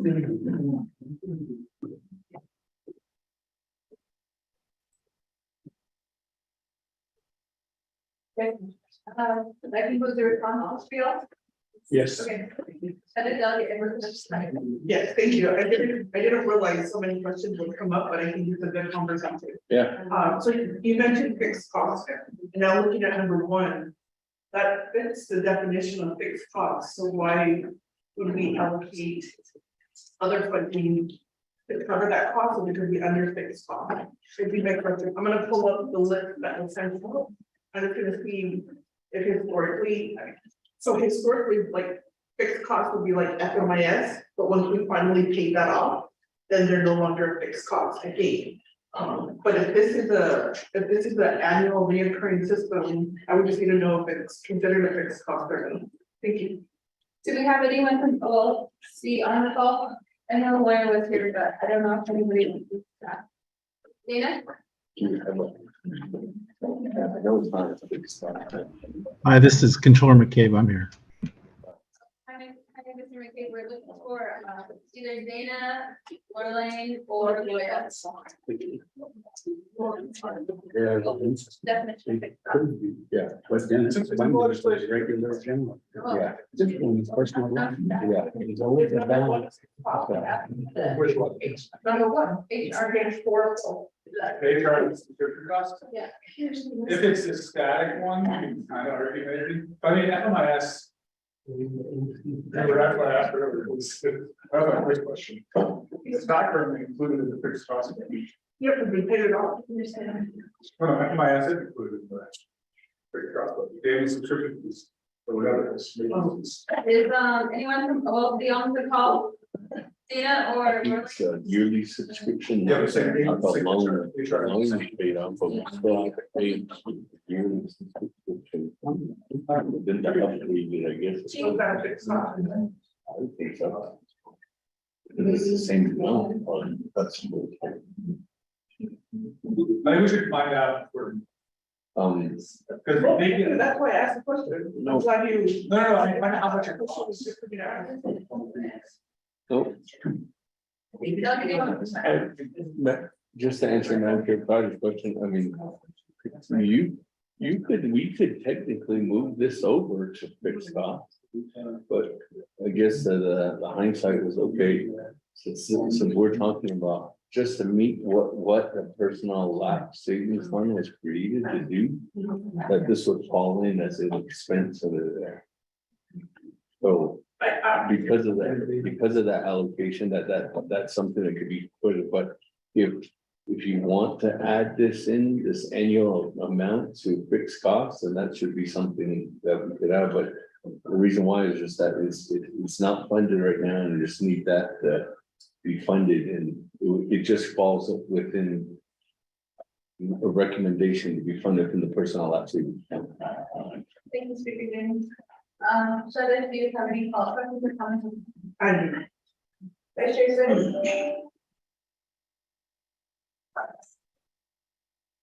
No. Delegate Where's the council? Yeah. I could set the judge. Vote. Okay. Second call for comments and questions.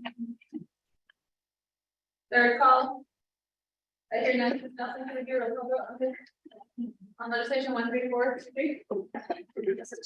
Yes, Madam Chair, we'll call vote on resolution number 01324-23. More restaurant language. Okay, we did. Honorable Norman Gay, how do you vote? Green. Thank you, Honorable Norman Gay will green. Honorable African Islam Party, how do you vote? I agree. Thank you, David. Honorable African Islam Party will green. Honorable Fox Slater, how do you vote? Green. Thank you, Honorable Phelps Slater will green. Honorable Seth Damon, how do you vote? Green. Thank you, Honorable Seth Damon will green. Madam Chair, we have four members voting in the affirmative, opposing, one voting in the. Thank you, Ms. Nelson, for taking the roll call vote. Colleagues, thank you for taking action on legislation 1343. Vice Chair Slater. Oh, yeah, let's motion to amend the agenda to add legislation. Which was titled.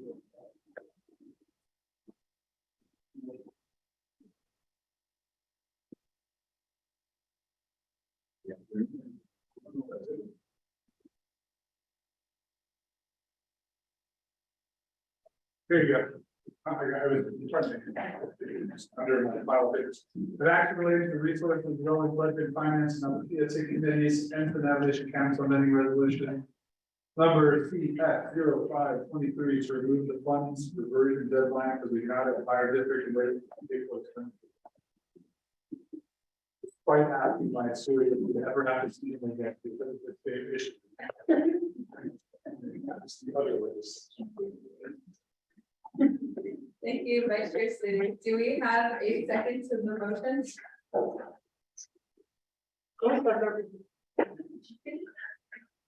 Delegate, second to motion. Okay, do we have any discussion on the motion at hand? Motion. Okay,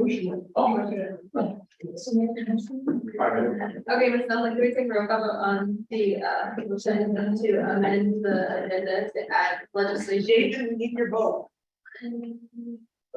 One. 141-23. Yes. New business. Starting the farms, we'll find them. An amendment. So when we can't consider the amendment unless we have the legislation. All we're doing is suspending floor rules to add the legislation to the agenda. That's what we're voting on. Okay, I'm sorry, who's second that? Delegate. Okay, thank you. Roll call vote on the amendment. Anything to add? Legislation number 1-23.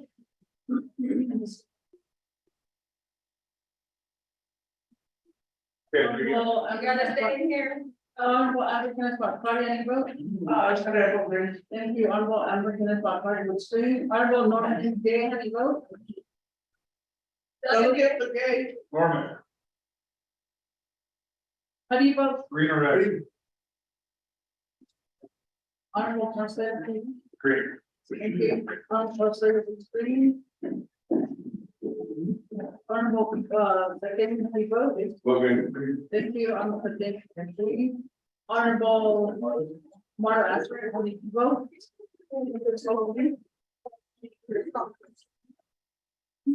Madam Chair, we have one member voting and the affirmative there. And one member not voting, Madam Chair. Even Nelson, with that, colleagues, we're gonna move on to new business, which is new item F. And that is legislation 14123, our sponsor, the chair of the Health Education Services Committee, Mr. Rich, taking the note. Welcome to the stand. We have the.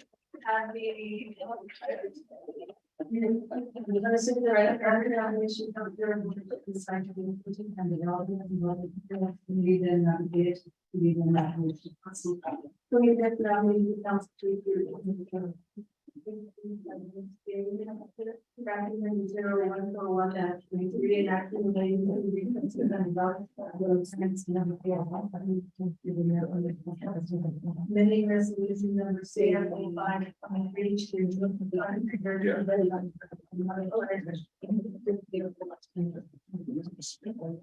And the attachments of their reference of what I did to my dinner. Handle was the council, January. Thank you, Ms. Nakai. Colleagues, we have a motion for legislation 14123. Delegate, speaker name and questions, do we have a second? Do we have a second to the motion? Vice Chair Slater seconds the motion. Colleagues, would we, do we have any questions on the legislation? I hear none on the side of the room. Okay, Seven, would you like a presentation? Oh, I'm sorry, we could go to work. Okay. I believe there. Actually, I want to offer this amendment. Okay. Vice Chair Slater, do you have a motion at this time? Is it okay to go to the motion to do this technical correction? I don't have Or do any, you want to? I don't need a presentation. Any presentation notice? You want that? Okay, I motion to amend legislation 14123 as reflected in this handout. We're going to input the correct resolution number on page 2 of line 6. Thank you, Vice Chair Slater. Yes, they read it and then the rest for a second. This, now can you read the amendment at the record? Amendment 1 to 01/1-23, one of the page 2, I'm change that. For the question we amended, overstricken section 4. C eligibility 321. So you just say. 141 D and 05 that's three different. Three number letters, C paragraph sections and exhibits unnecessary and appropriate. Office of Legislative Services, Office of Legislative Council are authorized to make edits to this legislation and it's exhibits from committees and this is when this is for any other amendments. Thank you, Ms. Nakai. Do we have a second? Second. Okay, Shredded Delegate Amber Crowley seconds the motion. Now can we vote on the amendment?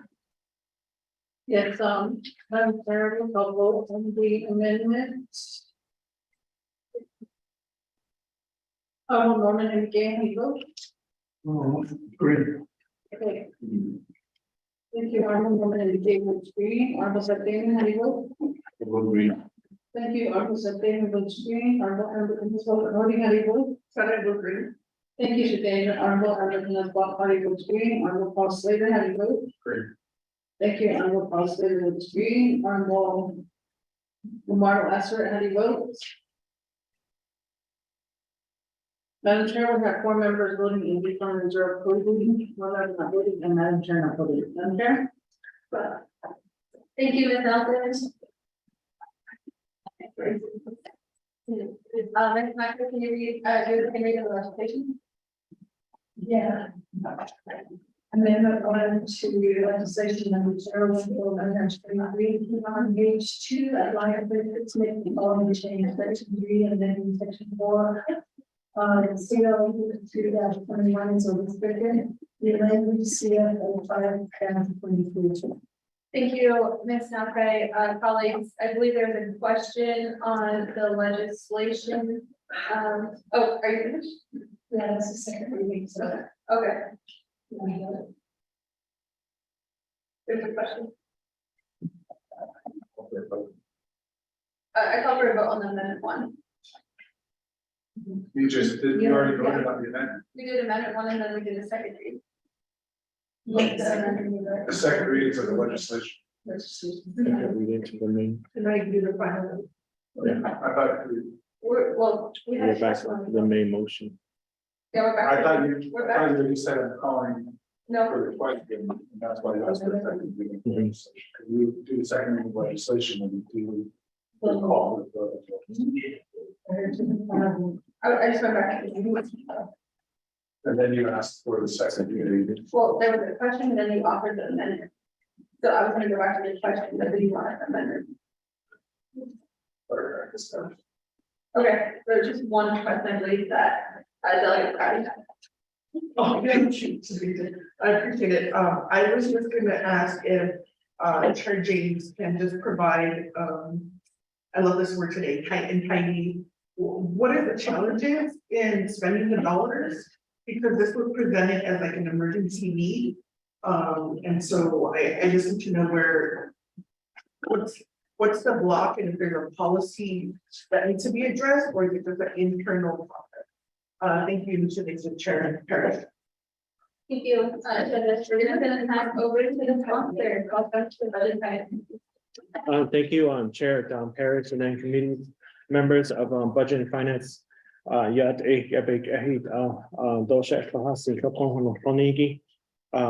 regards to the question from Shemasan, Honorable Amber Kinasbach Raleigh, this funding has been an internal concern and issue based off of how contracts are done and how purchase orders are done. And so right now it stands under the purchase order, and the purchase order, when the fiscal year ends, then that's when all the funding relaxes back to the account. Now, if it was under a contract, then it would not go and relax and return the funds.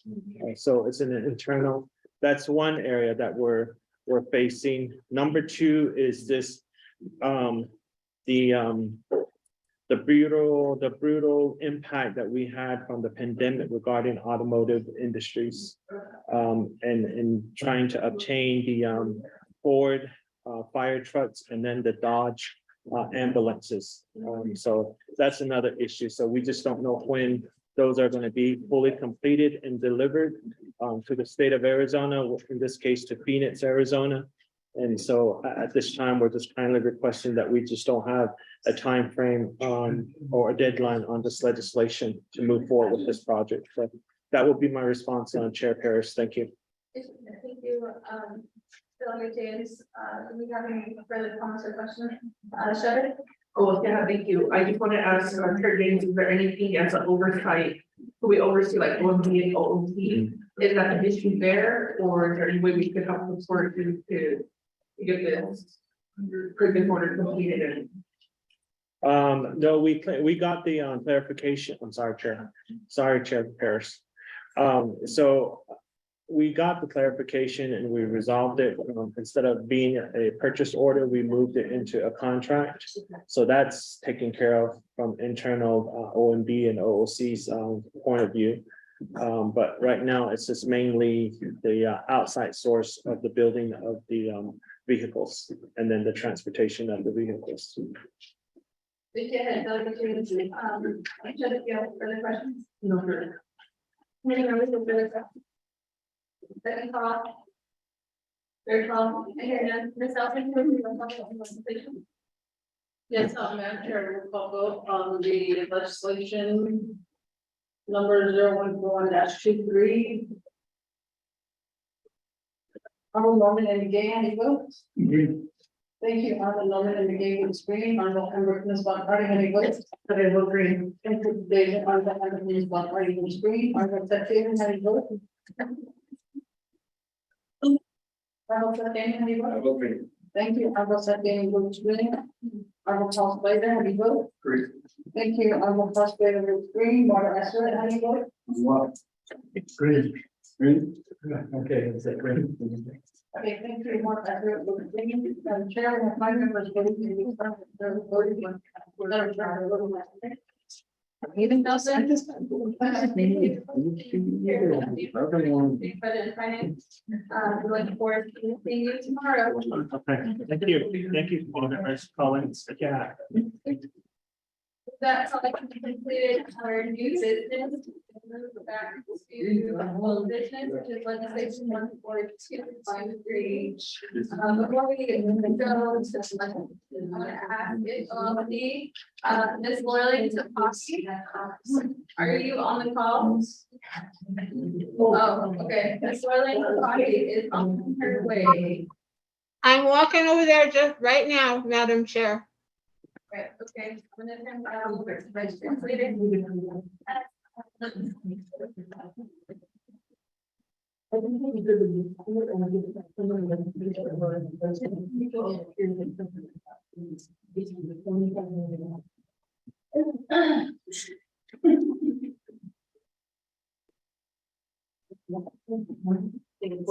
back to the regular. Right, how are you? Old business. Oh, the same one.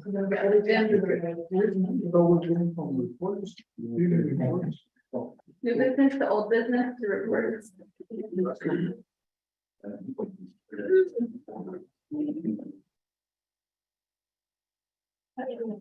It's cold on the side of the room. What? It's cold on the side of the room.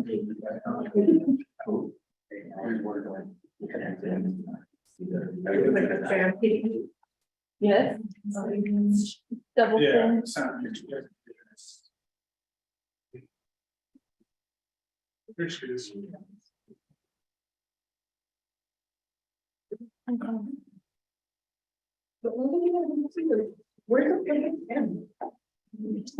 All the stuff in the work session, shoot, that's a Lauren. Remember, we have legislation. It's an amendment. Take legislation 14223 at the table. Delegate, second delegate Azra. Big debate. Delegate Gay, how do you vote? I'm taking the legislation off the table. Motion to delegate Gay, second delegate Azra. Delegate Gay. Green? Yeah. Green delegate Azra, how do you vote? Green. Delegate Crowley, how do you vote? Sure. Delegate David, how do you vote? I vote green. And Chair Parrott, how do you vote? Thank you. The legislation's been taken off the table. Lady members, would you like to offer time for the legislation sponsors to speak the legislation, or how would you like to proceed?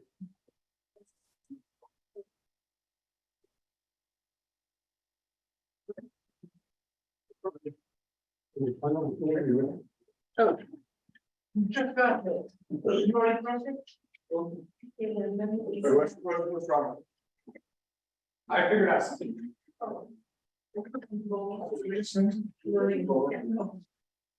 I was wondering, you guys, one, you tell me we want to do the legislation, and then I'll explain to this. I don't think you told me, how do you think your chair went? It doesn't work. Okay, committee members, would you like to offer time for the legislation sponsor, or you want to proceed in another manner? I'd like to give time. Okay. Chair Parrish, you recognize to proceed with presenting legislation 14223. Thank you, Chair Pro Tem, Vice Chair Carl Slater, and the Budget and Finance Committee. Before you is legislation 14223. This is the second time the committee will be presented the legislation. The legislation was dropped a few days ago, or actually weeks ago. And the committee had a work session on, working directly with the Office of Management and Budget as the, review of the changes to the, or proposed BIM at the time. And then the committee had a work session last Friday to review, and think into discuss amendments to the legislation, and I believe Ms. Laurleen Tapahi has emailed the amendment out that the committee has been working on. So at this time, I am honored and to serve the committee in this position to work with the committee on developing the budget instructional manual and the budget and finance resolution for the FY 2024 general fund revenue projections, and also our comprehensive budget for the Navajo Nation. That's my report at this time. Thank you, Vice Chair or Chair Pro Tem Slater. Committee members. Questions, discussion?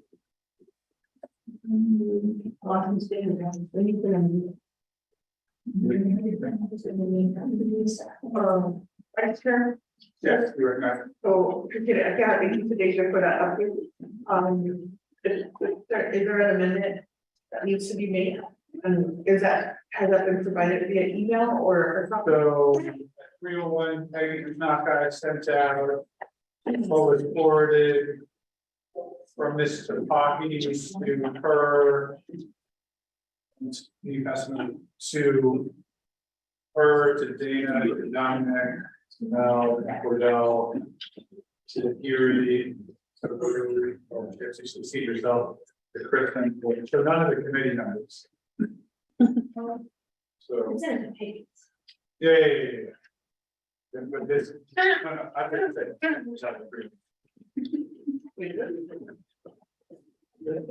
Oh, it's still. do any of you require hard copies of the proposed amendment? Email says that. Good, hard copies in. Okay. Committee members, you want to wait to see the amendment before you move forward? Yes, please. I just received it 2 minutes ago. So I could read fast, not that. But AI Or what would it tell you? it would tell me, say yes. No, you told me. Say yes. So go read and go check on your feet.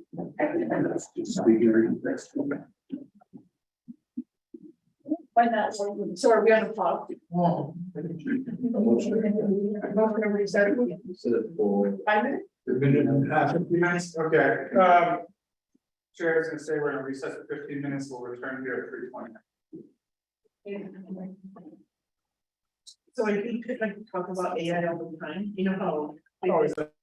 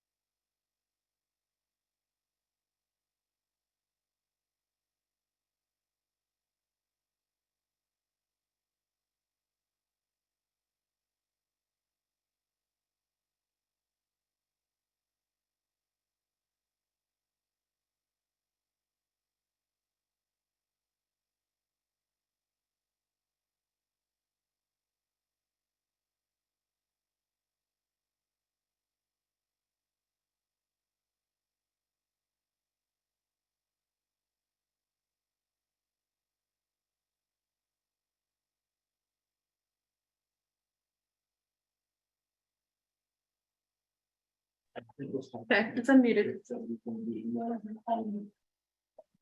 And we're back on the record.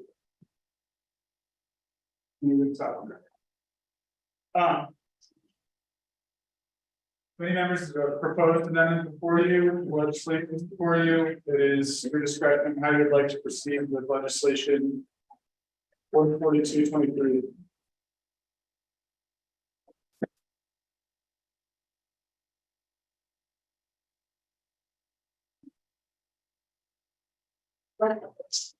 We probably recognize. So I will make a motion to it. We could start discussing. You'd like to offer the amendment? I'll motion the amendment. No motion. Delegate Friday motions to amend the legislation. Staff, can you please read the amendment into the record? Amendment 1 to.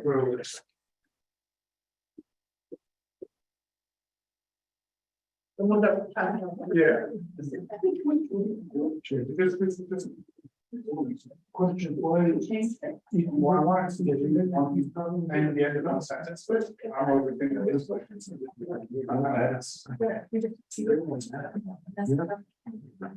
Yeah.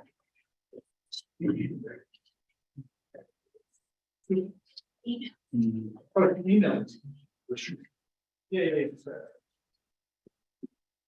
No, it's. No, now you need to email us.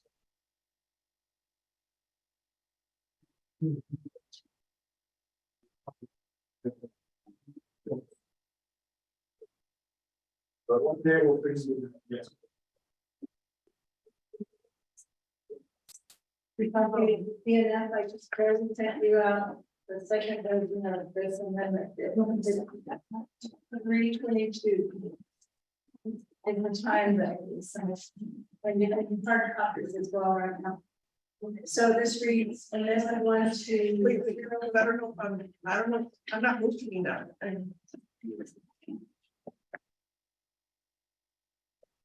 Help me understand. Revised.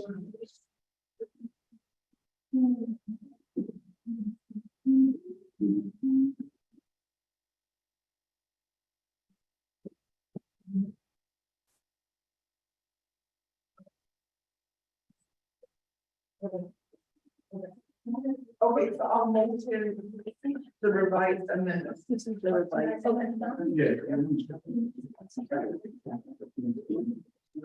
Very good. And opinion minutes.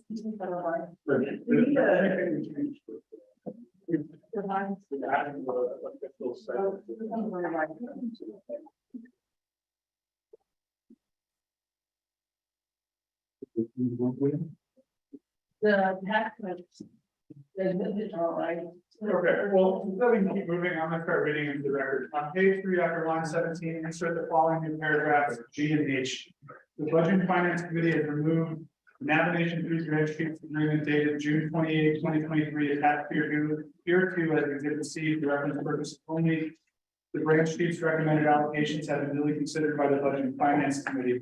The Budget and Finance Committee has removed the reviewed the FY 2024 budget planning allocation options prepared by LB on July 11, 2023. Attached here to as exhibit D1. The Budget and Finance Committee has reviewed the BFC option and the general fund and IBC allocations for fixed costs, also prepared on July 11, 2023 by LB, exhibit D2. The committee agrees with the BFC option shown in exhibit D1 and also agrees with the fixed cost allocation shown in exhibit D2 and believes that allocations for fiscal year 2024 are in the best interest of the navigation. 2, attach the legislation to exhibit C, exhibit D1 and exhibit D2 that accompany this amendment. Do I take it?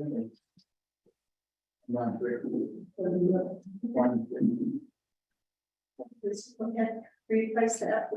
FY 24 budget instructions standing on the tax budget exhibit B2 with the revised exhibit B2 dated 7/12/23 that accompanies this amendment. 4, replace the FY 2024 budget calendar attached as exhibit B3 with the revised exhibit B3 that accompanies this amendment.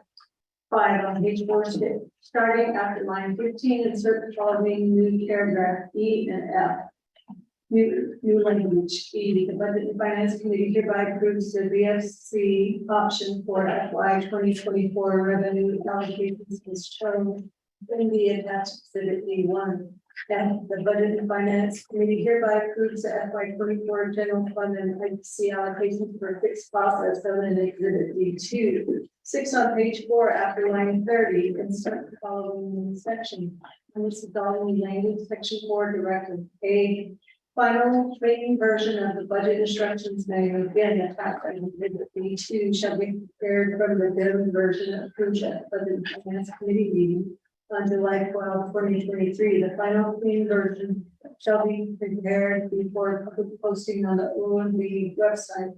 However, the BIM version approved by the Budget and Finance Committee on July 12, 2023 shall be effective as of July 12, 2023 and shall be used by all navigation branches, programs and chapters in preparing their FY 2024 budgets for inclusion in the navigation FY 2024 comprehensive budget when completed the final clean version of the BIM that is publicly posted on the OMB website shall supersede the July 12, 2023 version approved by the Budget and Finance Committee. 7, read the heard letters C paragraph sections and equipment that necessary and personal in the office of legislative services in the office of legislative counsel are authorized to take this legislation and exhibits to implement the committee's intent. This amendment supersedes inconsistent language and never amendments. Thank you. Is there a second to the motion offered by Delegate Crowley? Second from Delegate Gay. Committee members, questions or discussion on amendment number 1?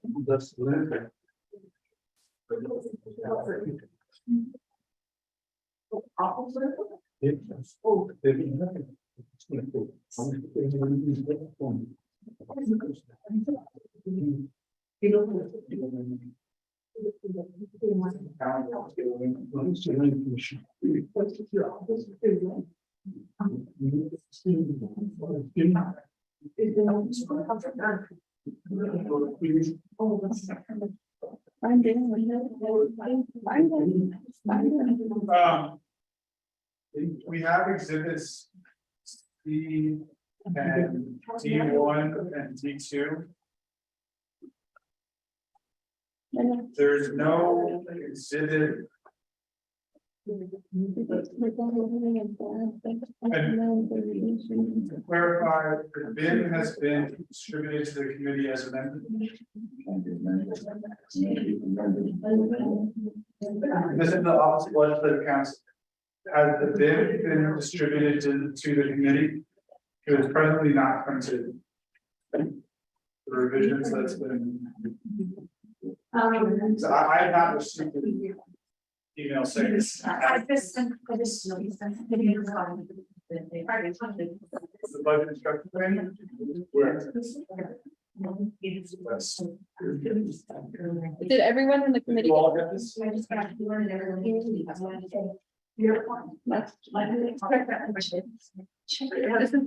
just the whole one. Oh, this one? These are the changes.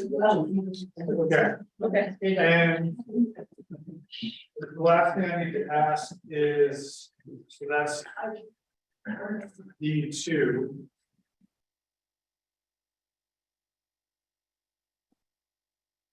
And do we have exhibit B3 or should be the FY 2024 budget calendar? I do not have that. I did not get it through email and I have. It should be in your email. No, the attachment is budget forms. It's not the calendar. There was, you sent me an email that said calendar. So I sent you the calendar, and in the same email that says calendar, I sent you. So check those two emails that I had sent to you. They kind of look identical. Don't have it in our time, so I need, can you resend? I'll make it. Or I can send it to me and I can. That'd be great.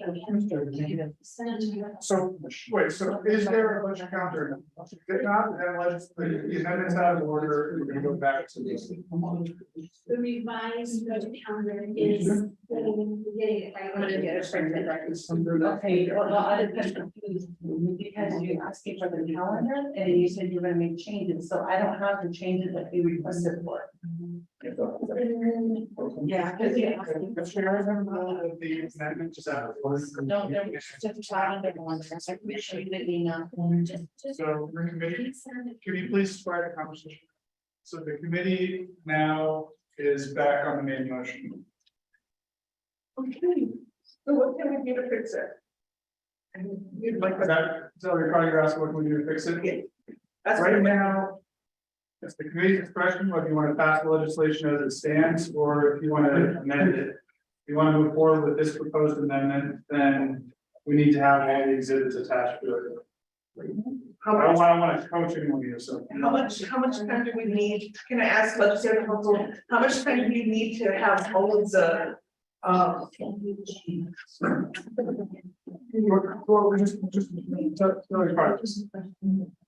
Okay, so legislative council, Kelly Price question. I just need to know, how much time do you need to review this amendment and get it ready for, the committee to, take action on it? Thank you, Delegate Crotty. The only thing we need to do is obtain a paper copy of the revised budget calendar. Okay, I just need In 10 minutes. Okay. 10 minutes, that's all. Vice Chair, can we recess for 10 minutes to get those documents and just have our staff? Yeah, just We'll recess until 3:42, and if you can email that and print it.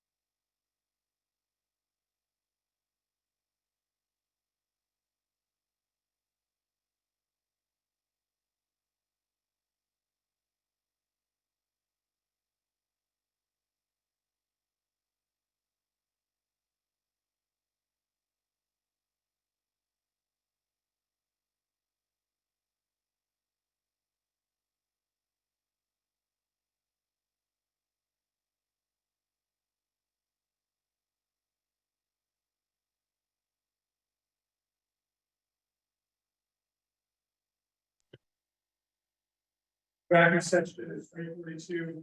We have a forum of Delegate Azra, Delegate Dean, Delegate Gage, Eric Parrish, and Delegate Crotty. Delegate Carlson, you joined us. Thank you.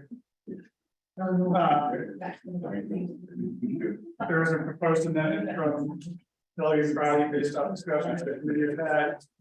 It was defective and did not complete the budget preparation calendar for fiscal year 24. That has now been provided to the committee via hard copy. Committee members, we're on the main motion and the floor is open for discussions, questions, and then. Delegate again. I'll present to exhibit P two again. Eastern Neighborhood Planning Commission. What's your money?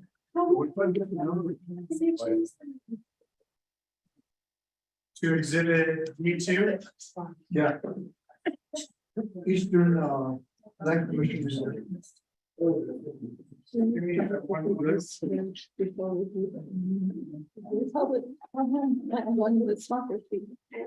up, you gotta stand up. Presently, in the legislation, there's no exhibit D2, so I can't recognize the amendment. So presently in the legislation, there's no exhibit D2, so I cannot recognize the amendment. I mean, D. I want to add it. Eastern Lake, hold that. Eastern Lake Commission into exhibit of DFP. To the, right here on that list on Reynolds Street. That's an amendment that hasn't been offered. Okay. You'd have to offer the amendment. Now, they're in the process of offering the amendment, you offer an exhibit that includes that item. Or you offer the amendment, and there would be a request to modify it. That's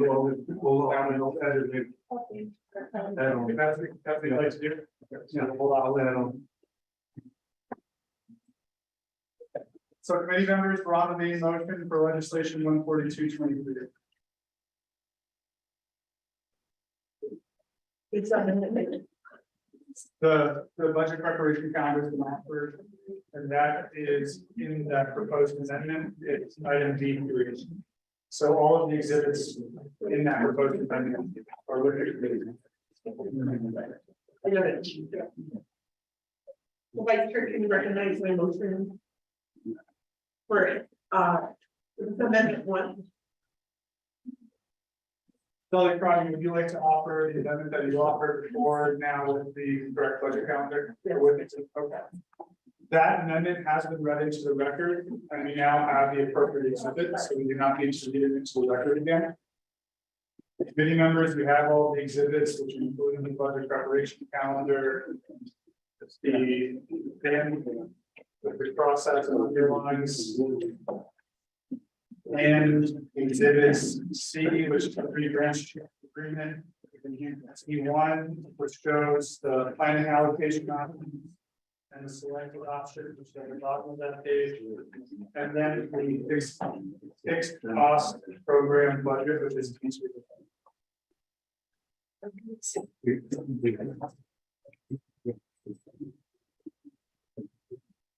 Committee members, is there a second to the amendments?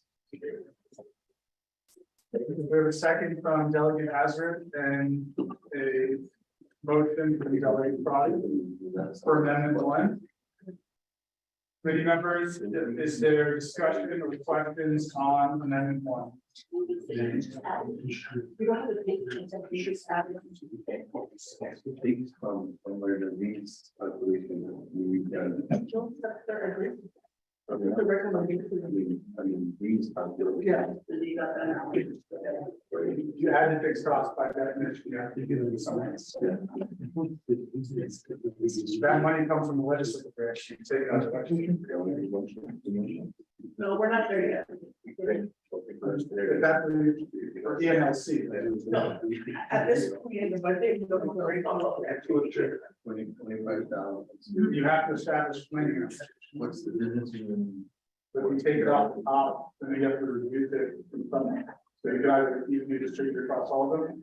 Do it. You got to reduce that amount, so you don't have a dollar amount. You could reduce, easily you could reduce the retirement. That's what I'm saying, you have to reduce it with the others. Yeah. You could reduce it from 1180 retirement plan, you see that there? The thing is, They're also giving money from the personal lives. Eighty, 27. Oh, yeah. 80, 27. I'm gonna ask about that. I think you all the paper. Yeah. Okay. I'm doing a second call for questions and discussion on amendments to 1.3. Okay, oh, then I have a question on my own amendment. Another project, next. Appreciate that, can I ask, should they get, legislation and as we deal with, the fixed cost, if I could, get some insight from, I'm not sure if you have an agent or who can talk about the NGS, the cost.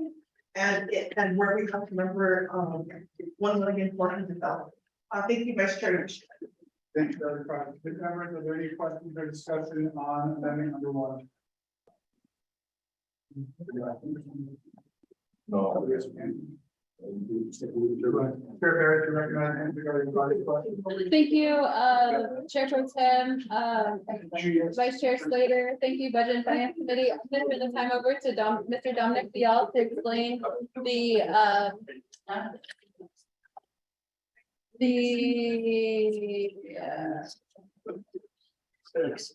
actually, I'm going to turn the time over to Dana to explain the NGS. Need some water, you okay? All right, good. Okay, let me borrow this.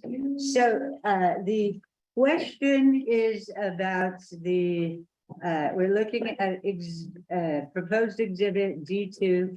The question is about, and so this is the fixed cost exhibit, and the question is about, the Navajo transmission costs, the NGS transmission costs, and they have them in at 1.4 million. Historically, they have set aside fixed costs in that amount at 1.9 million each year. But the issue was raised with the 3 branch chiefs about whether that number was accurate, given that the nation has a credit for an overpayment last year. They have a credit with BOR of about 700 to 800,000. I cannot remember exactly. So the during the 3 branch chiefs meeting, that issue was brought up. And it was determined that 1.4 million was a good amount. It wasn't too conservative or too broad. So that's how it came about. Historically, Navajo has set aside 1.9 million each year for the transmission costs. So that's where that came from, Madam Prady. Include your response. Thank you, Vice Chair Slater. Yes. Sorry, David. For the chair, I have a question. We can raise an amendment on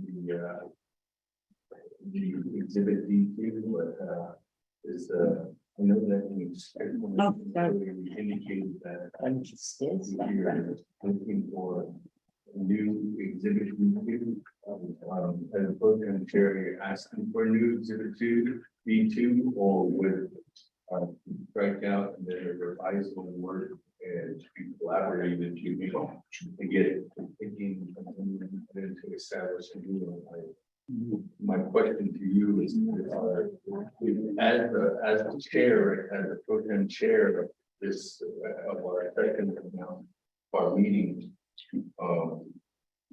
you want that, or will us, will you accept the amendment for us to go ahead and report this verbal strikeout and then adding it into line item? Our thing before, I think that delegate brigade could either offer an amendment with a new exhibit Z2 or we could offer the amendment and then there'd be a modification of that amendment to effectuate whatever he wants to do. And like you just said, the way you write, you know, there's all different ways you can do that without having a whole. So if you're seeking to do that. With that, we return here. Mr. Norman MBA asked me to raise a help assist in the process of raising an amendment to exhibit B2. So on you'll see on here 10/11/80/27 NBS transmission cost as DNR for 1.4 million, 1,400,000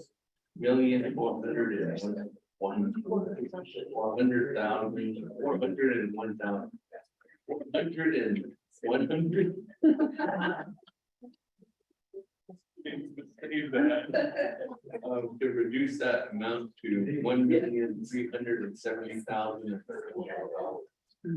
So it'd be 1,370,100, and then adding under new on the very bottom where it says new agriculture farm board, adding new, and then office rental dash ENLC, which is Eastern Illinois Commission Office, $30,000.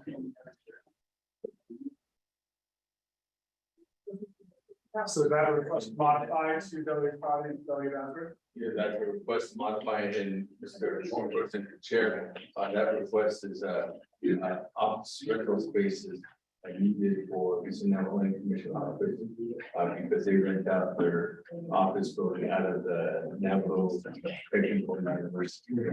They say 30,000. Yeah. 300. Huh? 100, they need to combine. Yeah. So that's my request, motion party program chair. Okay. Delegate Crockett you have a request to amend exhibit Z2 and deduct from business unit number 118027 NGS transmission cost stipend DNR $30,000, which would bring it to $1,370,100. And add a new line at the end of the exhibit at the bottom of it. That would be Eastern Illinois Commission office rentals. In the amount of 30,000 to consent to that. So you guys are to consent to that? You watch every document. Yes.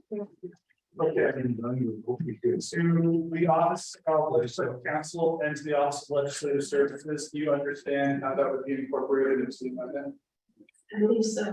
Okay. I would like to ask if, in preparing the final amendment,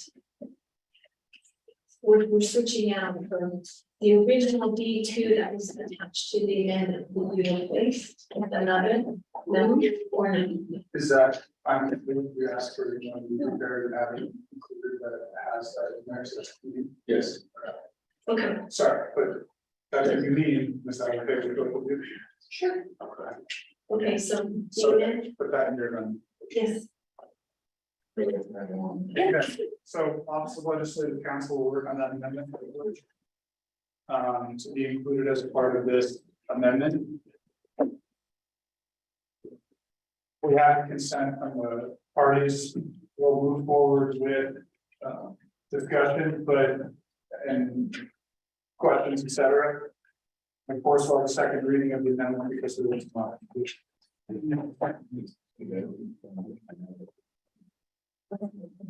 you listening? Committee members, I recognize Mr. Diallo.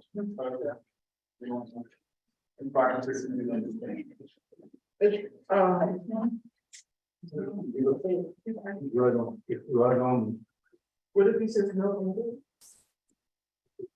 Go ahead. Right, Mr. Y'all.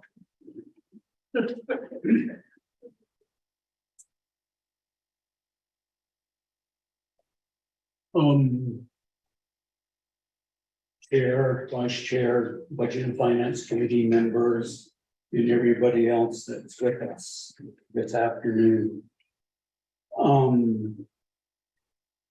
First of all, let me just say this. This listing of amendments, D1 and D2 in particular, it's the first time we've seen this. Myself as well as some of my staff who are in the room now. Now, this is not typically how we do it. And that's what's causing some of the question, certainly, and concerns. Here's the 23 bin. And the 22 bin, 21, 20, going all the way back many years. 15 years, I would say at least. In the resolution that the BMF passes would be a box typically for all of the planning amounts and the percentages. One of the lines is fixed cost. In the case of 23 or fiscal year 23, it's $23 million. So previously, this detail wasn't in there. It's not in your legislation. So I'm not sure why it's being added now. I could put it like this. It's like a worksheet that OMB developed, working with a lot of these divisions who handle these budgets. And it's presented to the branch chiefs in their meetings. Because remember, the recommendation that comes from the branch chiefs, and then today, hopefully, from the BNF committee, is whatever the available revenues are. In this case, it's the 200+ million that's going to be allocated to 201 million that's going to be allocated to the branches, fixed costs, cash management, etc., and so forth, and so on. What this does, what it attempts to do, is just show the numbers for the various budgets and programs to get to the bottom line, the total. And the total is what is used. That the BNF typically we put in your budget resolution. It's the planning amount. Okay, and the reason I'm saying that is because the fixed cost, remember this. Peggy, correct me if I'm wrong. The fixed cost is under your oversight. BNF committee is that later when you have your budget case, that's when you go through this with a fine-tooth comb. You see, because it's under your oversight. Then you can make adjustments, revisions, changes. Now, having said that, I guess it could be done this way. It's certainly something new and different. But I don't want to say it like this, but it's like putting the cart before the horse. You see, you're not there yet to get into it in detail. So all I'm saying to Delegate Begay, Delegate Damon, is that the amendment that you're contemplating, if you follow this method, then yeah, I guess now's a good time as any to do it. But what I'm trying to say is in your upcoming budget hearings, you can do that too, plus more. And that's the way it's typically been done. in years past. So having said that, even D1. It's simply, again, a worksheet. Showing the branch chiefs and those that are interested in the subject matter. What the calculations and options were. But at this point, again, in the previous BFC resolutions, all that would be shown. Would it be called BFC option, would just be those costs, numbers, and the percentages. That's it. And so all I'm saying, I guess, is that, well, it's different, clearly. And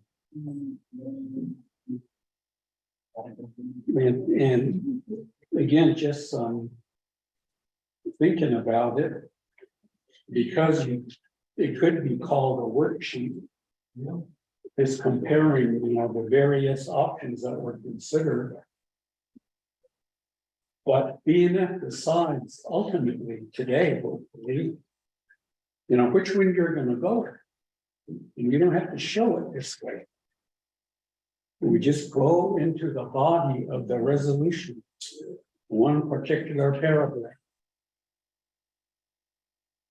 So, I don't know, I'm just thinking that if you enact a resolution this way, say it's showing a lot of other information that would simply raise questions. So, for example, the top box, which is the 23 allocations, those are the base numbers pursuant to the last year's BNF planning amounts. And it's just there for comparison. So this central box is what the branch chiefs recommended in their branch chiefs agreement. So that you look at the first one, the fixed cost was 23 million for 23. And then the middle box in the branch chiefs is 26 for the children. You see, it shows what the difference is.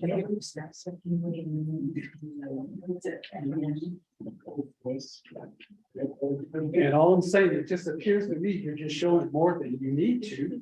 It has the tendency to raise a lot more questions.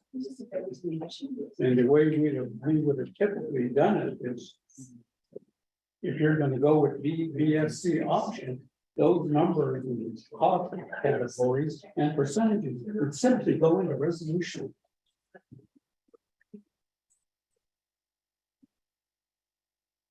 So that's it. Thank you very much, all. Committee members, do you have comments or questions on this amendment, or do you have any comments or questions for Mr. Vial?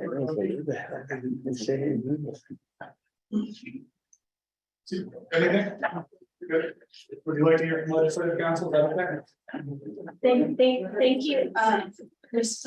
Honorable President Chair. So, Ms. Roboth, whispered in my ear, and she has a perfect solution. The amendment, or actually, if you wanted to do it as a separate amendment or within this one, the directives portion of the amendment that says how the final version of the bid will be produced, it can simply say that the allocations in the BFC option 1 on exhibit D2 will be incorporated into the body of the legislation.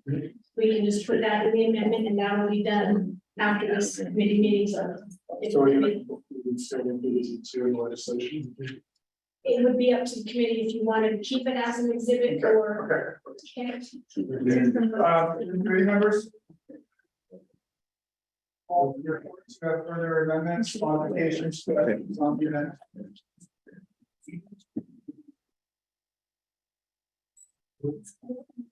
Kelly Cross. Thank you, and so we, were presented the cost listing, has, I guess the question would be, I'm not sure if Division would know as sponsor, but were all of the application programs, were they able to provide recommendation if they had fixed costs? Like, so that's why the listing is created, but now we're adding, an option that was missed. So I just need to know, are there any other programs that meet the fixed cost definition that are not part of this? Right. Are you asking me or Doug? I would, if you have to answer, or Delegate Parrish, or if someone in the room.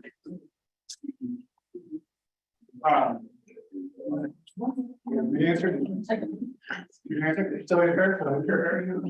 Thank you, Vice Chair Slater, Chair Pro Tem, and yet, for the question. In regards to the development of the budget instructional manual and the BNF resolution, it was the intention of the Budget and Finance Committee early on to. Everyone who's talking, who isn't the chair of the committee responding to the question, can you please keep it down or go outside? Thank you. Shada, Delegate Amber Knessworth, if you recall early on in the Budget and Finance Committee, in our earlier discussions during the spring council session, the controller at the time had presented the committee the projections of revenue. Also, we approved the fringe benefit rates at that time, and once those two items were approved in the budgeting process, the Budget and Finance Committee then had Mr. Bial come before the committee to ask him to be a part of the discussions, and then we brought in Mr. Sandoval to ask the same questions. And at that time, to be a part of those discussions, the committee identified that as a topic of discussion, but there was no feedback from the executive branch at that time. There was no communication from the executive branch, from the departments, from the leadership, from to the Budget and Finance Committee. So I don't believe that the Budget and Finance Committee was provided that information. The three branches. OMB and Arvin, I guess, you need to share this, so this is it.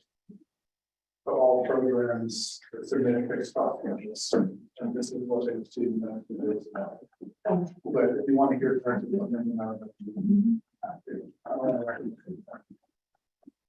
Vice Chair, if you could ask, Deputy Chief Mitchell to get some insight.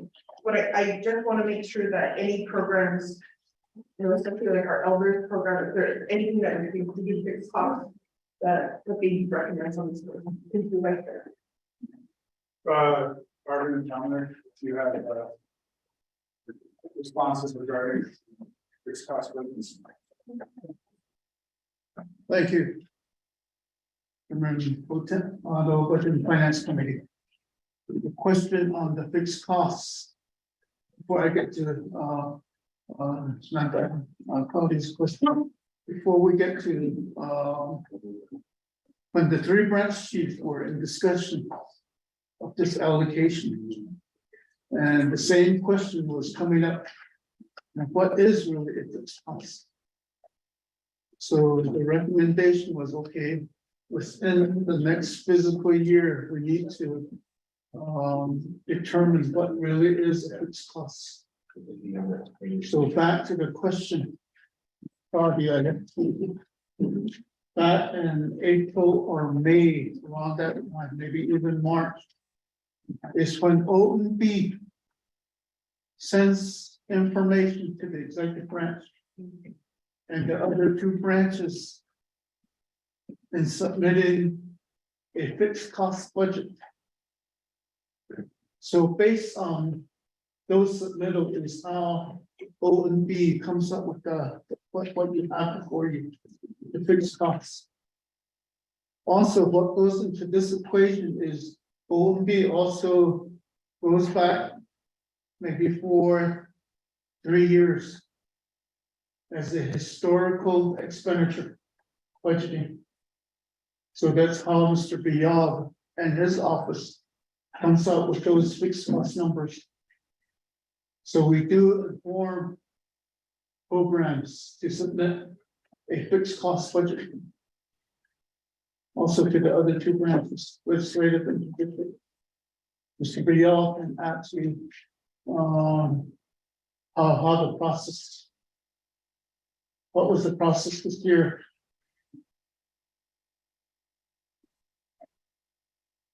Dominic's mentioned it, some of the reports we committed to. And then really proud on page 317 of the proposed, does list what its cost definition is in this, that the committee would be adopted. And I can see that there are some other lines in there, so it does change. Committee members, further questions or discussion on amendment number 1 as modified? I have,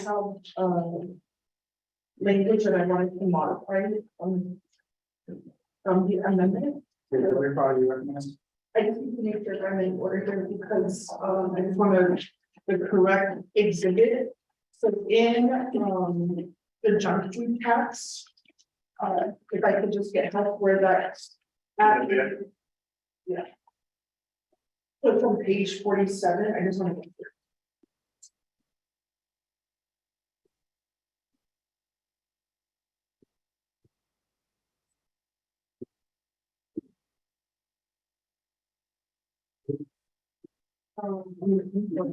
It's 46 on the amended one. And in the amended one. Oh. I mean, this is what you're proposing in the amendment. Page 47. Or did you say 36? Well, it's just that that's where it started, it's on 46, it continues on 47. Okay, so on 47, I'd like to add where it says equipment purchases, to add farming equipment. Farming.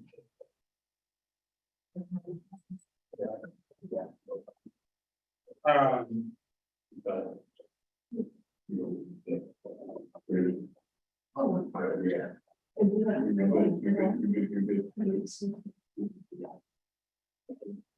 said it's Medicare cut. I could just find it to the committee. I think you can modify your own. Yeah. Oh, you want. So you want to say. So you can modify. I just want to have it written on. Yeah. You guys can tell me. I certainly. It does take F3 farming and vegetable. You want to make sure equipment is specific. Yeah, you're not allowing it. You want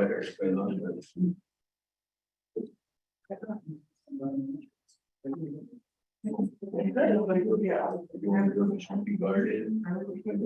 You want to use water.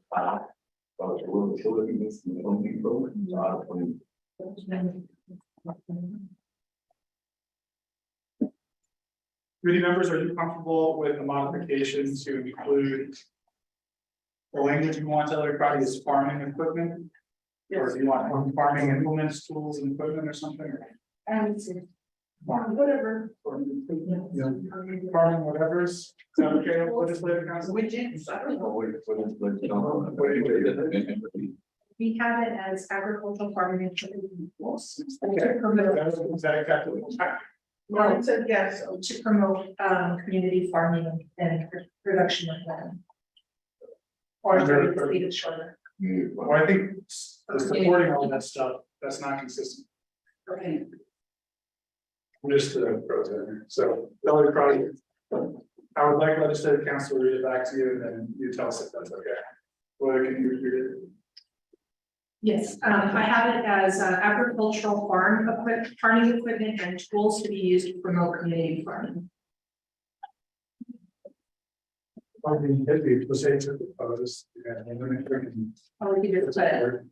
okay, so then just cut out that word. Yeah, exactly. All right, yeah.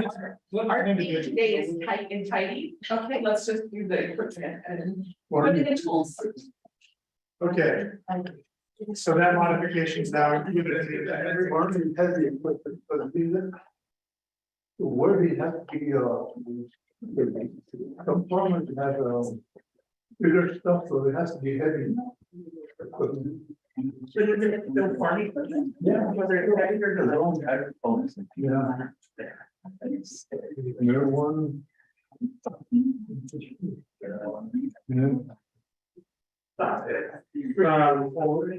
Wait 1 second, because. I mean, heavy equipment is a capital expense. And some nature that is what the equipment, I think it's very. Well, so, would you like me to recognize you to ask a question to legislative council as to whether farming equipment, heavy equipment will qualify under the definition? Yes. Okay. Legislative council, Delegate Begay has a question for you regarding the new language that we proposed. Yes, thank you.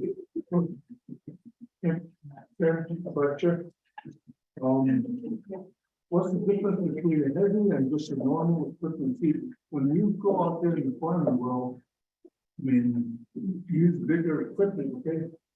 Compared to just equipment, might be just a lawnmower and stuff like that. So there's a difference on how the bigger farmers, you know?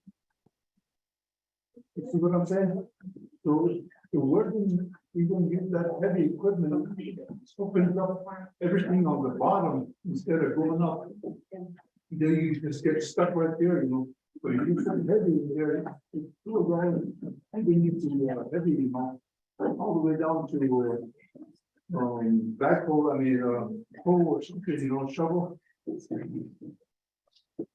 Legislative council recognize the clock. Thank you, Rochelle, Honorable Delegate Begay. I think we can fix the question here by simply calling it farm equipment. So that the question of the other types of heavy equipment will not be included. It'll be strictly for farming purposes. So we'll craft that amendment to address your concern.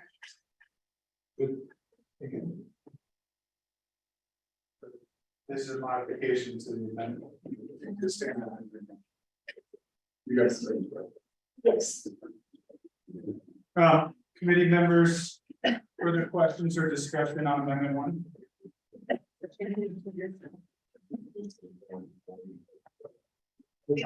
Yes, thank you. So, if that amendment is ready, I'd like to, or is that, This the amendment? is that? You and Delegate Hazard, I believe, consent to modification. Sure. So then I have to With the language, so you have another question, okay. Okay. So So now, probably recommend- L1 on the amended, and this is regarding chapter budget policy of the navigation. If I could just ask, from the discussion on, where, because some of the chapter funds are so restricted that they're unable to use it at a local level. I just need to know if there's if there's some modifications to that language that either clarifies or reduces some of those restrictions. That would be appendix L1. Which number? Page 40. 40.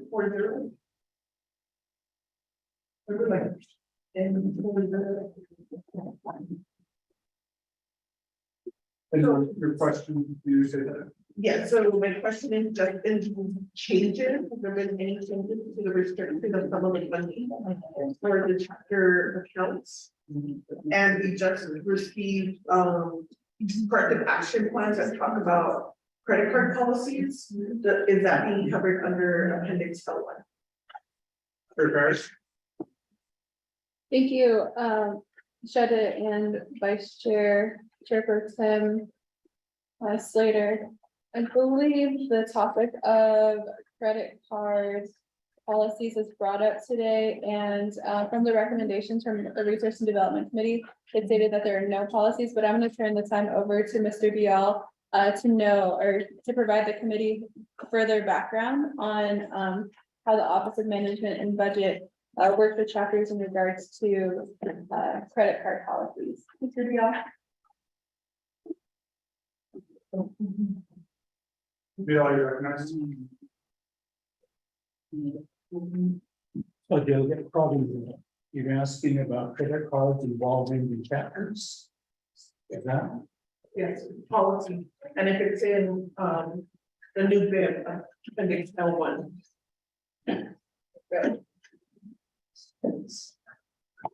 Page 3.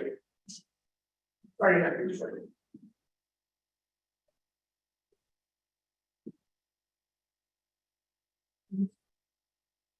In all.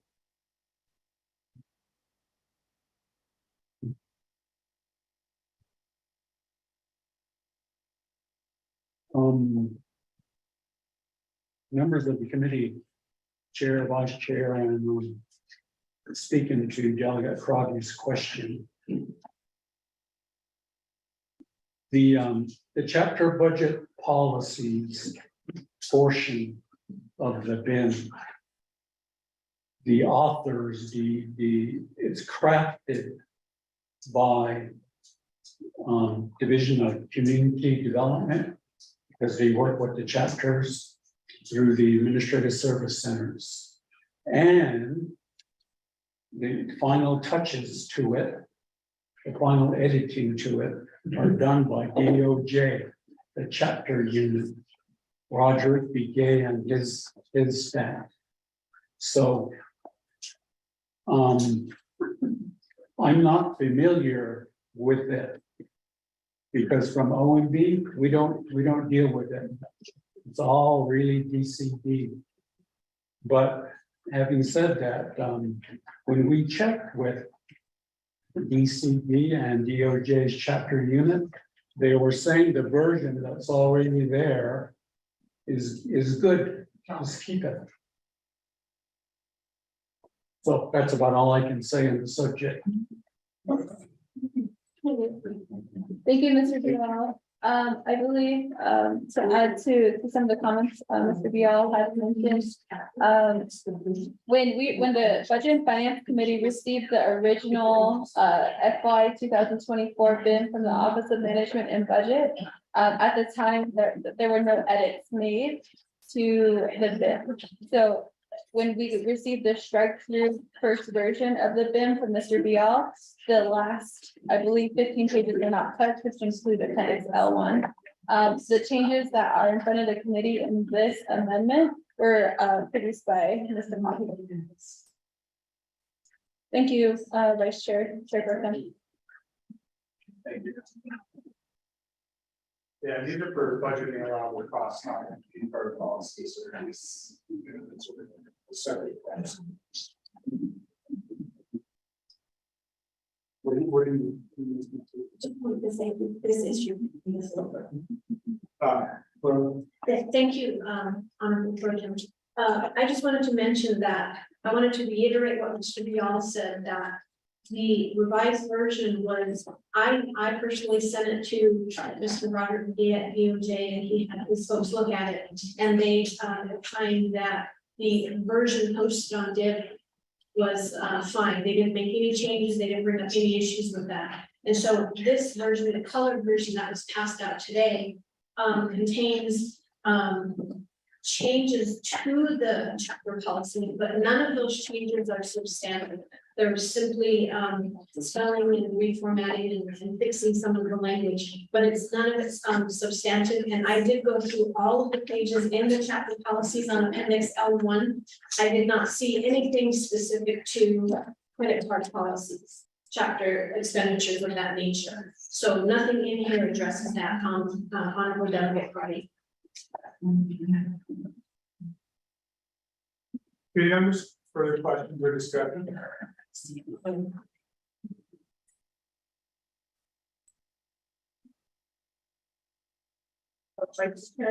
Later, whichever, I do have a question. Delegate Crowley, recognized. Thank you. So if intern controller with me is still on the line, I wanted to ask a question regarding his comment on having budget, even having chapter budget policies if OMB is not involved with the chapter budgets. And so what then is the recommendation? Should, because in reading appendix L1, it states that the chapters will develop policies And if not, then they defer to these policies. I just need clarification, because chapters come at all different levels. So I just need to know, if OMB is not involved with the chapter budget process, then why do we have a chapter budget policy for the NAPA future? I just need some clarification in that historic, why we have this appendix. Like, why are we? I'm not sure if DOJ is on the line to answer that, but Mr. McKay had mentioned it. I don't know if he has any more information or what we need to consider in the future. Mr. McCabe, are you on the line?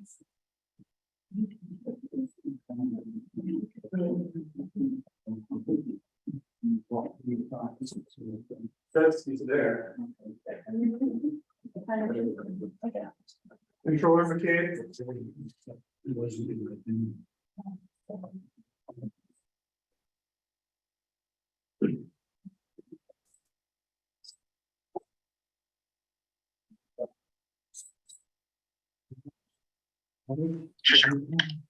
Hey guys, this is Sean.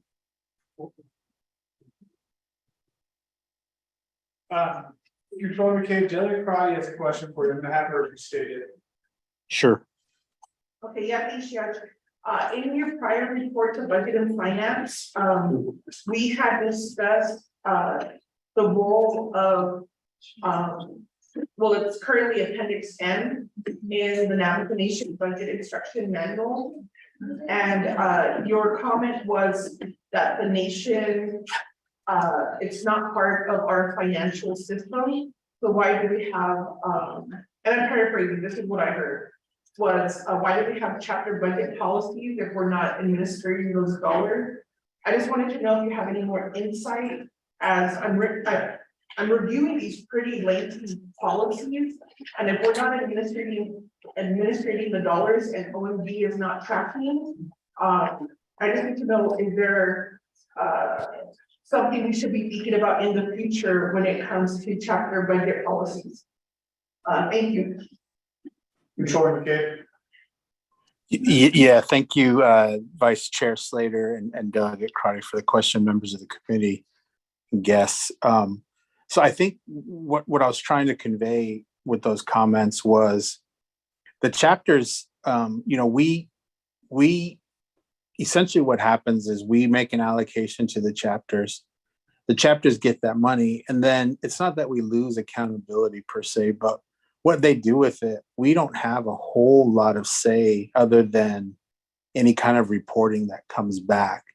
And so I think the comment I was making was, when they get their allocations, there's not a whole lot that they even have their own accounting system. They use an MIP online system. I think it's based out of Albuquerque.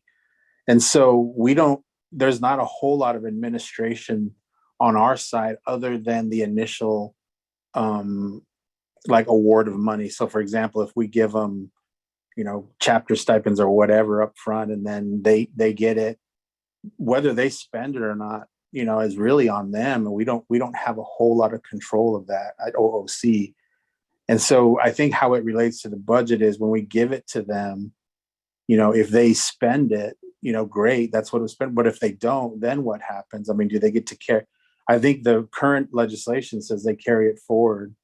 But I guess we need to ask ourselves, with unspent monies like that, if those exist, what does OOC have anything to do with that, and or council or budget and finance? And so I think the point I was trying to make is, when we make an initial distribution to the chapters, that we kind of lose, not necessarily accountability, but we don't have a whole lot of say of what happens to the money after that. The chapters, have that on their end, and they spend it how they spend it, and whether they spend it on, I guess, is upon them as well. And so as far as amending policies, I definitely think that might be a discussion we may have to have at some point. For now, I don't know if we have to rock that boat right now, but certainly something to discuss in the future, just because, you know, I know how important local governance is, but there is a factor of, you know, where we have a responsibility. Where I'm really kind of concerned, to be honest with you, is the ARPA money that's awarded to the delegates. And now that we're putting chapters in a position where they're going to have a single audit done. I mean, it's not going to even fall on us. It's going to fall on each chapter. And are those chapters set up properly with internal controls and spending? Because all our responsibility will be at that point is to monitor them as subrecipients. And so I guess I was just kind of making that comment because I think we do need to consider, you know, at some level how we look at the chapters and the money that we award to them. I hope that answers your question, Delegate. Okay. Oh, yeah, thank you for that clarification. I think if we could just, maybe after the budget process, revisit this appendix and work with, the council or the oversight. I'm not sure who's spearheading any amendments or chapter issues, but I think this should be something we have a conversation. Thank you. Okay, and I'd be happy to work with you all on that. Thank you. Yeah. Any members, any further questions or discussion on that number one?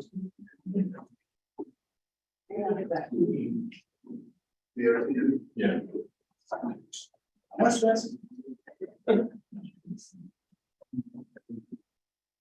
Hearing none, can we have a second reading of the amendment, please, before going to a vote?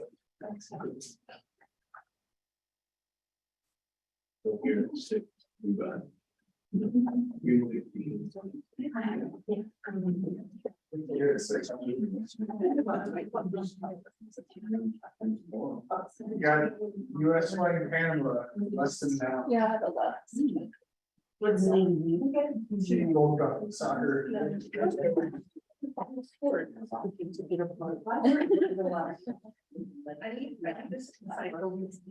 Right here. You just get recorded and, you know, YouTube TV. Members are waiting for staff to pull up the revised.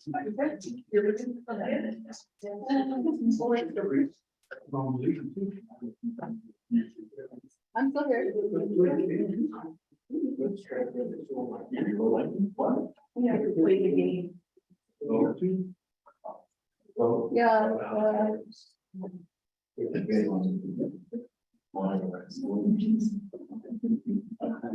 We have the amendment. I'm sure you said it, it's just so slow and the connection is terrible. It's a second reading, so you could read. Just need to read the modifications that have taken place in the course of consideration. And then- That's it? No. It's the only thing that's made this one.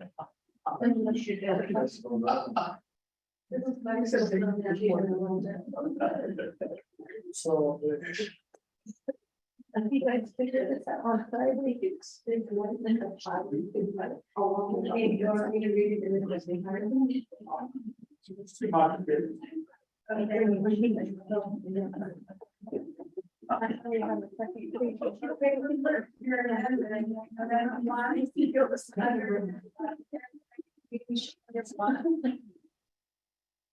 Maybe members here, amendment one. There is a last sentence that says will be advised in accordance with the community's directive at the meeting of July 12, 2018. Exhibit B2 will be revised in accordance with the committee's directive at the meeting of July 12, 2023, and a revised exhibit B2 will be attached to the final approved committee resolution. And going down to number 6. A new numbers. Actually, you number 7. It's number.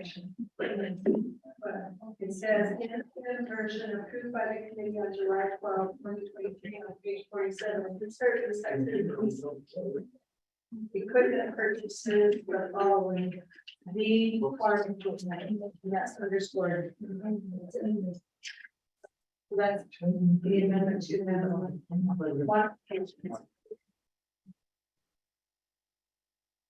Remember, we've had a second reading that includes the two modifications that are given, and then one. How do you vote on the one? Cardi, how do you vote on the one? Chairman Green, thank you. Delegate Hazard, how do you vote on the one?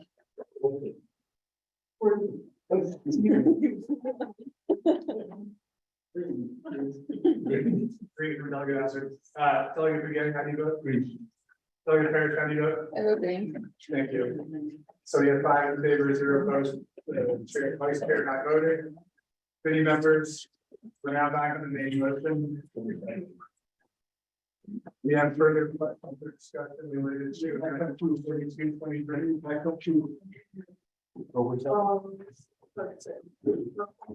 I do have questions. Delegate Cardi, you're recognized. Yes, thank you, Vice Chair. So the 3 branch chiefs made recommendations. So where are we seeing that? Is that a recommendation that will be developed later? If I could ask Dominic, where he was mentioning like personal application fund before, and it has to just be a paragraph. So what are we doing? I'd like to give some direction to our seniors, because that was the priority. There's seniors need operating and maintenance, new vehicles, the implementation of for Americans. So how are we gonna forward with those items?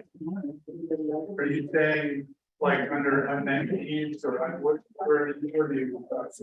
The 3 branches. Yeah, Yes. So how are we gonna move forward and? so your amendment, that's exhibit C. This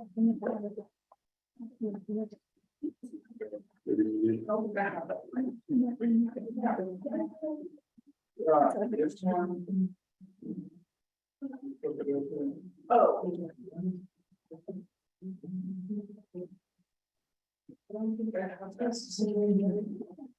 No, I have some. Oh, right there. So committee members, if you see, so the 3 branch chief wants us to use, or the recommendation, and that's how we're moving forward. So I'm just gonna be clear. Our general fund projection is 106, 161 million. And then we're gonna be using permanent fund interest, the full amount, 40 million. This is the first time we're using the full amount. The total that's 201 million. And then they broke down, I mean, these are just recommendations, but if we're approving this, then I just want to make sure all of the programs know the intent. So are we saying we agree with number 2? This personal app savings plan. Yes. So did we agree with all of that? I wasn't here for that report. I came in over discussing this legislation. Because I just want to make sure what's seen here was all agreed by budget and finance, or were there any additional recommendations? So this is what they recommended for personal app savings fund. So we'll see this in the budget. And for the permanent fund income expense.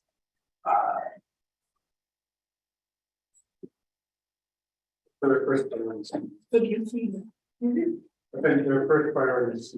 Right, senior program. So what does that look like? So if it's 21.5 million, how is this committee going to move forward? Because I'd like to start pulling in that information to really support our elder program. So we have that assessment that was made on senior buildings. Are we talking about, food operation costs, vehicles, and the implementation of the Older Americans Act? So I just need some guidance so that we can move forward and start letting the programs know they need to pull in these dollars. Or like how is the committee gonna start pulling together that budget for that 21.5 million? And the second part is, are we agreeing to have that 20 million be set aside for fiscal 25 budget? Or did we want to have that UUPB drop and be available during the fiscal 24 season if there's like emergency or need, like what we're seeing? So have we had that conversation? And I think we would need that guidance as budgets are starting to get developed. In the amendment, you want, well, first, last year, we gave you some 40 million, that's where we had that excess 27, and then it had been positive. And we said we were gonna come back together, and remember we ever came back together to confirm trust. Right. The amendment you offered says the Branch Street's recommended allocations have been duly considered by the Budget and Finance Committee or made call, that's it. And then it says that we adopt the Budget and Finance Committee option and the general fund and IDC allocations for fixed costs. And it doesn't make a determination on any of the items that you brought up. So.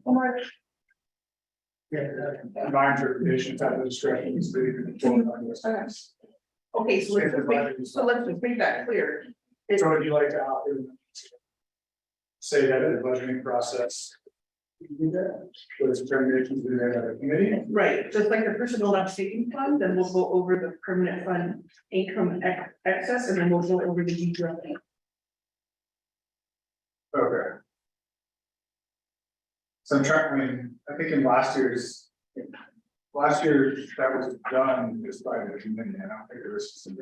Was there really? I have to pull it up to find out.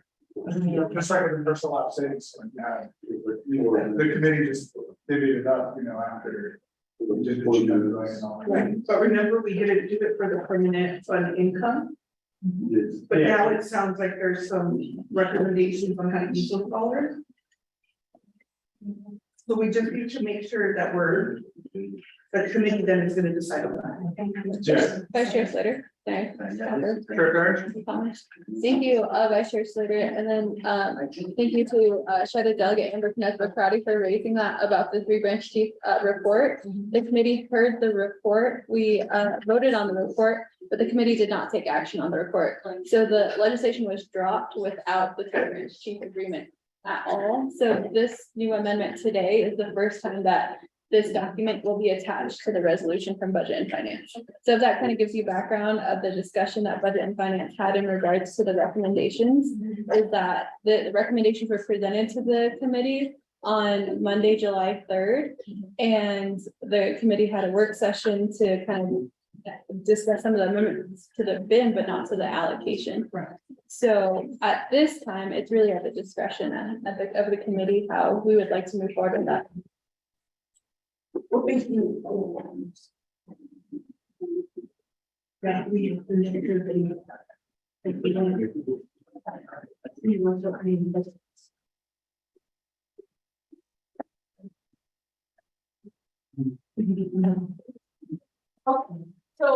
So if we could have a work session or discussion at a later time regarding 3 items, or if we're going to do the calendar. Yeah. This is our recommendation. Okay. One day it will be your senior one. No. Yeah.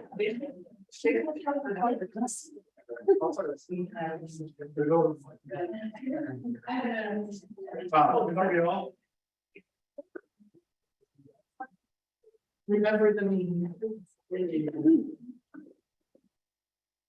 Members of the committee, chair, vice chair, on your speak, adding on to. Oh, no, you said speaking. Okay, go ahead. Sorry. Don't jinx me.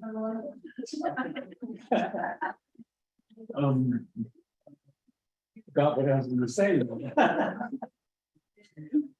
And adding on to your question about what the recommendations from the branch chiefs, they are recommendations.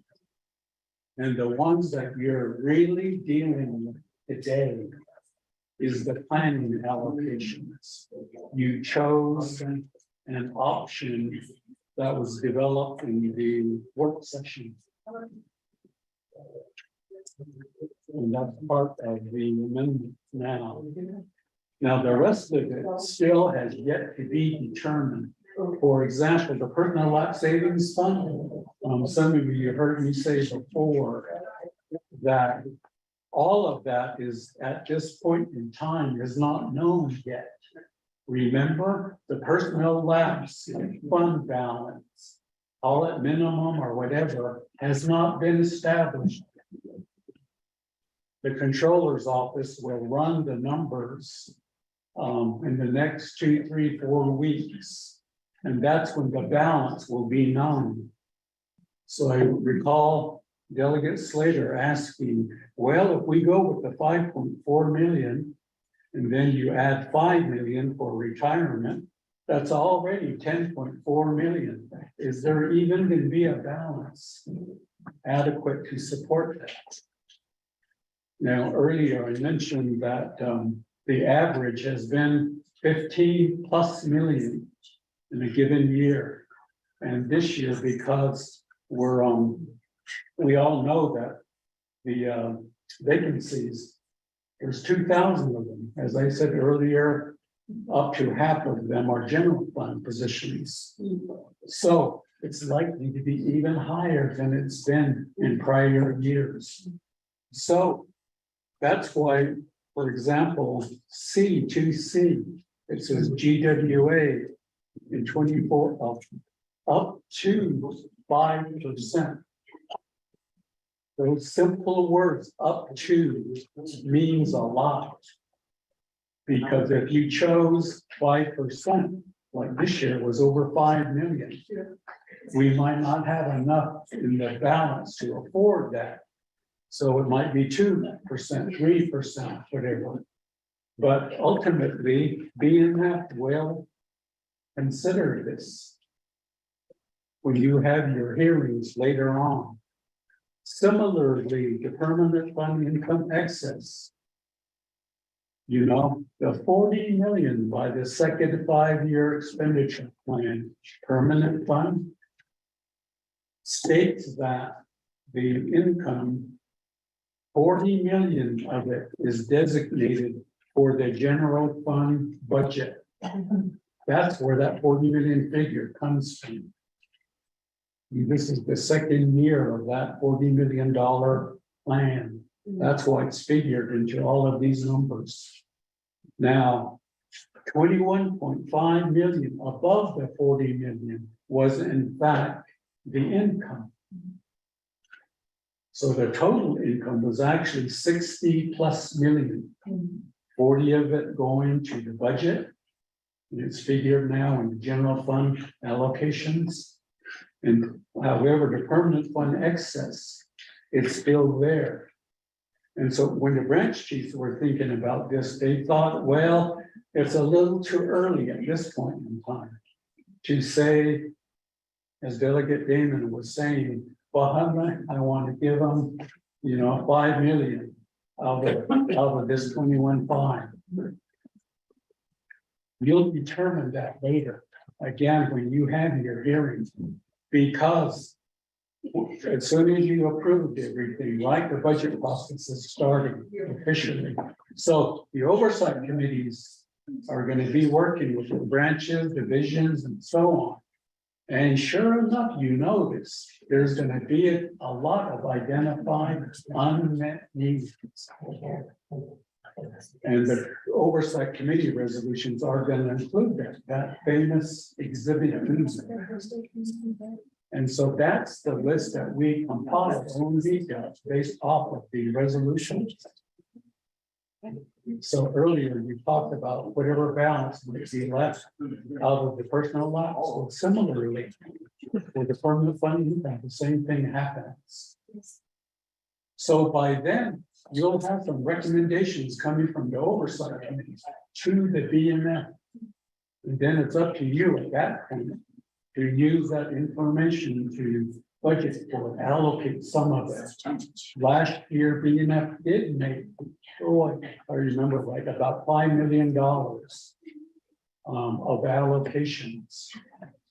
One of them, remember this, the original GWA recommendation from BNF committee was 2%. However, when it got to the nodding committee, the BFC vice chair, Raymond Smith, raised it to 5%. And the balance of that to make that particular increase was the permanent fund income. And then the committee decided, Navi committee decided the remaining balance, roughly 21 million or so, was put into the UUFP. So it became a part of the balance that was available in 23. So that's what's going to happen down the road as a part of their budget process that we're beginning to start. The same thing with the UUFE that you mentioned. If it's the decision ultimately of BNF to support it, and you would recommend it in your comprehensive budget resolution, that goes to lobby and then the council. And if it's there, then it would be included by the president as well. But you notice the branch chiefs obviously are continuing that same recommendation, just as a safeguard in the event, because you've heard the controller, Mr. McCabe, remember he was talking about how the stocks and the investments are volatile at the moment. It's sort of like going up and down more than normal, more than usual. So it might be good to do this again. In case, we don't make as much money from our investments as we thought. So that's the safeguard. So I'm just explaining that because that's typically what's going to happen down the road, members of BNM. Thank you. Committee members, do you have further questions or discussion on legislation?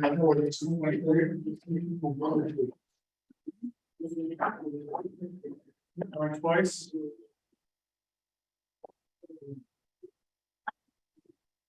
Going 3 times. Can we have a second reading of the legislation?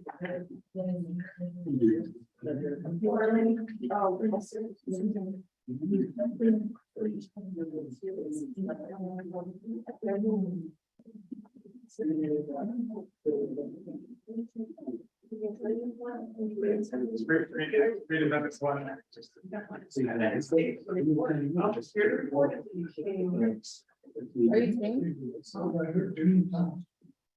This is amendment 12014-23.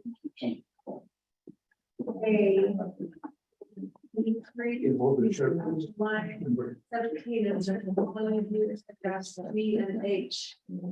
This language B, the finance committee.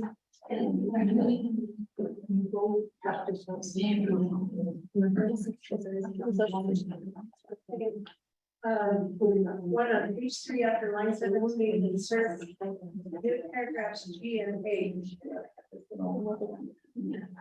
Language G, the budget finance committee has reviewed the nomination pre-grant to the agreement dated June 28, 2023, attached to the exhibit C for the branch recommended allocation have been duly considered by the budget finance committee. Finance committee did the estimate for budget for any allocation options. Yes, alive, one but the BFC option and the training fund and IBC allocations for fixed costs compared to the exhibit each. The committee agrees with the BFC option shown in exhibit B1 and also agrees with the fixed cost allocations shown in exhibit B.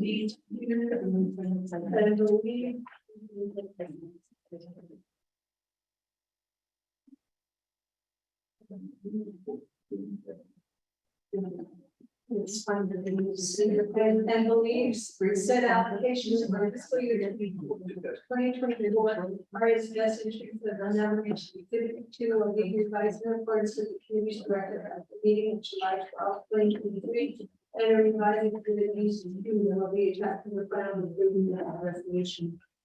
to attach to the legislation that is in C to the one, exhibit B2 that accompanies this amendment 3 replace the FY 2024 budget instructions manual attached as exhibit B2 with the revised exhibit B dated July 12, 2023 that accompanies this amendment. Okay.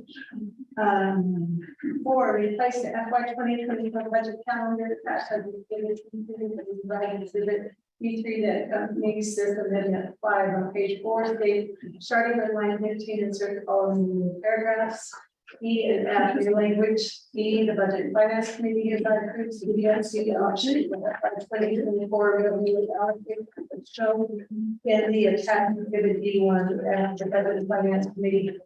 Hereby, it's the FY 2024 general fund and IBC allocations for top shown in 6 on page 4 after the library is the following is section 4 director.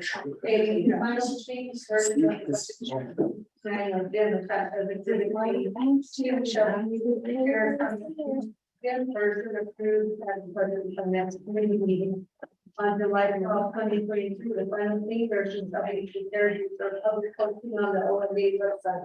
However, the bill version approved by the budget and finance committee on July 12, 2023 shall be effective as of July 2022 and shall be used by all mentions.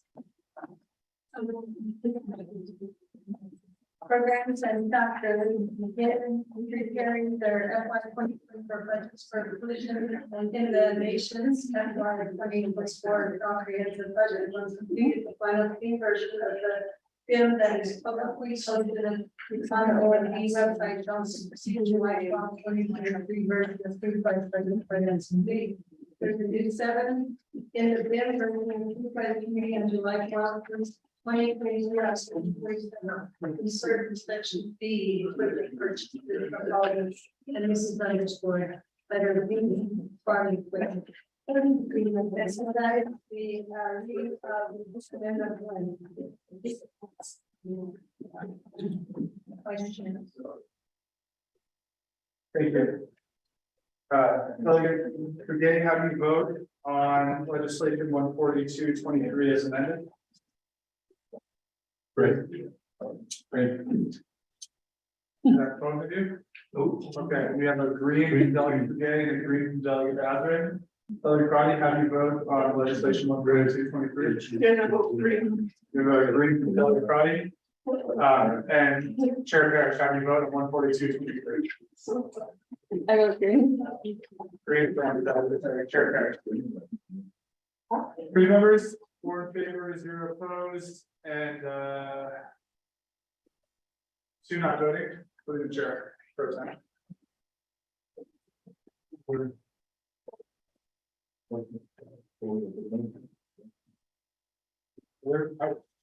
I'm mumbling over here. Is there a motion to adjourn?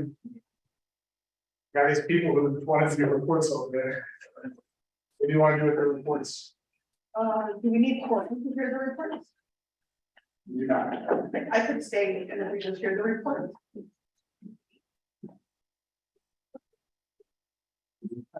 It's 5 o'clock, we're after one. Yeah, committee members, we're on item.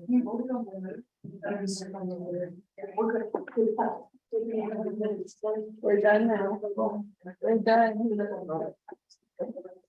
With this part. I mean, we have it. Yeah, so we're now on item 7, I believe. 7, creating fiscal efficiency by applying the budget finance committee's priorities. Presenter Dominic Biel, Director of Office of Management and Budget. Identify challenges, changes made thus far, policy changes, maybe for the next 3.5 years.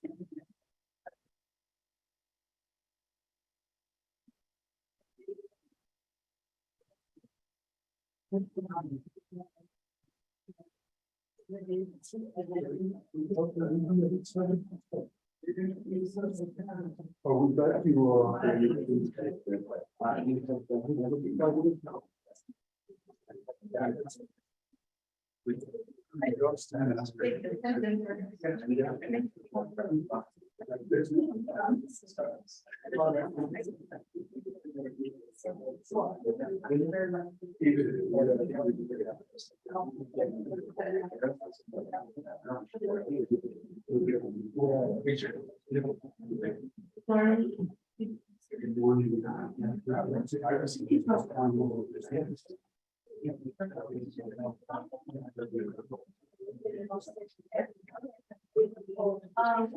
I know, are you leaving? I'm gonna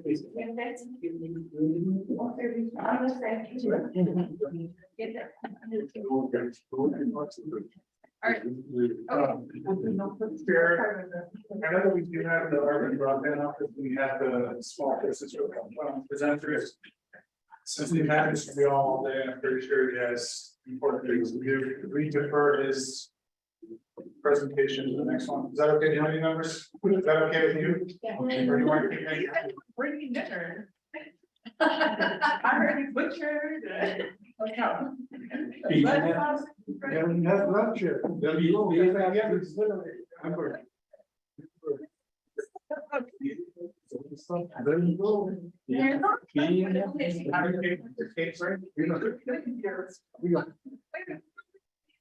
We have, if we take a 5-minute recess, we have a big cake that we need to distribute kind of. There's another cake. We're gonna, yes, there is. We're gonna put that in 5 minutes. Yeah. To get the case, start trying to keep Like, yeah. Yeah, but I- Yeah.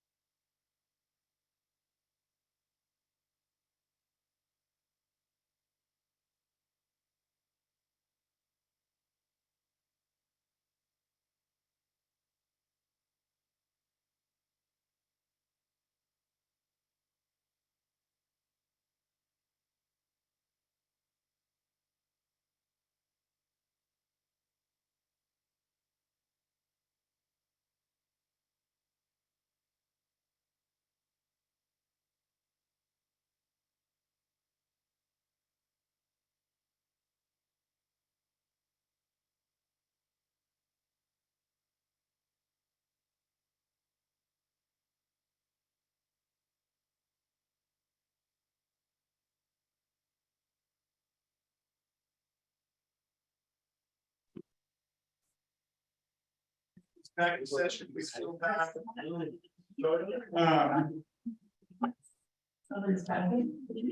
Two more items to move through, which is item 5D, updated report on ARPA funds allocated for broadband.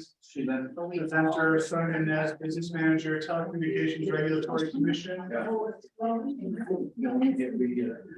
Speaker Charlie's in here for Sonia. July 7th or July 25th. They just said that they wanted to get.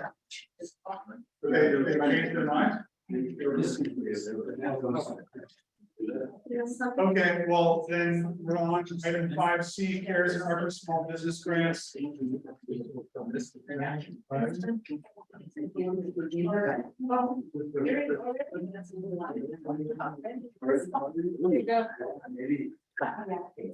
Right, well, tomorrow I'm birthday, girl, you know, I'm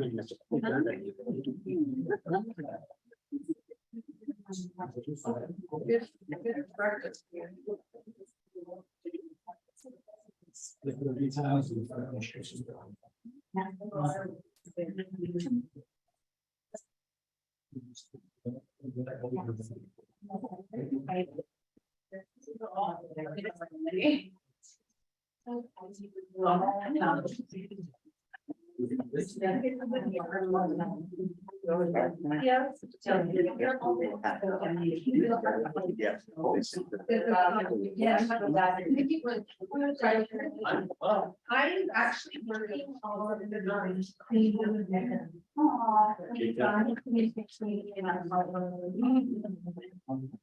Yeah, I told them all on.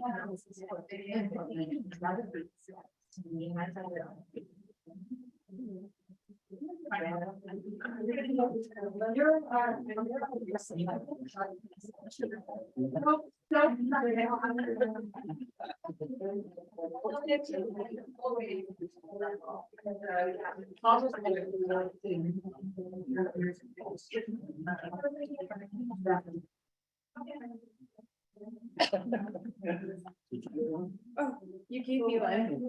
Yeah, I got it. Yeah. Thank you. I'll go later.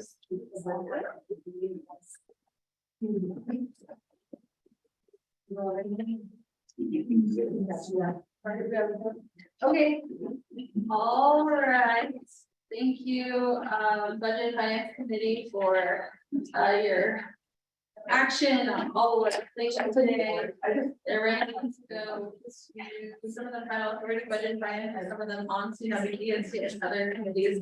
So now we're gonna move on to review the report. As Vice Chair Slater had mentioned, we're gonna welcome our presenters on the CARES and ARPA small business grants. Welcome up to the presenter table, Mr. Horace, good to see you again. And we're gonna turn the time over to you. Okay. Thank you, honorable, committee members, Chair Sandine and, Mr. Slater and, honorable Crowdy. Whoever's here. Yes, thank you. My name is Emerson Horace, and I'm the Chief Financial Officer and also the Deputy Division Director for Navajo Division of Economic Developments. And I'm here with Aisha Holion, and she's going to also introduce herself. Good evening, everyone. My name is Aisha Holion. I am the Programming Project Specialist within the Navajo Corporation Code Office. My clans are Patani, Nonesteja, Nahbani, and Gligit. I am from Coyote Canyon, New Mexico. I will be assisting Mr. Horson in terms of answering any questions as he presents the ARPA and CARES Artisan and Small Business Relief Grant. One thing I would like to know is that we do have documents that we would like to share with the committee. May I present that to your members? Yes, thank you. Could you, did this So I'll remember, so there's going to be, we emailed four documents, and one is a written report that summarizes all the documents that we submitted to you. And there is a second report, which is going to be a handout, the PowerPoint, which you can use as a reference, and that was prepared by Ms. Holian. And then there is a third and fourth report entitled Artisan and Small Business Relief Grant Program. The first report is dated March 8th, 2021, which reflects the CARES. And then the second report is dated June 12th, 2023, and that reflects the ARPA. These two reports won't be handed out. They were sent to you to Ms. Nakai on PDF, so you can download that for your records, as well as the PowerPoint presentation that was prepared by Ms. Holian, and then also the written report. So the written report will be a handout as well as the PowerPoint. Yes. So just refer to this, and I'll just go to the highlights. And then if you have any questions, you can ask those questions. So if you would please turn to the written report titled CARES and ARPA Funds. That was handed out. The CARES and ARPA Funds that was handed out. And so on the first page, page 1 there, that is the CARES and ARPA funding criteria that you can read. And it's categorized by artisan requirement and then small business requirement. That was the criteria used to fund the different applications that were submitted. And then on page 2, there's the CARES funding distribution. And in that, the applications submitted total, and then the number of funded applications. And then on the very bottom of page 2 is how much was distributed. So under the CARES, the total distribution was $28,559,047.44. And that was based upon 4,302 applications. Turn to the third page, and the third page, the next page over, is the ARPA funding distribution. And in that example there were 1,581 applications that were funded, and the total was $12,291,702 that were funded from the ARPA funding distribution. And on the very bottom of that page is the grand total. So the combination of CARES and ARPA funds distributed, the total funded applications was $5,883, and the grand total was $40,850,749.44. And in the last page on page 4, gives the fund balance. Under CARES, there's 0. Under ARPA, there's $16,043,517 remaining that has to be distributed. And that's from the FMS accounting system as of June 30th, 2023. And then the consultants for CARES was Baker Tilly. And then for ARPA, it was Building Nations LLC and Tall Salt Advisors. And then the last part of the report is the future. And basically, the division plans to redistribute the remaining ARPA fund balance of $16,043,517 to small businesses within the Navajo Nation. And then these are some of the factors that we're looking at. Considerations of a revised program to assist more small, medium-sized businesses. We want to set aside a significant amount to complete the artisan relief.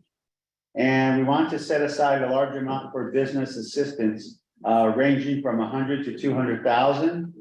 And then we also would like to have a work session with the BFC and RDC to establish the next program, so that we could distribute the 16 million plus to small businesses.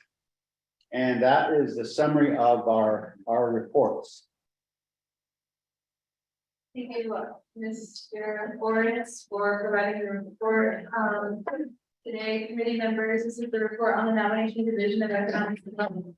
Chairs and ARPA, our team and small business relief. I'm gonna open, Mr. Forrest, does that conclude your report? Yes, I'm sorry, yes, that concludes my report. Thank you. Colleagues, do we have a motion to accept today's report?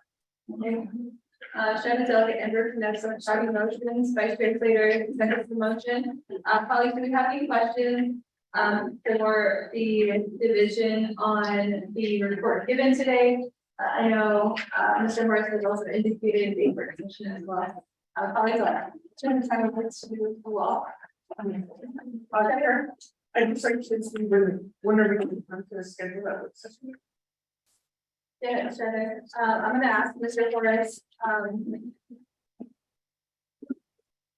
Thank you for being here with us all day in the discussion of the navigation comprehensive budget. Mr. Forrest, I know the use of the ARPA dollars and the CARES dollars are on the deadline. But I guess before we go into the discussion about scheduling a work session, could you provide the committee a little bit more detail and background of the progression of the division in these efforts? How prepared is the division to begin the conversation with direct discussion, I guess, with the committee in a work session setting? Thank you, Madam Chair. I believe the question is, are we, do we have the plans in place to establish that? We do have a preliminary plan in place.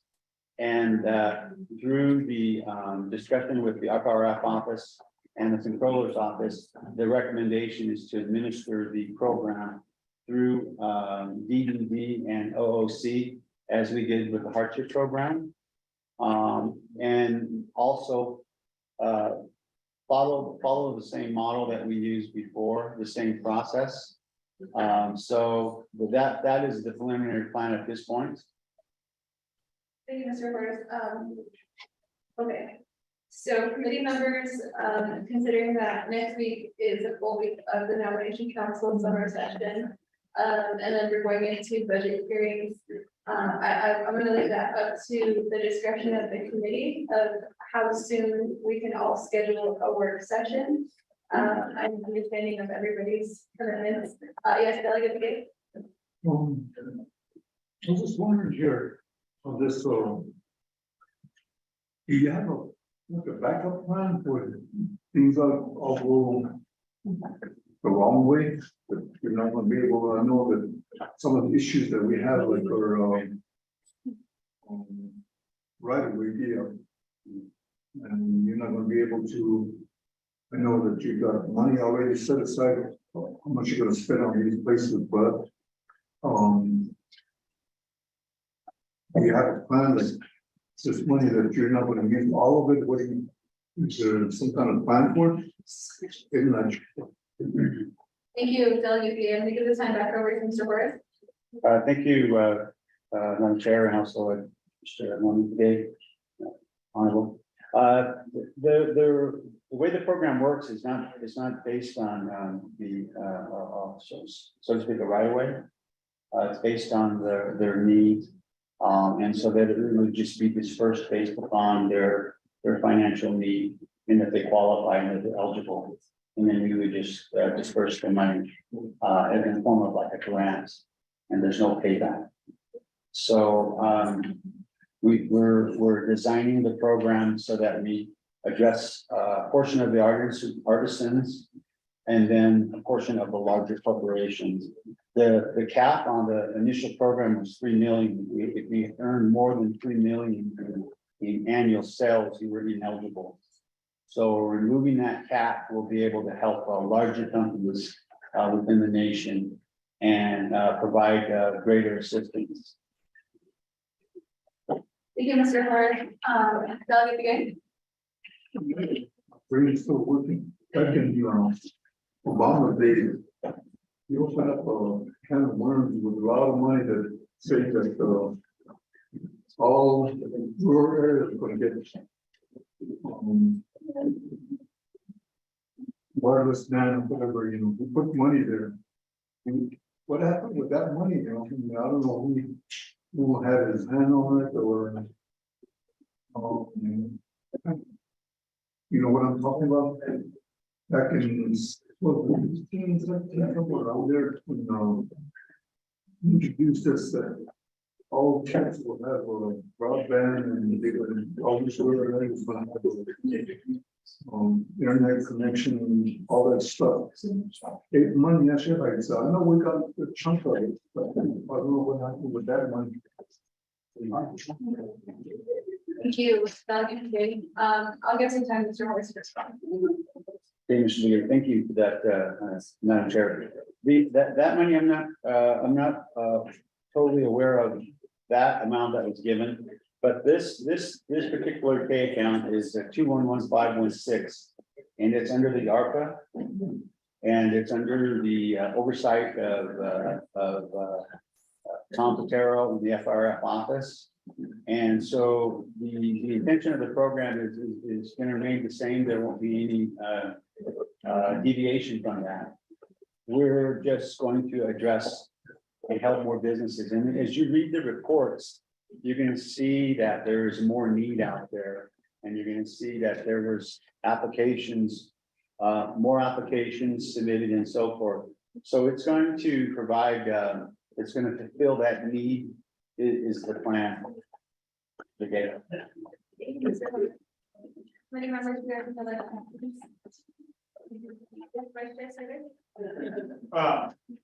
So, two questions. One, you have a quantity of what the outstanding need is that wasn't assisted. Say, the complete applications, things where people, wherever is didn't receive assistance for the cutoff time frame.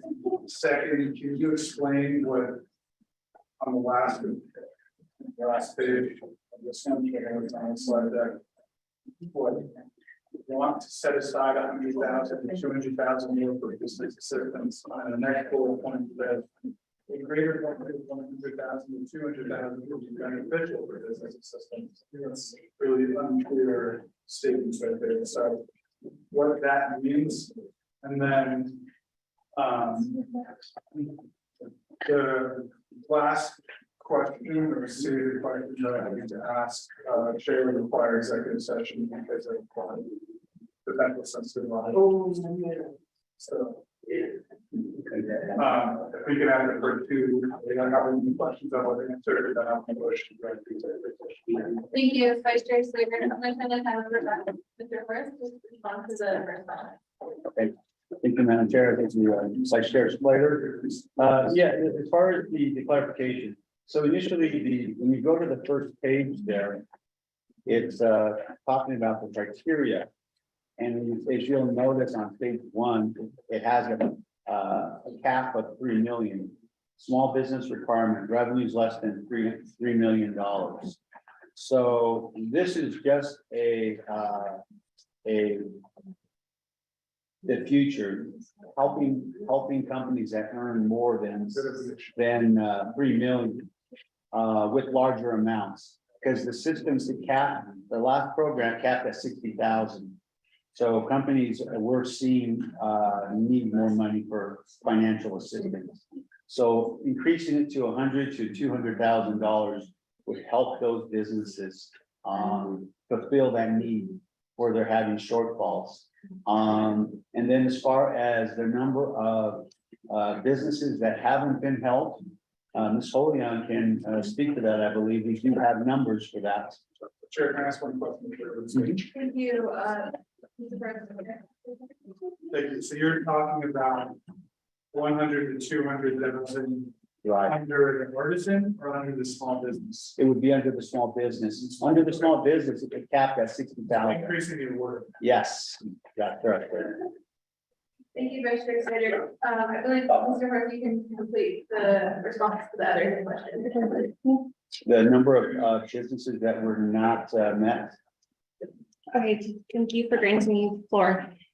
So to answer your question, Vice Chair Slater, on slide number 7 with the Artisan Small Business Relief Grant applications, there is a section that identifies the denied application allocation. This amount was determined by the draft and incomplete applications of 589 applications, along with completed applications of 569, bringing to a total of 1,158 identified applications that could be allocated for future funding. So those are the individuals that were not served in terms of an online application. And this just may be due to like insufficient information in terms of their supporting documentation. Along with that, I would like to add to Mr. Horson's report in terms of how this future project would assist a lot of businesses and also artisans as well. Just a little bit of background information is that during the CARES Act, Artisan and Small Business Relief Grant Program, we identified that that threshold of entities that made over $3 million. There were several entities that were not able to apply for this grant funding. Predominantly, those businesses consist of tourism companies located on our Navajo reservation. So those are the entities that we would also be servicing as well. In addition to that, when this eligibility criteria was created, one thing to note is that the format that we're following was created under the CARES Act. And with this new plan and implementation, through the continuation of the ARPA, it was then identified that entities will need to receive a much larger amount than 60,000. So we would like to make revisions to that as well. In addition to adding on to Mr. Horson's report that he had shared. Raise your hand here, in response to your question, but do you have a follow-up question? Yeah. So in this table of these denied applications, have firmer quantity what you anticipate could be approved if everything is cured that's wrong with the applications themselves, and then do you have a dollar figure? Is that just this item A down here? The second A, you're thinking there's only 2 million more? So I guess it'd be helpful, you have a request at the end. And now I understand it better, of this 100 and 200 to increase the word amount for the small businesses. And then we don't have a breakdown of these applications, which would be small businesses as opposed to artisans, and then what that potential word amount, sorry, what that total value would be as either the $100,000 to $200,000, whatever number you might choose or propose, and then with the existing authorized programs. I guess if you don't have that right now, then that's an ask for managers. Thank you, Vice Chair Slater. I'm going to turn the time back over to Mr. Harris. Thank you, Madam Chair and Vice President. Vice Chair Slater. Yes, we can provide that information on that detail. At a later time. Thank you, Mr. Morris. Committee members, this goes back to the initial question about the work session. Ms. Nakai has a minute from the committee's schedule that the best possible for the personnel you might have the consideration of your own personal schedule with your chapters is the first week of August. Work session has to be in person. Not all the meetings that are. Work sessions. Madam Chair. Yes, Mr. Horace. My wife will be having major surgery that week, so I won't be available that week of August. How long are you going to be out? That will be Monday through Friday. Well, I was going to suggest that we make it later in August. Because RDC, they have like their month planned out. So maybe we could just have the advisors work together and give us a couple of dates. No, I'm saying, get back with some point. Oh, yeah. Yes. Yeah, we do like a few options. Okay. Thank you, Mr. Rice, for sharing that information with the committee. Ms. Matheson, note that the first week of August is not. It's not available for the Division of Economic Development, and we'll go with the recommendation by Shed and Marquez Friday for you to work with the RDC advisor on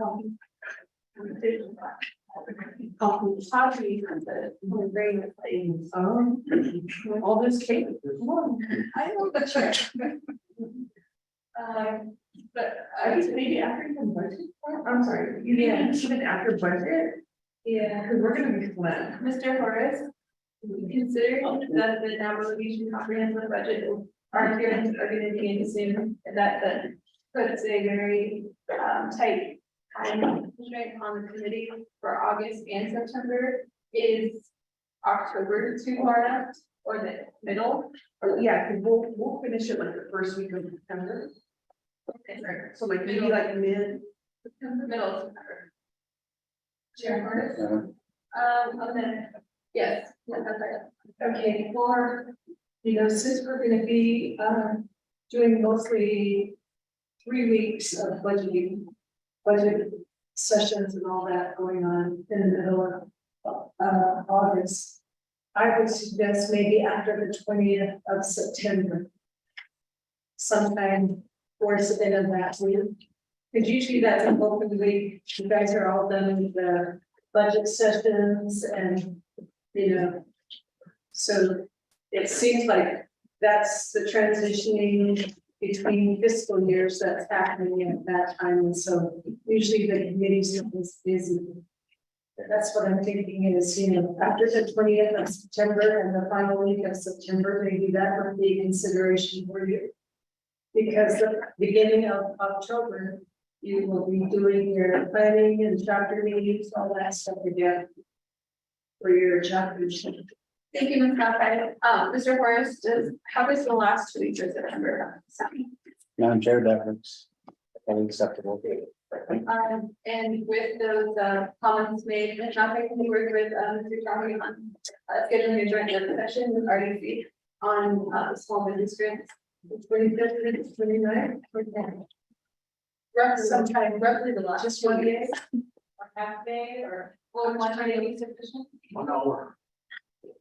One day should be sufficient. One day, not bad. Thank you, Ms. Malphite. Thank you, Mr. Horace, for providing the report, but at this time, I'm gonna ask the committee if you have any further questions. Okay.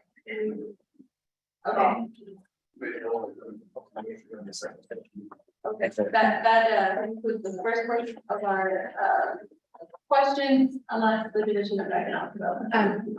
Madam Chair, I would like to propose that we do, that the entity that was contracted out for this ARPA relief grant program be in attendance, just because they heavily worked with this grant program.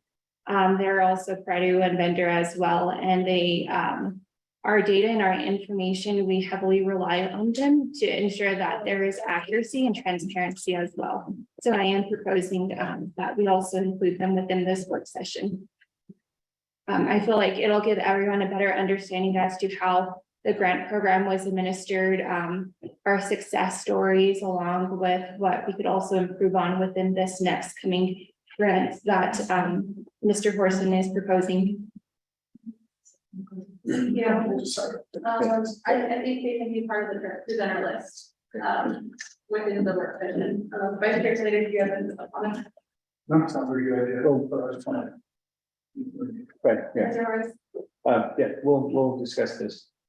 Okay, great. In the meantime, our advisor will also work with the research and development advisory on planning a date, and then they'll keep you and we'll discuss law. Okay. And we'll work out the details. We can have future budget and finance meetings, so we'll work out the details throughout the few more weeks. But at this time, I believe Vice Chair Slater has a motion. Yeah, I'd like to motion you into executive session. for no longer than 40 minutes to discuss potential audit issues. Thank you, Vice Chair Slater. Delegate And Begay. then, sorry, the people that the current presenters, the Department of Justice, including Mr. Lotus, the Office of Controller, Mr. McCabe, our committee staff, and then any representatives from the Office of Legislative Counsel. Thank you, Vice Chair Slater. We do have a second from Delegate Begay. We will go into executive session for no more than 40 minutes, beginning at 5:40.